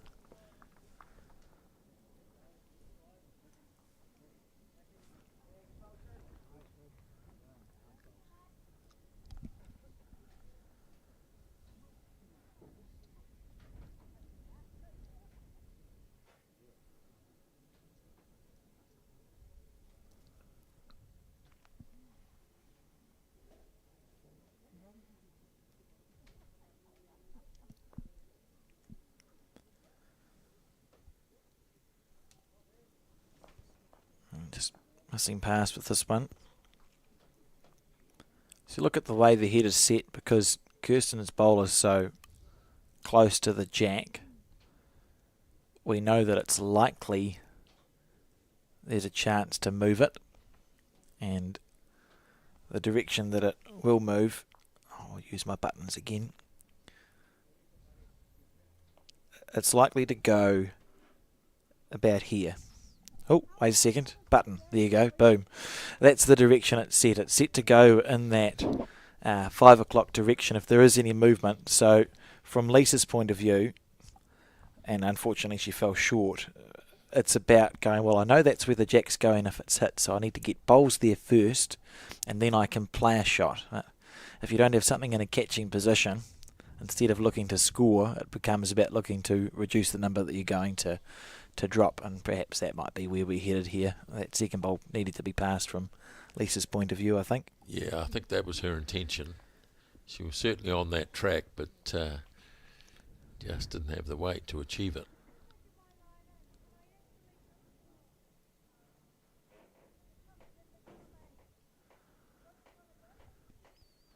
Won't be happy with the short bowl there either, Kirsten.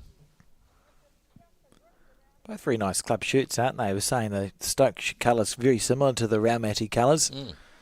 Quite resplendent.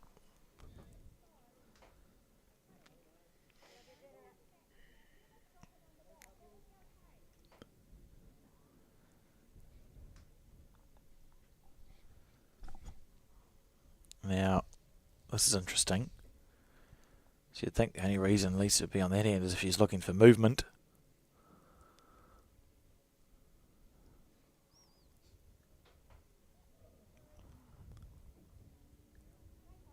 In the area. Okay, watch the bowl. Is it going to go in the ditch or is it going to stay up on the paddock? If it stays up on the paddock, she's okay. But maybe it's out of bounds. Might just be in. If it's in, that's brilliant. That's almost where Kirsten has to go now, you would think. Well, she showed great interest in whether it stayed up or not. So we know the jack, I mean, it's essentially, I'll use my buttons again, the jack's essentially heading over here if there's any connection at all with that shot, the short bowl of Lisa's, because there's not enough space between the pink bowl and Kirsten's bowl that if you hit the pink bowl of Lisa's, it's only ever moving the bowl and the jack. You couldn't chip it off clean. So Lisa could wind up as quick as she likes, and that's why Kirsten's switching to the backhand here, and she'll be going deep, I'm sure.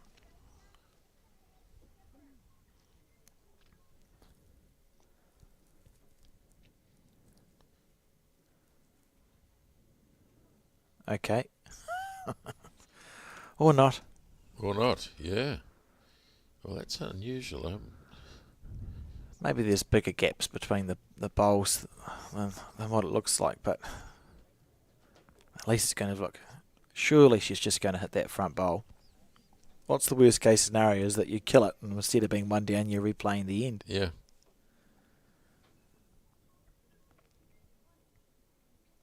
Well, depending on where the black bowl finishes up, she could even end up with two. Yeah, true. It is a toucher, I suppose. So the black bowl, if she collides with it, so she hits that one. Yeah. We've got the black bowl likely to end up sort of in this direction, I would say, and we know the jack is headed over here. Yep. So hit. In conclusion, I would be very surprised if we don't see a bit of aggression here. And as we spoke about that pink bowl of Lisa's, it's essentially touching Kirsten. So, yeah, I mean, tell me a way you could hit the pink bowl and not get movement. I don't think there is one. So all Lisa has to do now is make contact. She'll know that. Be quite exciting.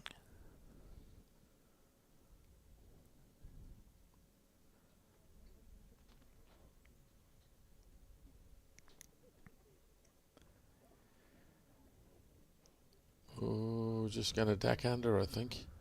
Whoa. Oh, it was a lovely effort. A bowl wider, and it would have been fine, but not to be. And the comeback continues for Kirsten Edwards. 10 shots to 11 now. Great game, and it's 1, 2, 3, 4, 5 consecutive ends, and 7 of the last 8 that Kirsten Edwards has scored in. Well, Lisa went out to that big early lead. She got a 2, a 4. She got another 2 in there as well. The 4 is the big difference. It feels like Lisa's stayed at a very similar level for this entire game, and Kirsten started poorly and has been working her way up. Yeah.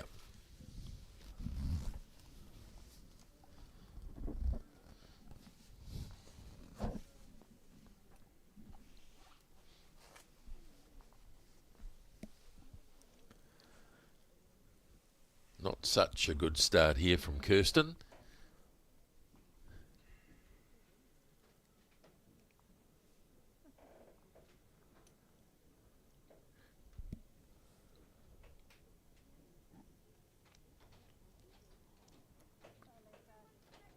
On the other hand, a very good start from Lisa.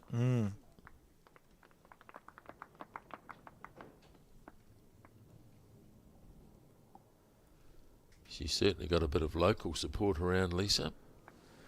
Yeah, a popular player.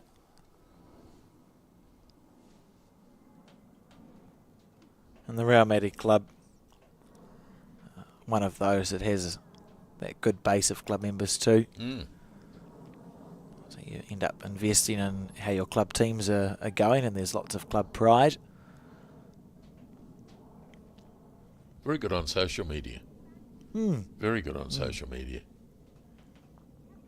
Which is obviously a new thing for bowling clubs. Yeah, it gives you you're sort of creating a brand, aren't you, for your bowling club if you can be active and have a voice, so to speak. Now, can she either get round? Ideally under, because she's just a little bit heavy.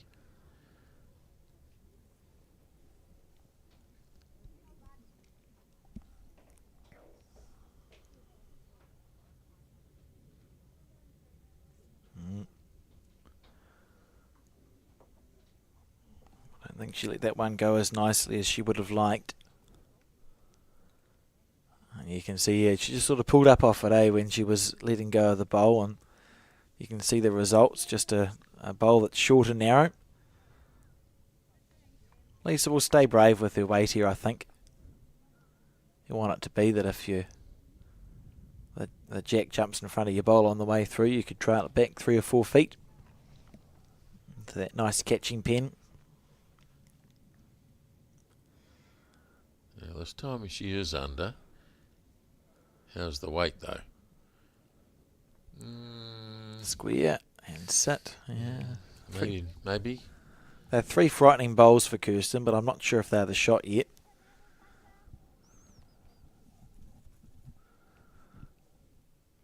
Tightened right up in the pairs, as you can see.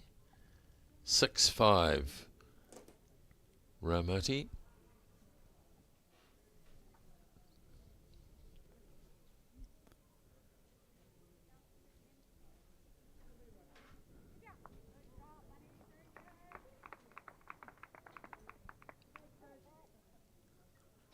How's the weight here? Oh, that's a lovely bowl, isn't it? Yeah. Yep. Falling in. It's a bit hard to know. Lisa wants to know. So Kath Thompson will tell us. Still close, she says. Lisa going to have a look. That's fair enough.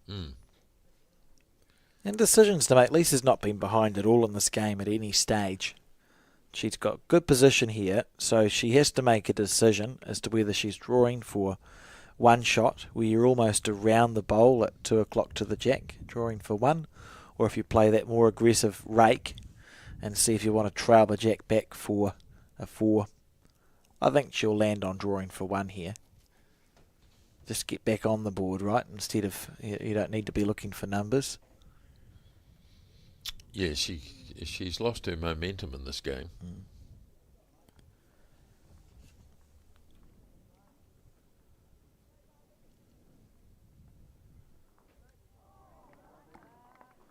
Have an update of the men's final very shortly. The conclusion of this end.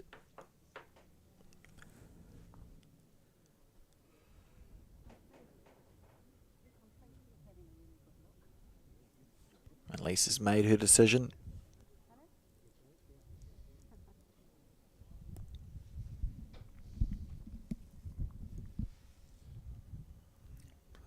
Lonely discipline.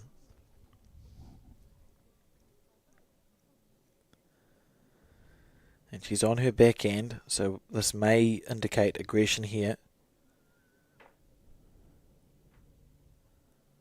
Or just drawing the shot on the backhand then. It's interesting because she spent 3 bowls on her forehand side.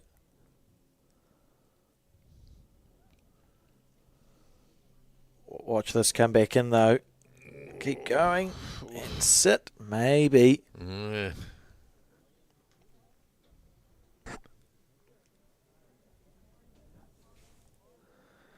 So, in the men's final, as we await the decision here between Central Cambridge and Paratutu. Central Cambridge, so we had an update. Central Cambridge down in the singles, 11-15. Up in the pairs, 17-11 after 13.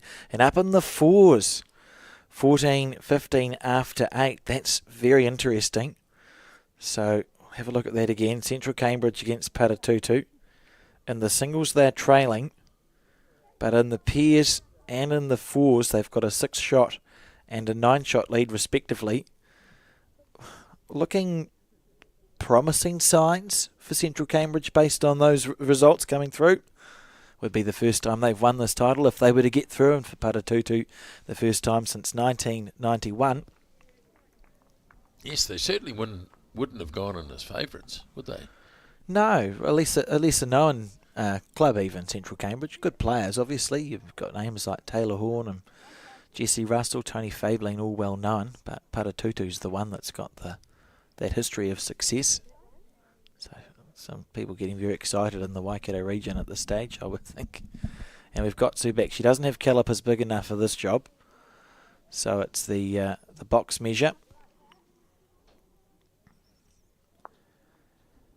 Find it amazing. Lots of things have changed in bowls, but our measures have pretty much stayed the same for 100 years. Yes, they have. They do a good job still.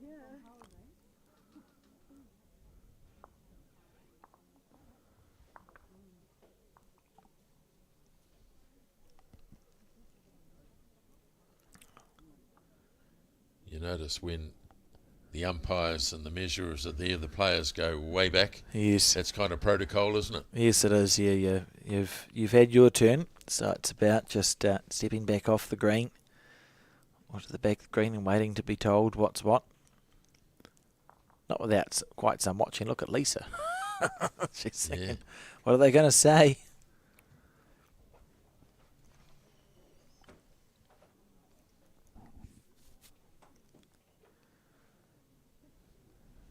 Go back and check Yeah. Kirsten's bowl. They practice this a lot, the umpires. Sue, one of our most experienced ITOs now, having been to a number of Commonwealth Games and World events, and it's 1 To to Lisa. Lisa White. She did enough. Well, she finally breaks the drought. 1, 2, 3, 4, 5 ends where she didn't score at all. And she's finally got that elusive 1 to lead by 12-10.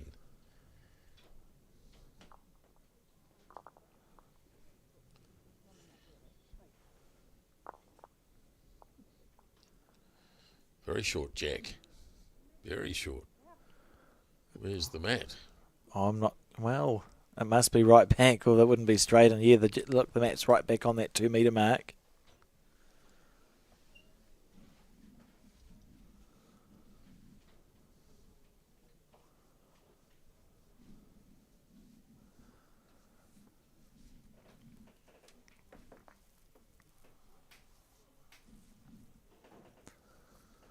This game's got a lot of time left in it, you think, and look at how close that pairs match is. 6-5 against Raumati and Stoke. And the fours is... I'll have a look. I'll have a look. Oh, get out of the road. Get your stretchers in.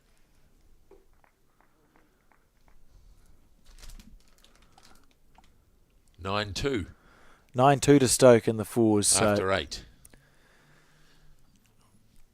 it means that Stoke are up in the fours.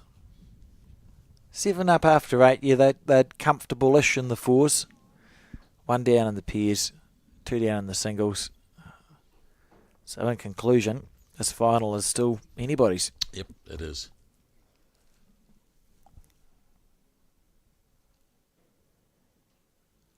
Lovely weight here. Lovely weight.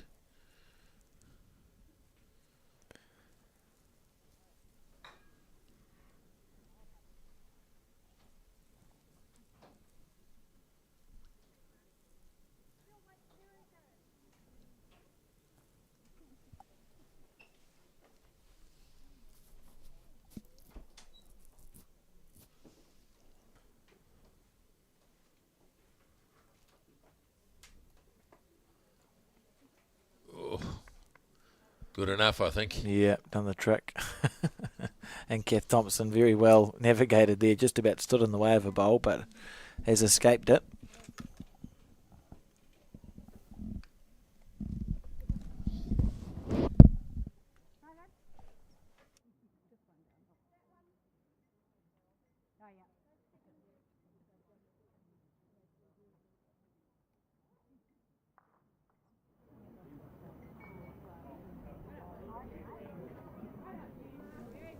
Well played, Jim. Good, Nikki.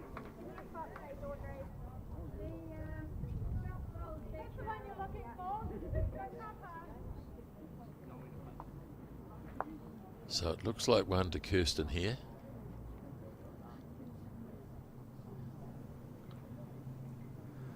Yep, that's what's been indicated by the marker.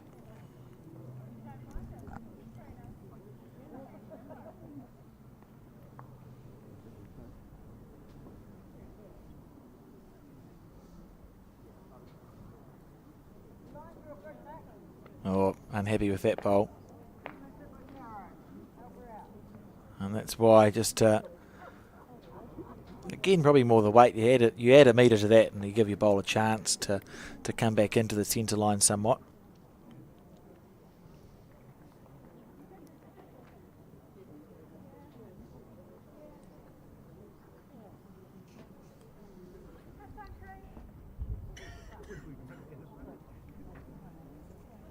This looks like a very good bowl. Oh, she got arrested. Oh, dear. Just needed to rest the bowl. Found all the gaps.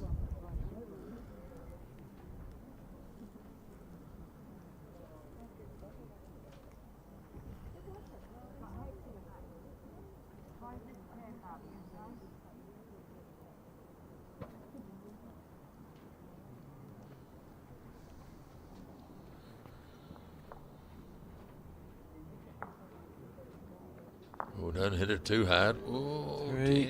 Just 3 rolls up, so I think Kirsten will be okay.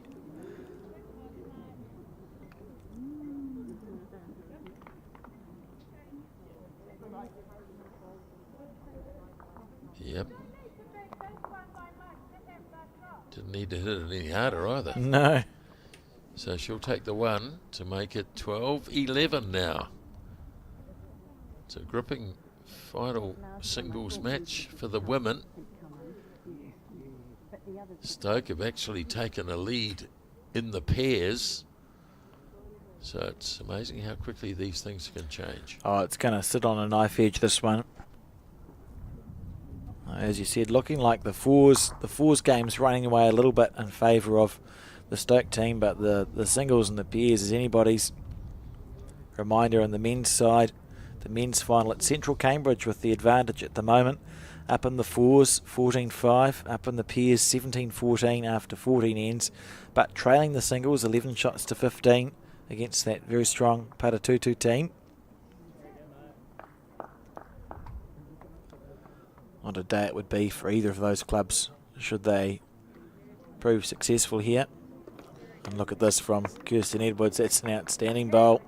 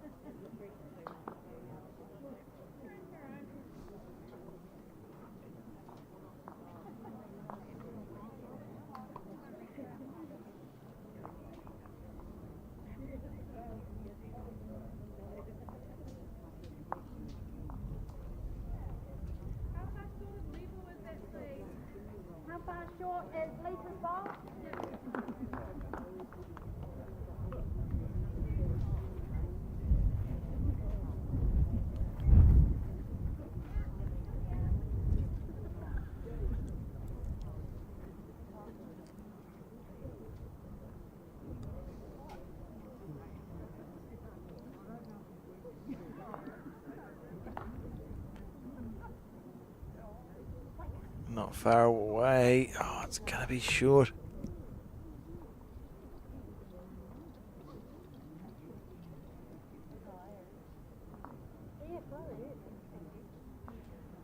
Lisa just looking for another couple of rolls to try and rest that shot pole out.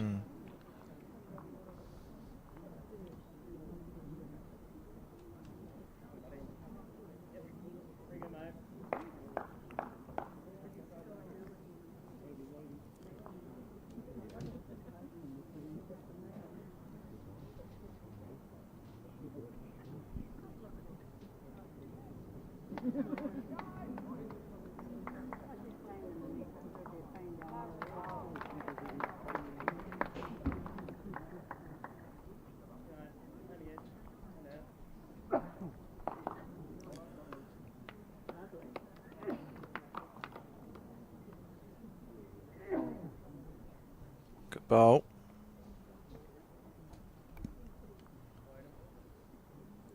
Yeah, just the one down.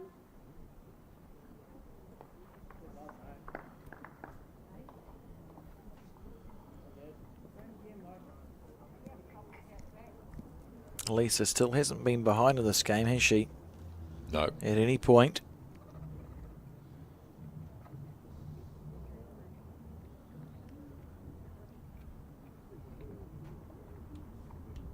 Pretty good line here. How's the weight? Oh. Oof.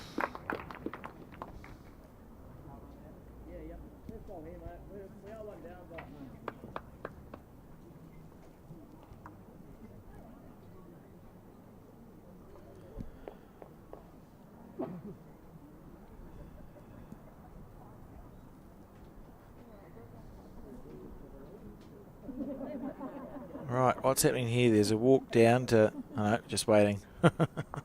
Is he Gary Cotter? That's the singles player for Central Cambridge, is just making his way back after perhaps the toilet break. Stoke taking the lead 9-6. Close to 2/3 through that pairs match.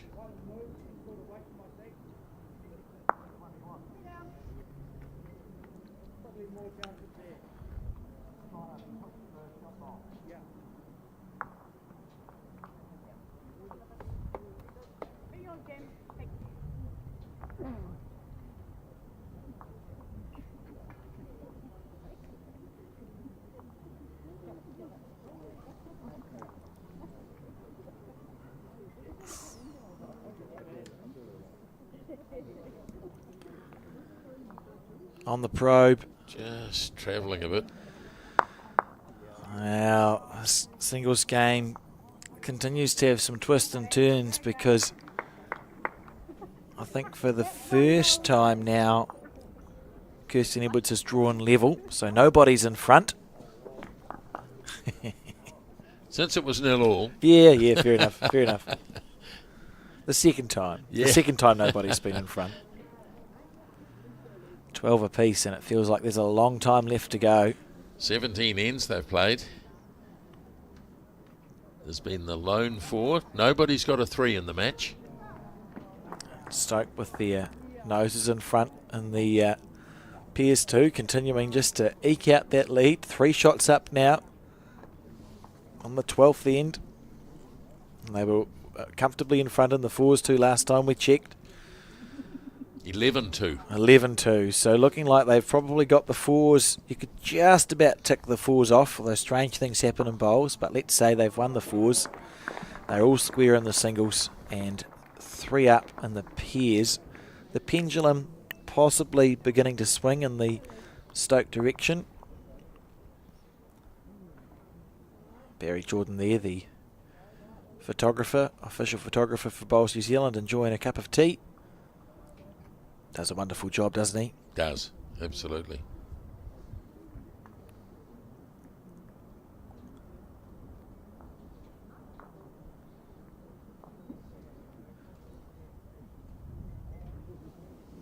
Wouldn't mind a cup of tea.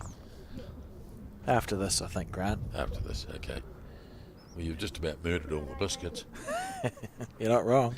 There's 2 Scotch fingers left in the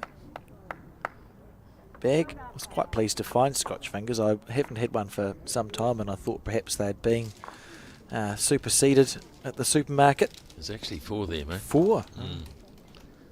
I just checked. Or 8 if you break them in half. I suppose, yeah.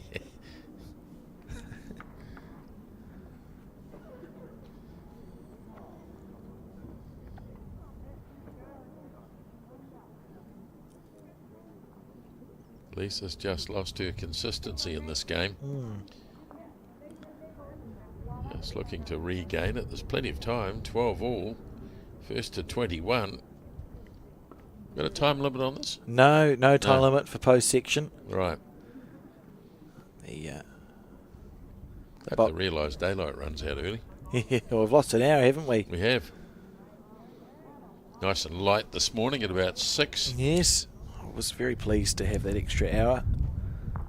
I was lucky too because I had the full experience. I've got what's meant to be a smartwatch, so I checked it at 6 o'clock in the morning and thought, it's 6 o'clock in the morning. And then I thought, I'll just check my phone to make sure, and it had gone back an hour. It was actually only 5. Oh. So I got my extra hours sleep. The phones are very clever. They change They are themselves, amazing, yeah. aren't they?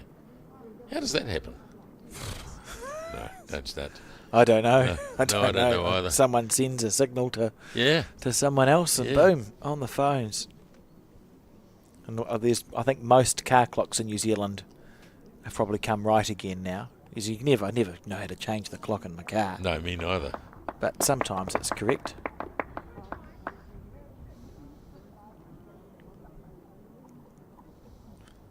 Lisa White trying to find that middle ground. Get that one square, perhaps. Well, has she done enough to get a shot out of this?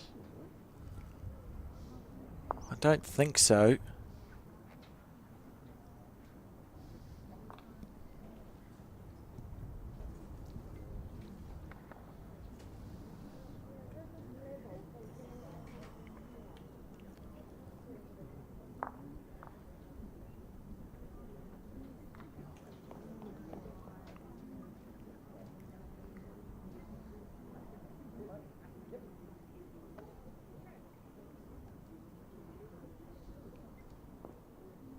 On the forehand.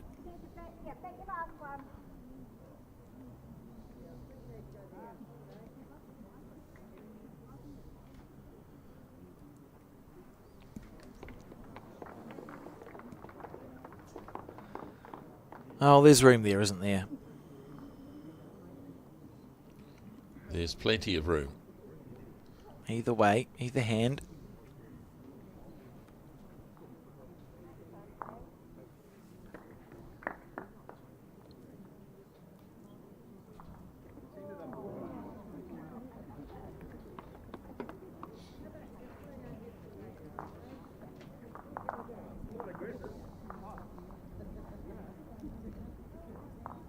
How's the weight? How's the weight?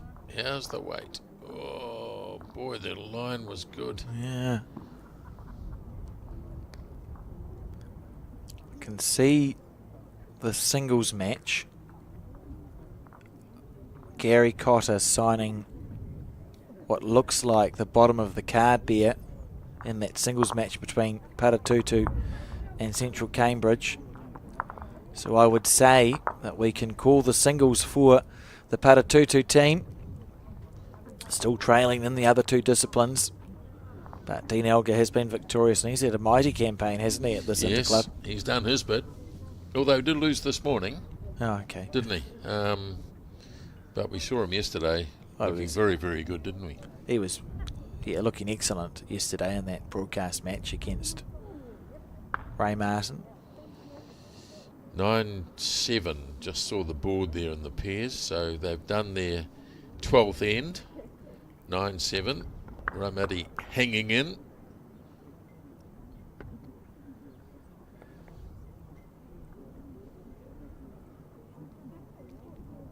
Stoke doing well in the 4s, but the other 2, the singles that we're watching here, 13-12 now to Kirsten Edwards, so she's taken the lead for the first time.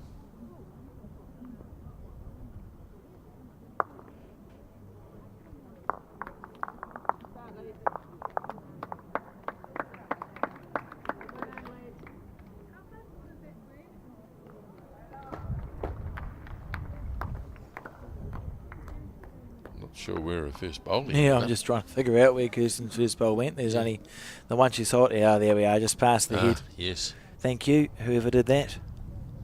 Harry. Thank you, Harry. One of the button presses.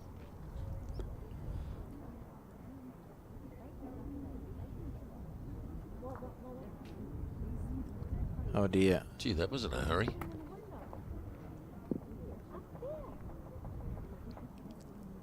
That really got away from Kirsten, that one. Quite surprising. At this level, those you should be able to count on one hand the number of bowls she's accidentally put into the ditch this season, I would suggest. Mere mortals like us, it's a bit easier to accidentally overplay them, but Sure. these players, it just doesn't happen. Lisa taking her chance.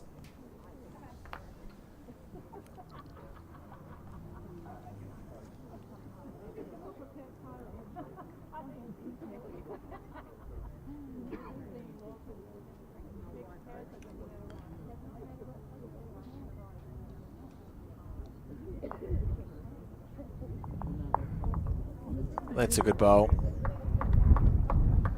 Harder than it looks because she played 2 poor bowls to start with, and then you start thinking like, Changed her hand, so Lisa now has 1 shot on the head.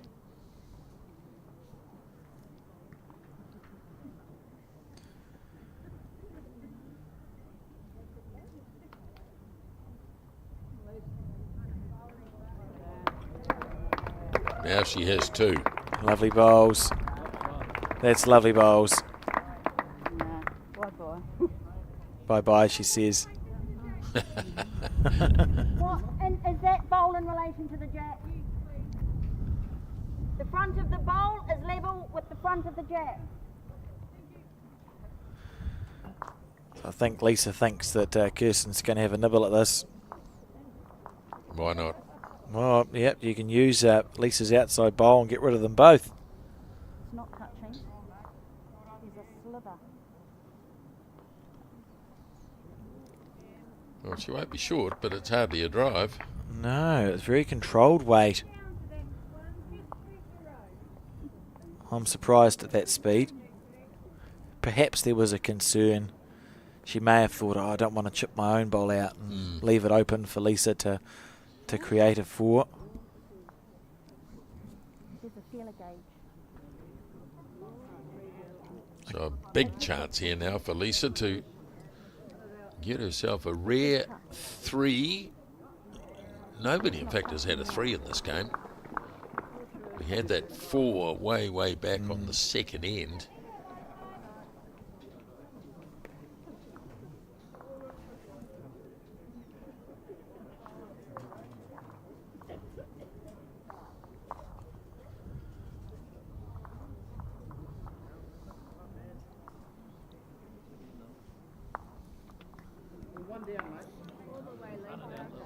She's on a nice line too.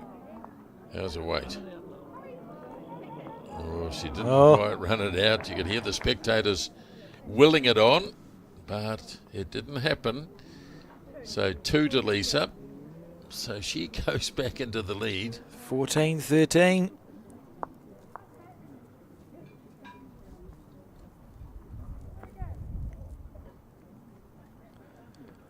The men's final could be drawing to a close here potentially. So we know that the singles has gone the way of Paratutu. He's won 21 shots to 11. But the pairs 18-17 to Central Cambridge on the penultimate end, and Central Cambridge ahead in the 4s 17-7. So should Paratutu win the pairs, it's over, and they've won the National Interclub. Should Central Cambridge hold on to that pairs match where they currently lead by 1 shot, it's going to come down to the 4s, and they're comfortably ahead in the 4s. So fair to say that the National Interclub title rests squarely on the shoulders of those 2 pairs combinations. It does, doesn't it? Yes. But we'll let you know when we know what's happened with that Pearce game. A little bit far away for our cameras. No, I'll stand up and see if I can see something. Oh, brilliant. Thank you, I've Grant. got no idea what the colour of the bowls are. That's the only problem. Well, just look for whoever's jumping up and down after the game's finished. Yeah.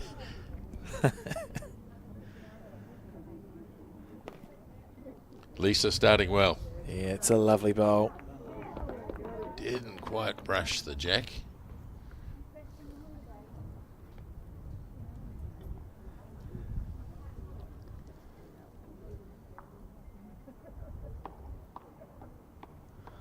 Now, this is the final end of the pairs being played now. 18-17 the score, and we've got someone out there who's going to tell us who wins. If Paratutu wins, it'll be shake hands time. It's a lovely bowl from Kirsten Edwards while we're waiting on that pairs match from the men's Interclub.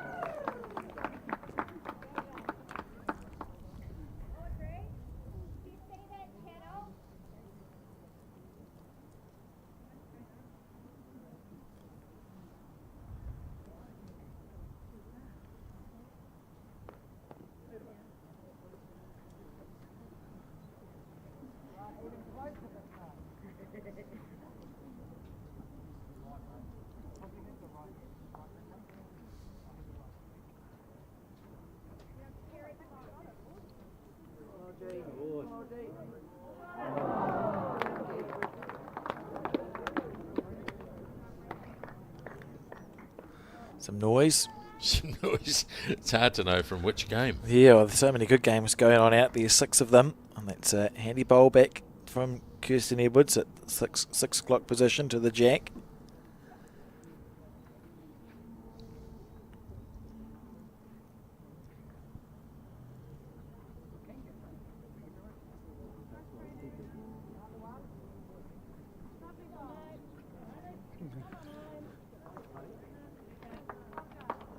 Lisa looking for the bowl or the jack here. Is the shot falling in or where?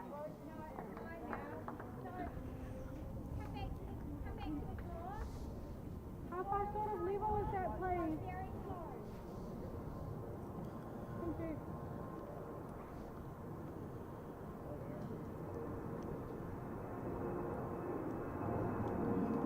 Just about cut the tension in the air with a knife. Yes. Trying to watch about 5 games at once. Not easy. No.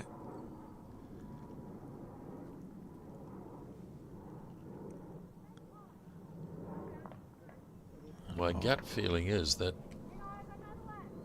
Central Cambridge may be holding the shot in the pairs. Yes. And they're comfortably in front in the fours as well. So it's literally whatever club wins this pairs match. And we've got Lisa White on the drive.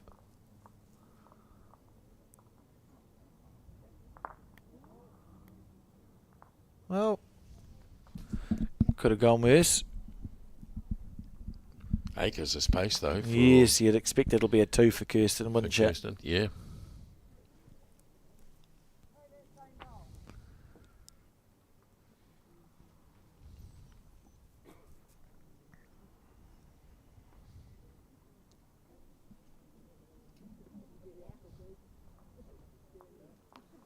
Central Cambridge now leading by 13 in the fours.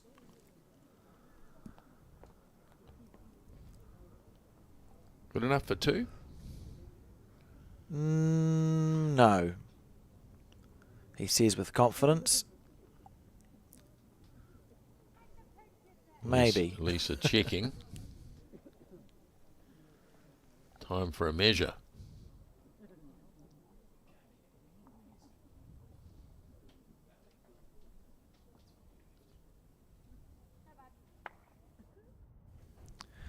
Right.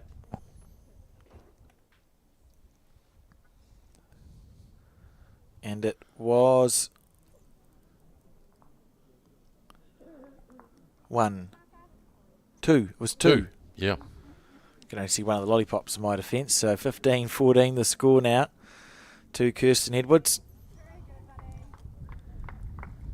And the pairs now have, I think, maybe 2 or 3 bowls left to go. You can see the Paratutu pair skip standing with a double teapot, both hands on hips at the delivery end. Deep in thought. I think this might be the last hurrah. So he's coming down with a good deal of weight on. You have to do a radio commentary here. He's going to make some contact somewhere and just moves one. I get the feeling he's got one in for shot. probably enough then to hold the draw. So it may be an extra end for Paratutu. And on the broadcast game, what a shot that was from Kirsten Edwards. Drawing it.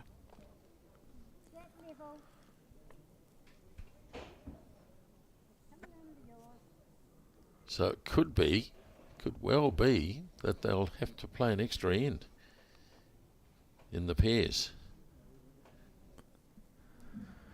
It's exciting. There's that one bowl left to go.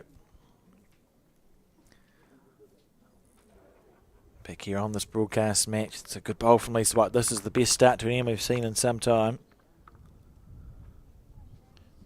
Might be a bit of a delay here. I think Kirsten's gone for a toilet break. No, that's fine. We can talk about the men's pairs. Yes. All right. Well, I guess there'll be a reaction. I'll have to go by the reaction as the bowl's now coming down the green. And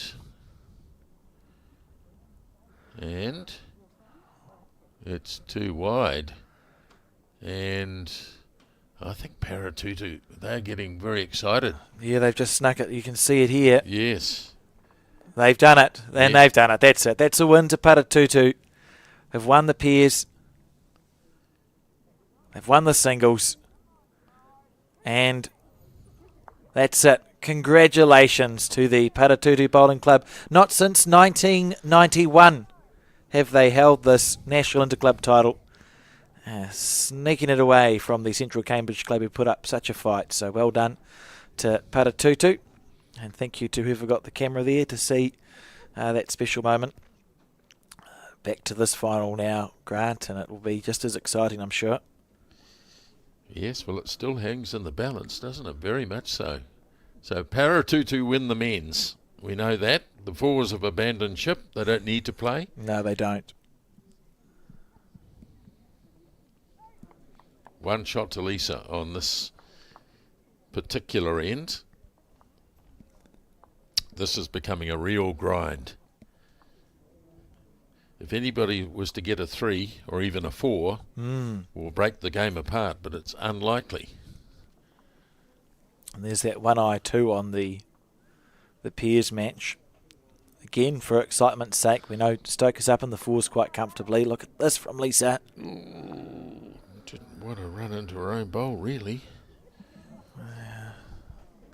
Heart in the mouth stuff. Certainly is.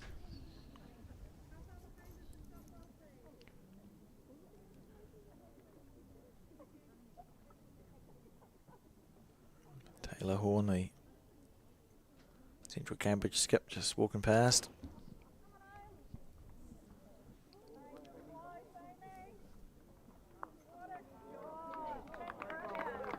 Amy McElroy playing a beautiful bowl there in the thumbnail. And look at this from Kirsten Edwards. She's done it. Oh, beautiful bowl. She might have turned it into 3, you know. It feels like there's some momentum swinging in the Stoke direction here.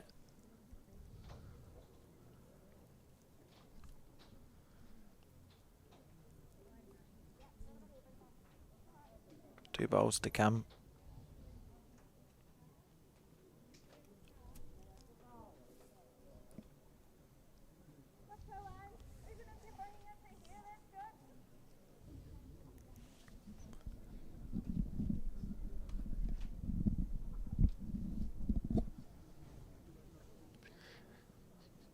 Undergreened it. Wow. That needed to be on the mark. Yes, 3 shots at the moment. Still one to come from Kirsten and one to come from Lisa. But boy, a 3 here. Would certainly go a long way to sealing the game, wouldn't it?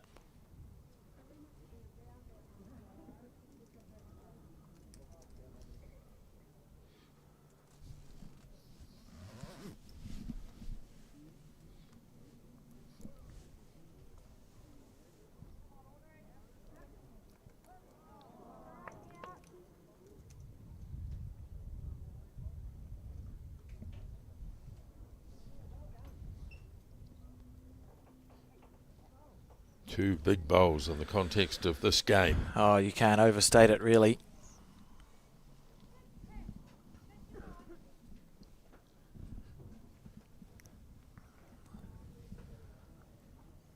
Look at this. She's going to sit with 4. Yep. Nope. Yep. Yep. So that would put her on to 19 if Lisa can't salvage this. Boy, this is pressure.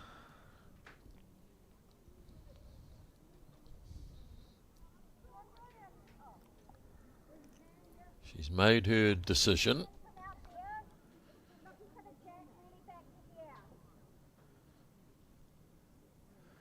Having a proper go at it.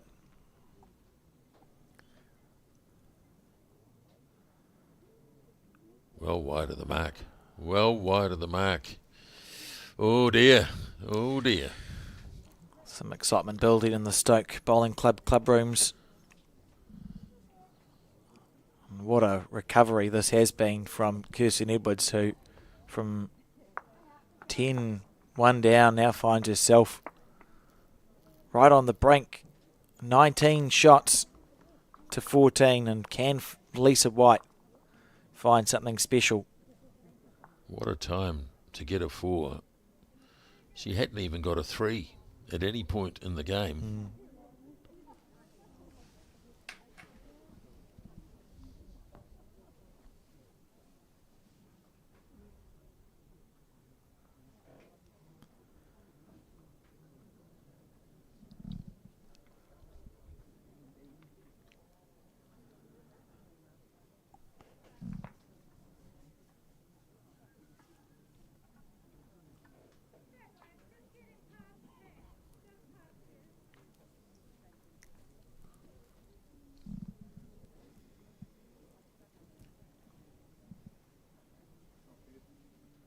First bowl coming down, and it's not far away from the fact it's a really good bowl.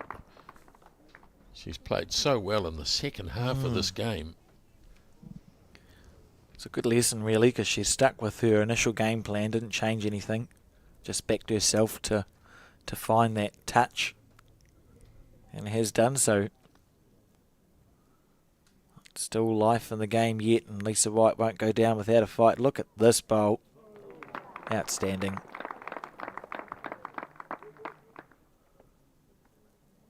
How far off the deck is that, please?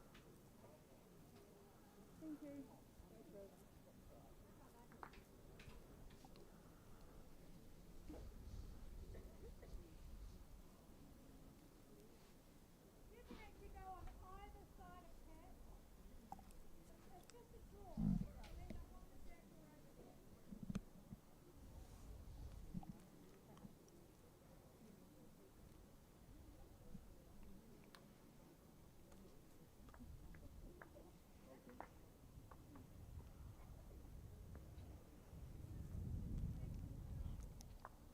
Overplayed.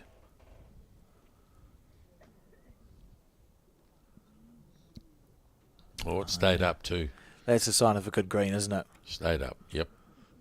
No run off.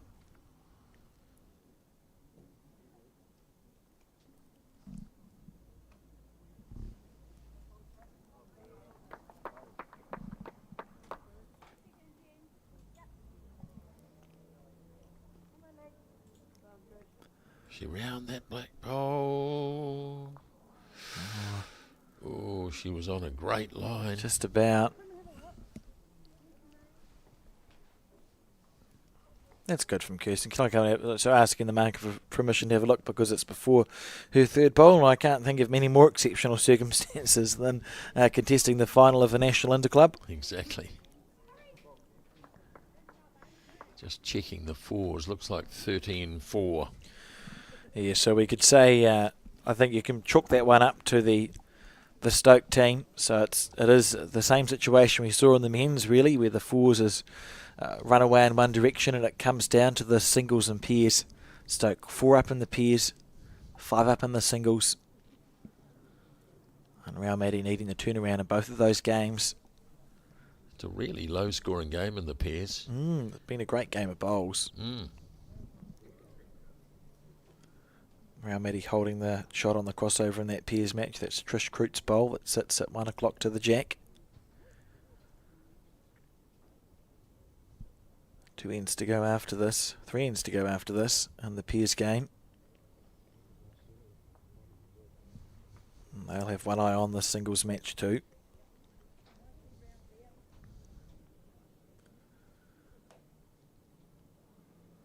Great try here.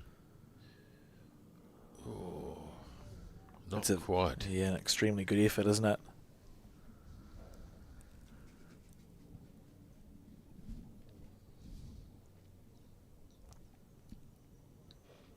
Lisa White holding the one.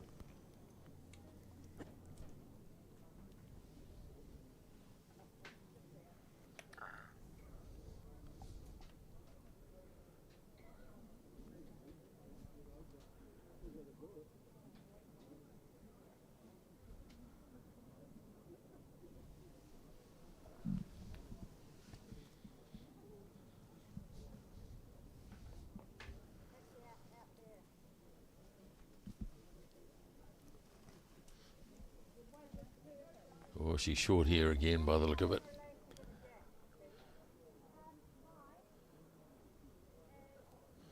Well, not short, but And just wide. yeah, we'll be really hoping that Kirsten is unable to get the shot here. 19 feels, as a singles player, if you're playing someone and they're a 19, psychologically it feels quite different to when someone's on 20 for whatever reason.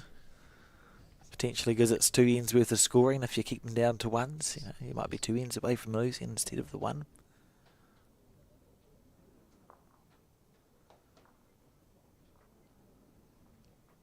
Well, Lisa has one more to go.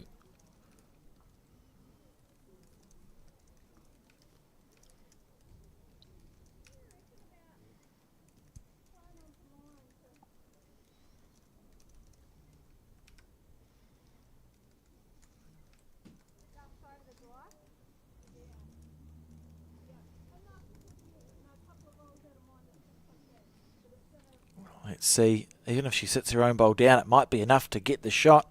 If it sits down... Okay. No, it didn't. No. Not to be. So a chance to make it 2 shots. Lisa White. Boy, this is important actually because, well, she needs it. It doesn't get much more important than this.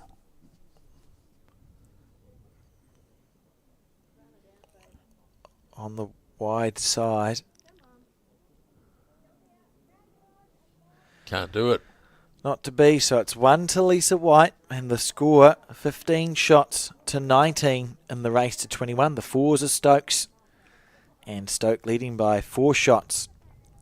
11-7 in that pairs match that's going on at the top right of your screen. 3 ends to go in that one.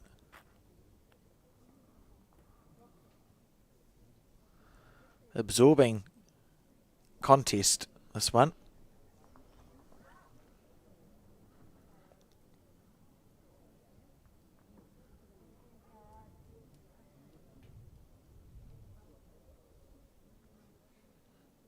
So Lisa gets to deliver the jack. She has brought the mat up quite a way. We'll badly want this first bowl to be right on top of it. Get the pressure on from the start. You don't want to be searching to draw close when the game is at this stage.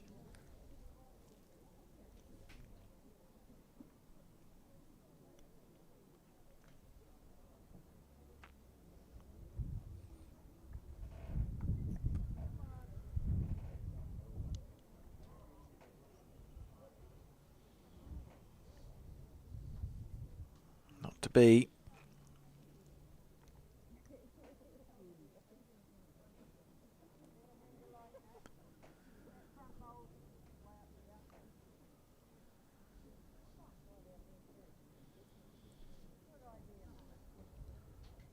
Waiting for a bowl to appear on that pair's head as well. Yeah, so I saw the bowl be delivered. I thought, well, surely at some point it's going to come onto screen. Where is it? Oh, as Kirsten's one's just popped up to the far right of our screen there. So plenty of room for both of these players.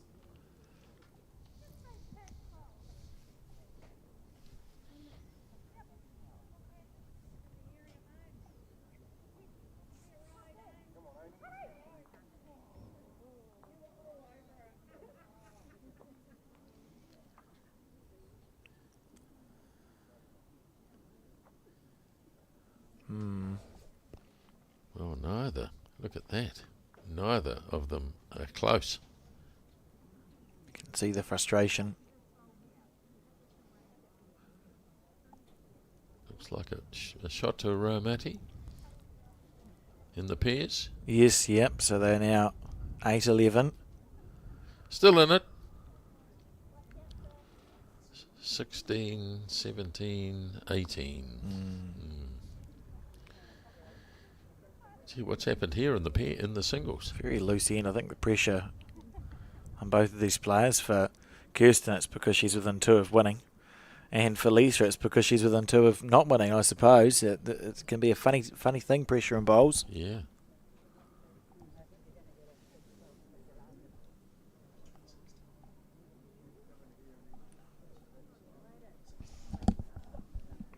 Well, that's better. That's better.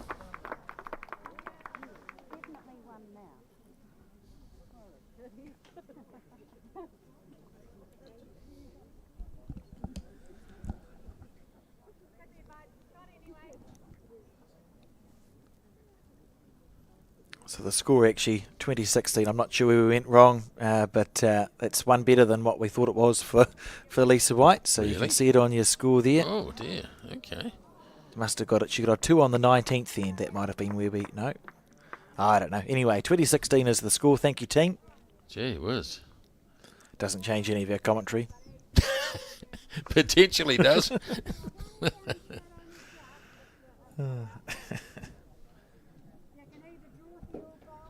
Methodically writing all this down and got it wrong. Did I press the button? There we go. There you go. It's, yeah. Thank you, people. I'll blame anyone but us, Grant. Yep. Technology will do.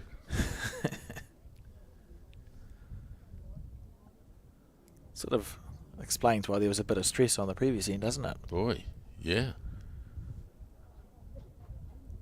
Here we go. So Lisa White with her final bowl. Holding one.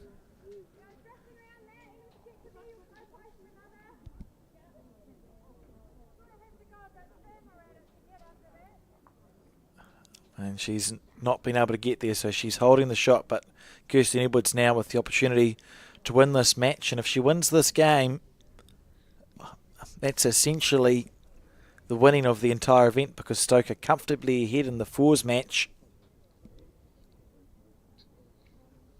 It's as much pressure as you can have on a bowl.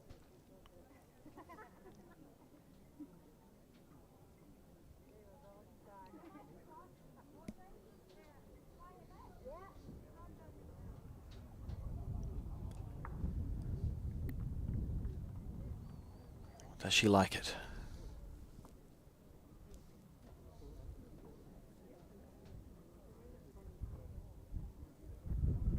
No. Nope. And it continues. 1-2, Lisa White. So the score now will be 17-20 in the singles match. 8-11 in the pairs. Fours are Stokes. There's almost an argument, Grant, if you were Raumati in the fours and you're that far down, you just about shake hands and go and barrack for your pairs and singles players. Yeah. You just about go, let's just acknowledge we're probably not going to win this game, but the pairs can win and the singles can win, so why we just shake hands and go and make some noise for them.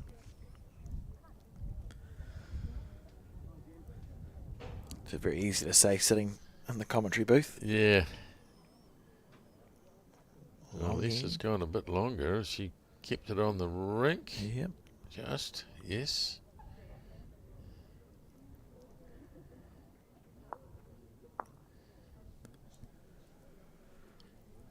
Now, having thrown the long end,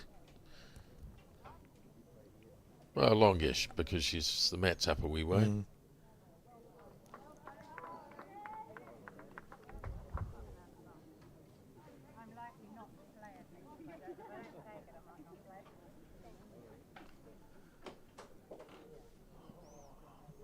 Not the end of the world.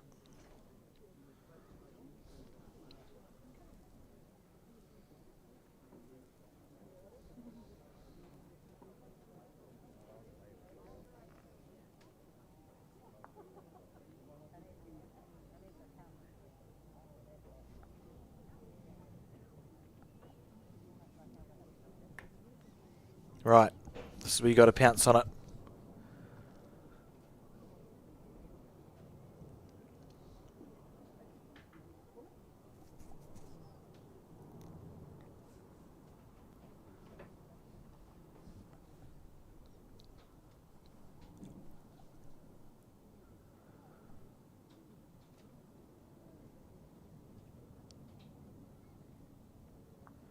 Right, it's not far away.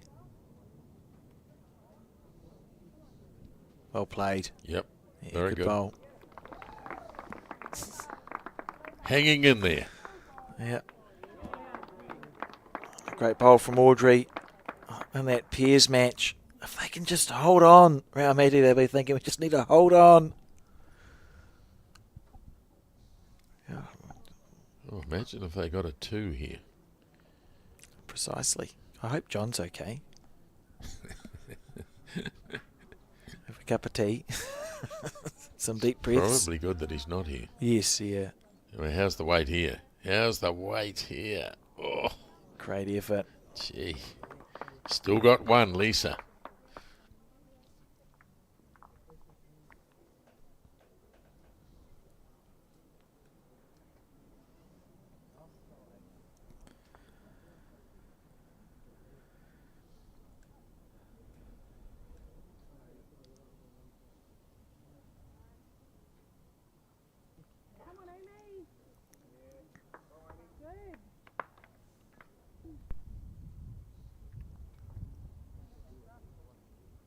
Oh, Lisa's not bad here again. Not bad here again. Yeah, good bowl. Really good bowl. Pressure back on Kirsten. May look to attack this. Yeah, she's got 2 bowls to go.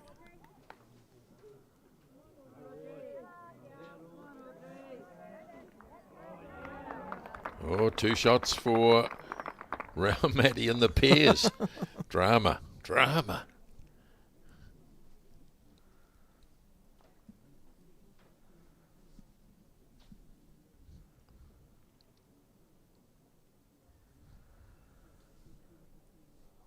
It's outstanding from Audrey, isn't it? Oh, God, every time I think I've figured out what momentum this is swinging in, the final swings it another way. Yeah, it does. Kirsten's had a look at this. She'll be very tempted. There's 2 choices. You either fly at the bowl of her bowl that sits at 1 o'clock of Kirsten's, and that sort of staggers into the split and a whole lot of stuff moves, or she thinks, I'll spend 2 bowls and try and draw the shot. When you're on 20, it can often be very tempting to have a go at it because you just need to find one.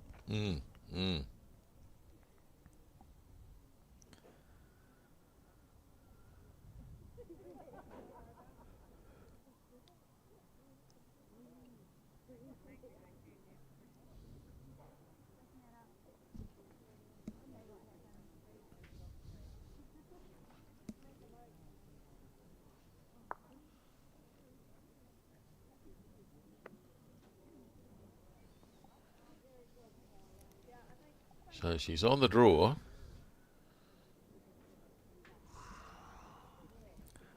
But way over the draw. If it stays up on the paddock.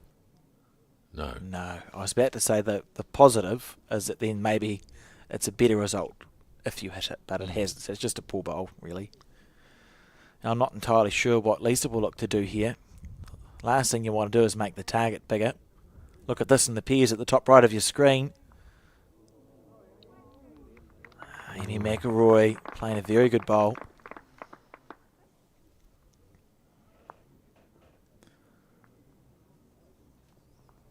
Oh. I actually think we would have had to turn John's mic off had he been sitting next to me.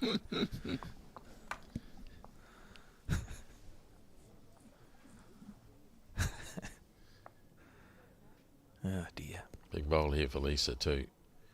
She can sneak another one in. We go to 2020. Kirsten, of course, has another bowl to go. But maybe anticipating the jack might go back, so she's heavy. Yeah, it's essentially saying, I think you're going to have to draw the shot to win.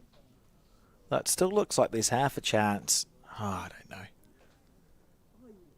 I'll let the bowlers do the talking, Grant. I've got no idea what Kirsten's going to play, but it's a shot that could win it. Go on, tell us.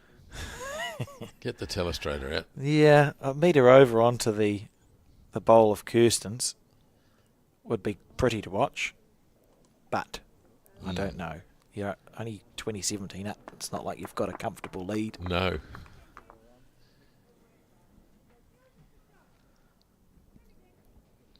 Look at the pairs. And look at the first bowl. Trish Crute on fire, but this could be the winning of it here. This could be the winning of it here. Oh, gee. Can you believe that? There's not much more she could have done. She found the gap, somehow found the gap. Oh, 2019. We carry on. Oh.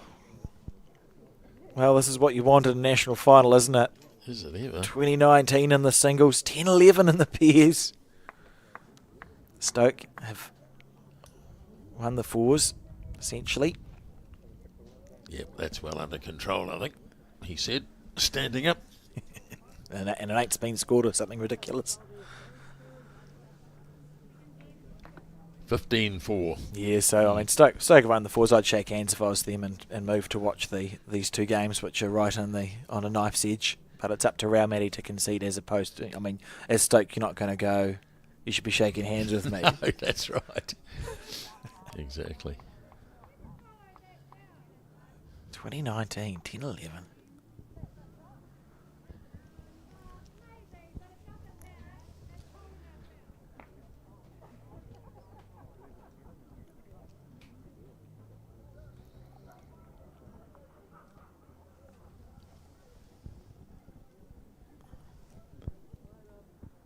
If you're a player out there, the old heart rate, it'll be up. And this is a very good start by Lisa. Lovely bowl. Didn't get a touch, huh? Marker making sure of that.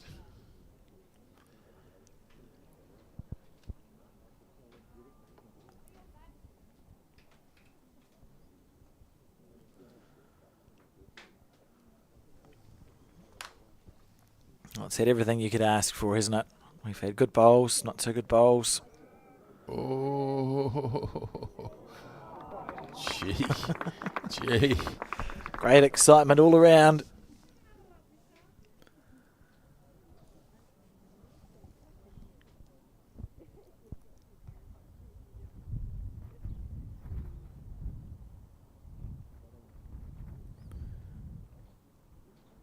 Oh, she's not happy with that one.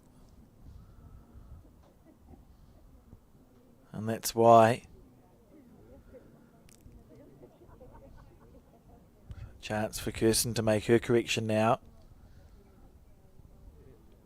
What it should end up being is 20-20 in the singles and 11 each in the pairs. Well, could be. Be properly exciting.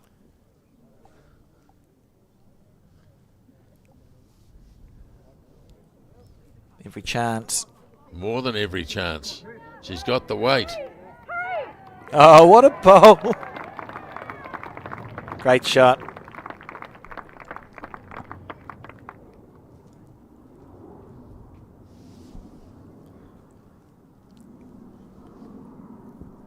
Classy.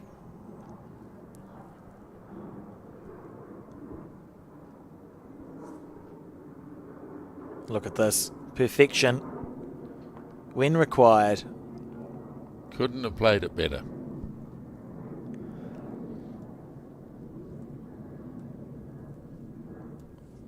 What What sort of distance do you think there is between the bowl and the jack? Are we talking What's that? Couple of feet. Couple of feet, yeah. So technically room. All Lisa needs to do is slip past that shot bowl of Kirsten's. Can't really do much other than draw.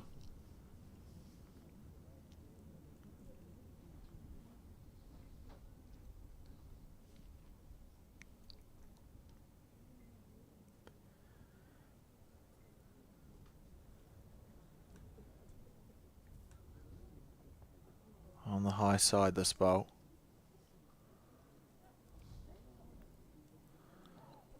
Needs it to stop. Needs it to stop. It's going to come down to Lisa's last bowl to salvage this match. Yep. And the competition.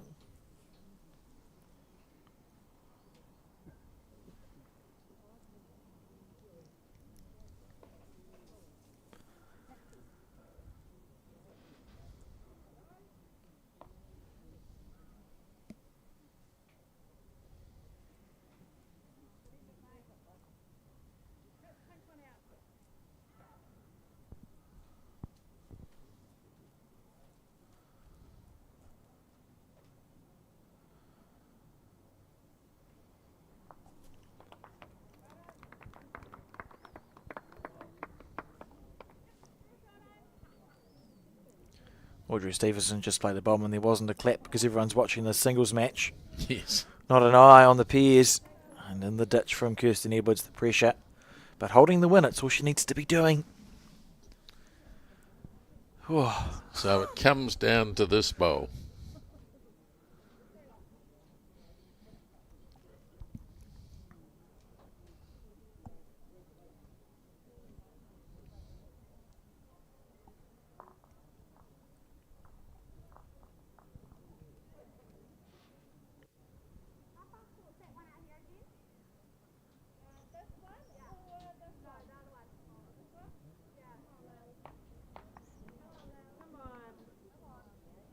Starting to duck.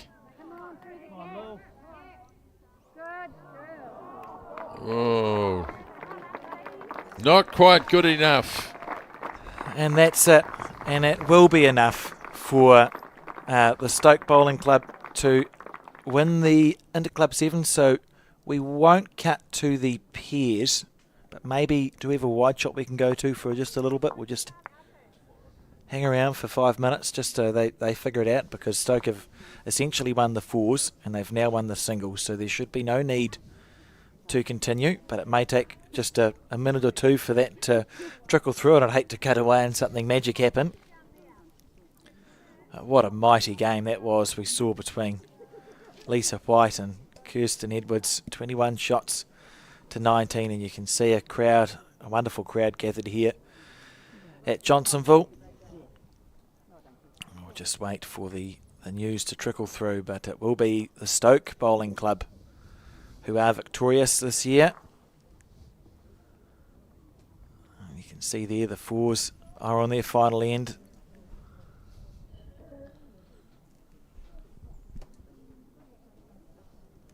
$15-8.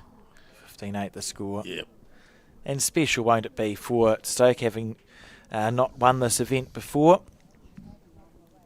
And their team, who are, I'll tell you who their full team is. They are national champions. And I get my reading glasses on, which is always helpful. Kirsten Edwards, Amy McElroy, Gemma Watts, Jo Collis, Carolyn Kean, Nikki Reid, spelled R-E-E-D, which is the correct way to spell Reid, just incidentally. Barbara Thomason and Rhonda Ballas will be our National Interclub champions for this year. I'm not entirely sure. I suppose you could always, what did you say? There's 7 the difference in the fours. Yeah, it's possible, isn't it? Mathematically, there's a chance. It's possible.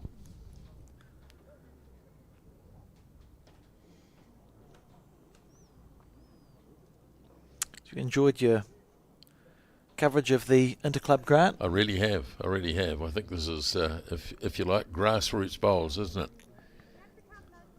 Absolutely.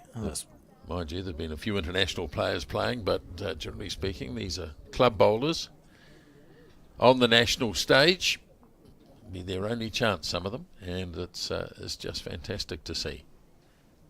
Had a bit of a rocky start on Friday with all the rain around, but the weather came right, and it's finished up in beautiful conditions. Paratutu have won the men's, and it's looking very like, although Ramadi have taken a good lead in the pair now, but it's not going to matter because the Stoke are too far ahead of 4 the is 7 fours. up in the 4, Yep. so that they will win that game, but we'll just hang around until it's finished. So you spoke about Paratutu. They won this event 1991.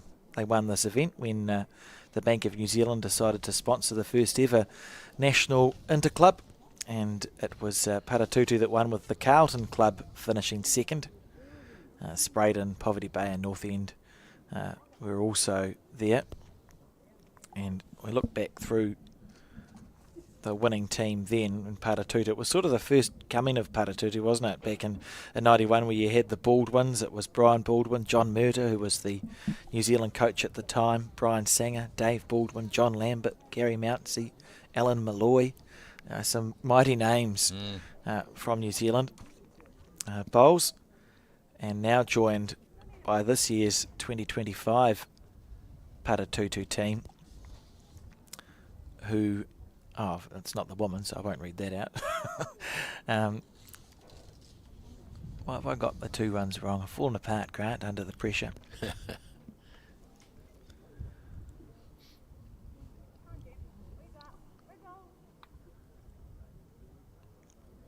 Dean Elgar obviously in the singles, and it was Adam Collins and Darren Gooden who played the pairs, and it came down to the pairs in the end, didn't it? Darren Gooden played an outstanding shot. He was 1 down last end. Yes. Played a very good bowl to hold 2 in the win, and Taylor Horn unable to wrest it back. So it was Darren who played the winning bowl in that fours team of Cameron Horo, Daryl Reid, Kurt Smith and John Zitterstein, with coach manager Roger Hassel and Michelle Walsh.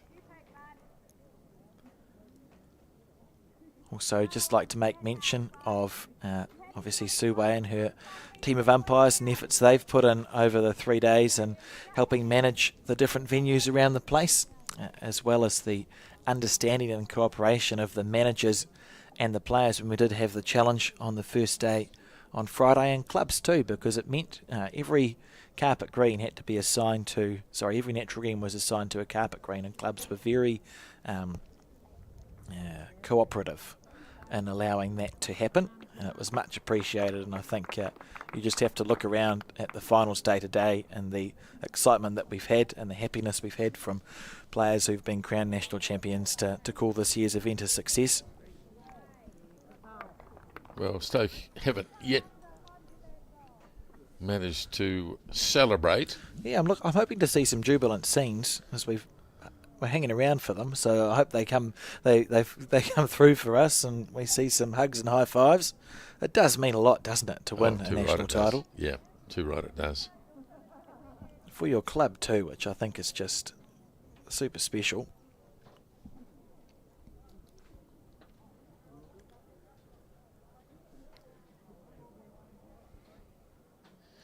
I guess in this game you learn to be very stoic until the last bowler's bowled. It must be must be hard to keep it bottled up, right? You've got the players, there'll be the disappointment for the Raumati side who fought so hard and played so well to get here, and the jubilation for Stoke, but you want to make sure you've just ticked it off first and finished the games before anything happens. Yep, you do, absolutely.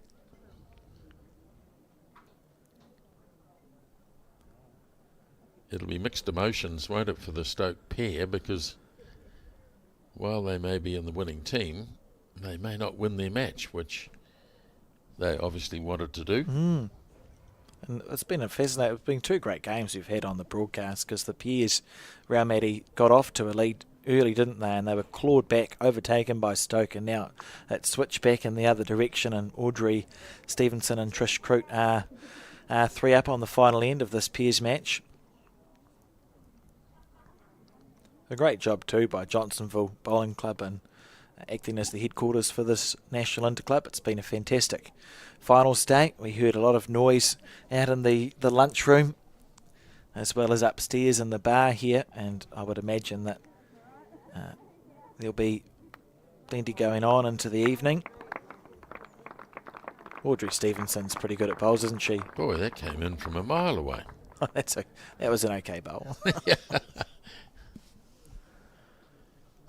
Holder of a New Zealand singles title, of course.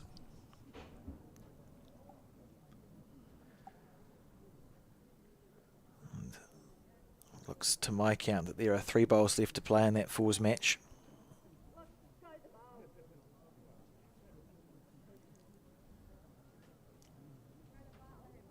Bit irritated that I cut 6 rubbish bags out and spent quite some time fitting them over the cameras for it to be Waterproof? Yeah, waterproof, and then beautiful weather all day. Yes. Well, it's as good now as it's been. It's Yes. beautiful. If I hadn't done that, it would have rained, of course. Of course. Talking about going the bowl here.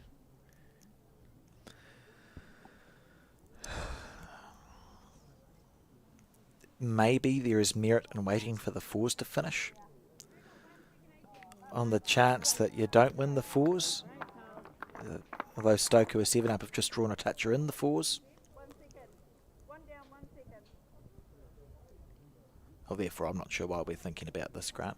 No.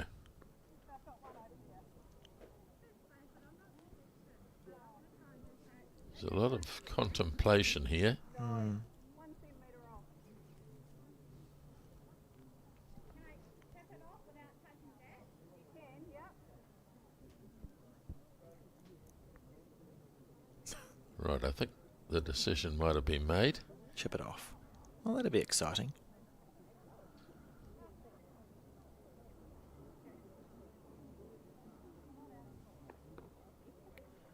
Amy has a Commonwealth Games bronze medal in the fours.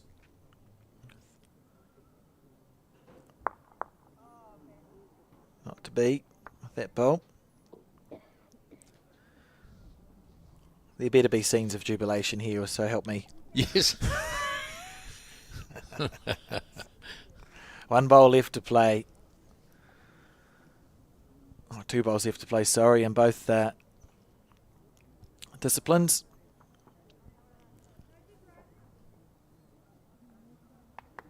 They're all there, waiting, trying to hold on their excitement. You can see a couple of smiles sneaking through. Lovely bowl by Audrey, finishing strong, but it is going to be Stokes' title. All we got, mate, is the kill. Why? I literally wouldn't play my bowl, It's Grant. kind of that competitive nature, isn't it? We want to win this. Oh, I suppose it makes enough sense. It's not going to look any different on the honours board, though, is it? No, true.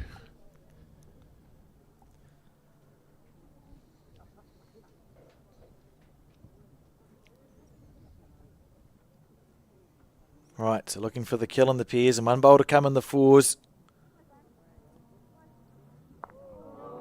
Oh, That was a pretty good effort at the was kill. a very good effort. Didn't get the kill, so Raumati won the pairs. So it's 1 apiece with the fours just about concluded, and it looks as though that's going to go the way of Stoke.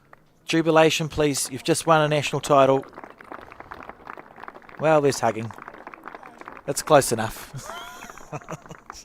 Well, there ends our broadcast for the National Interclub for 2025. Congratulations to Paratutu in the men and Stoke in the women's. They gave us 2 fantastic finals. Thank you very much, Grant, for joining me. Real in the pleasure, commentary Alex. booth. Enjoyed it. Much appreciated, and also thank you to Harry and to Cole for their efforts in what were some trying conditions over the last 3 days. We're back in about 4 weeks' time, I think, with coverage of the 2 weeks' time, is it? We're back whenever it is with coverage of the Bowls 3-5 live on Sky Sport and the Bowls New Zealand YouTube channel. We'll see you then.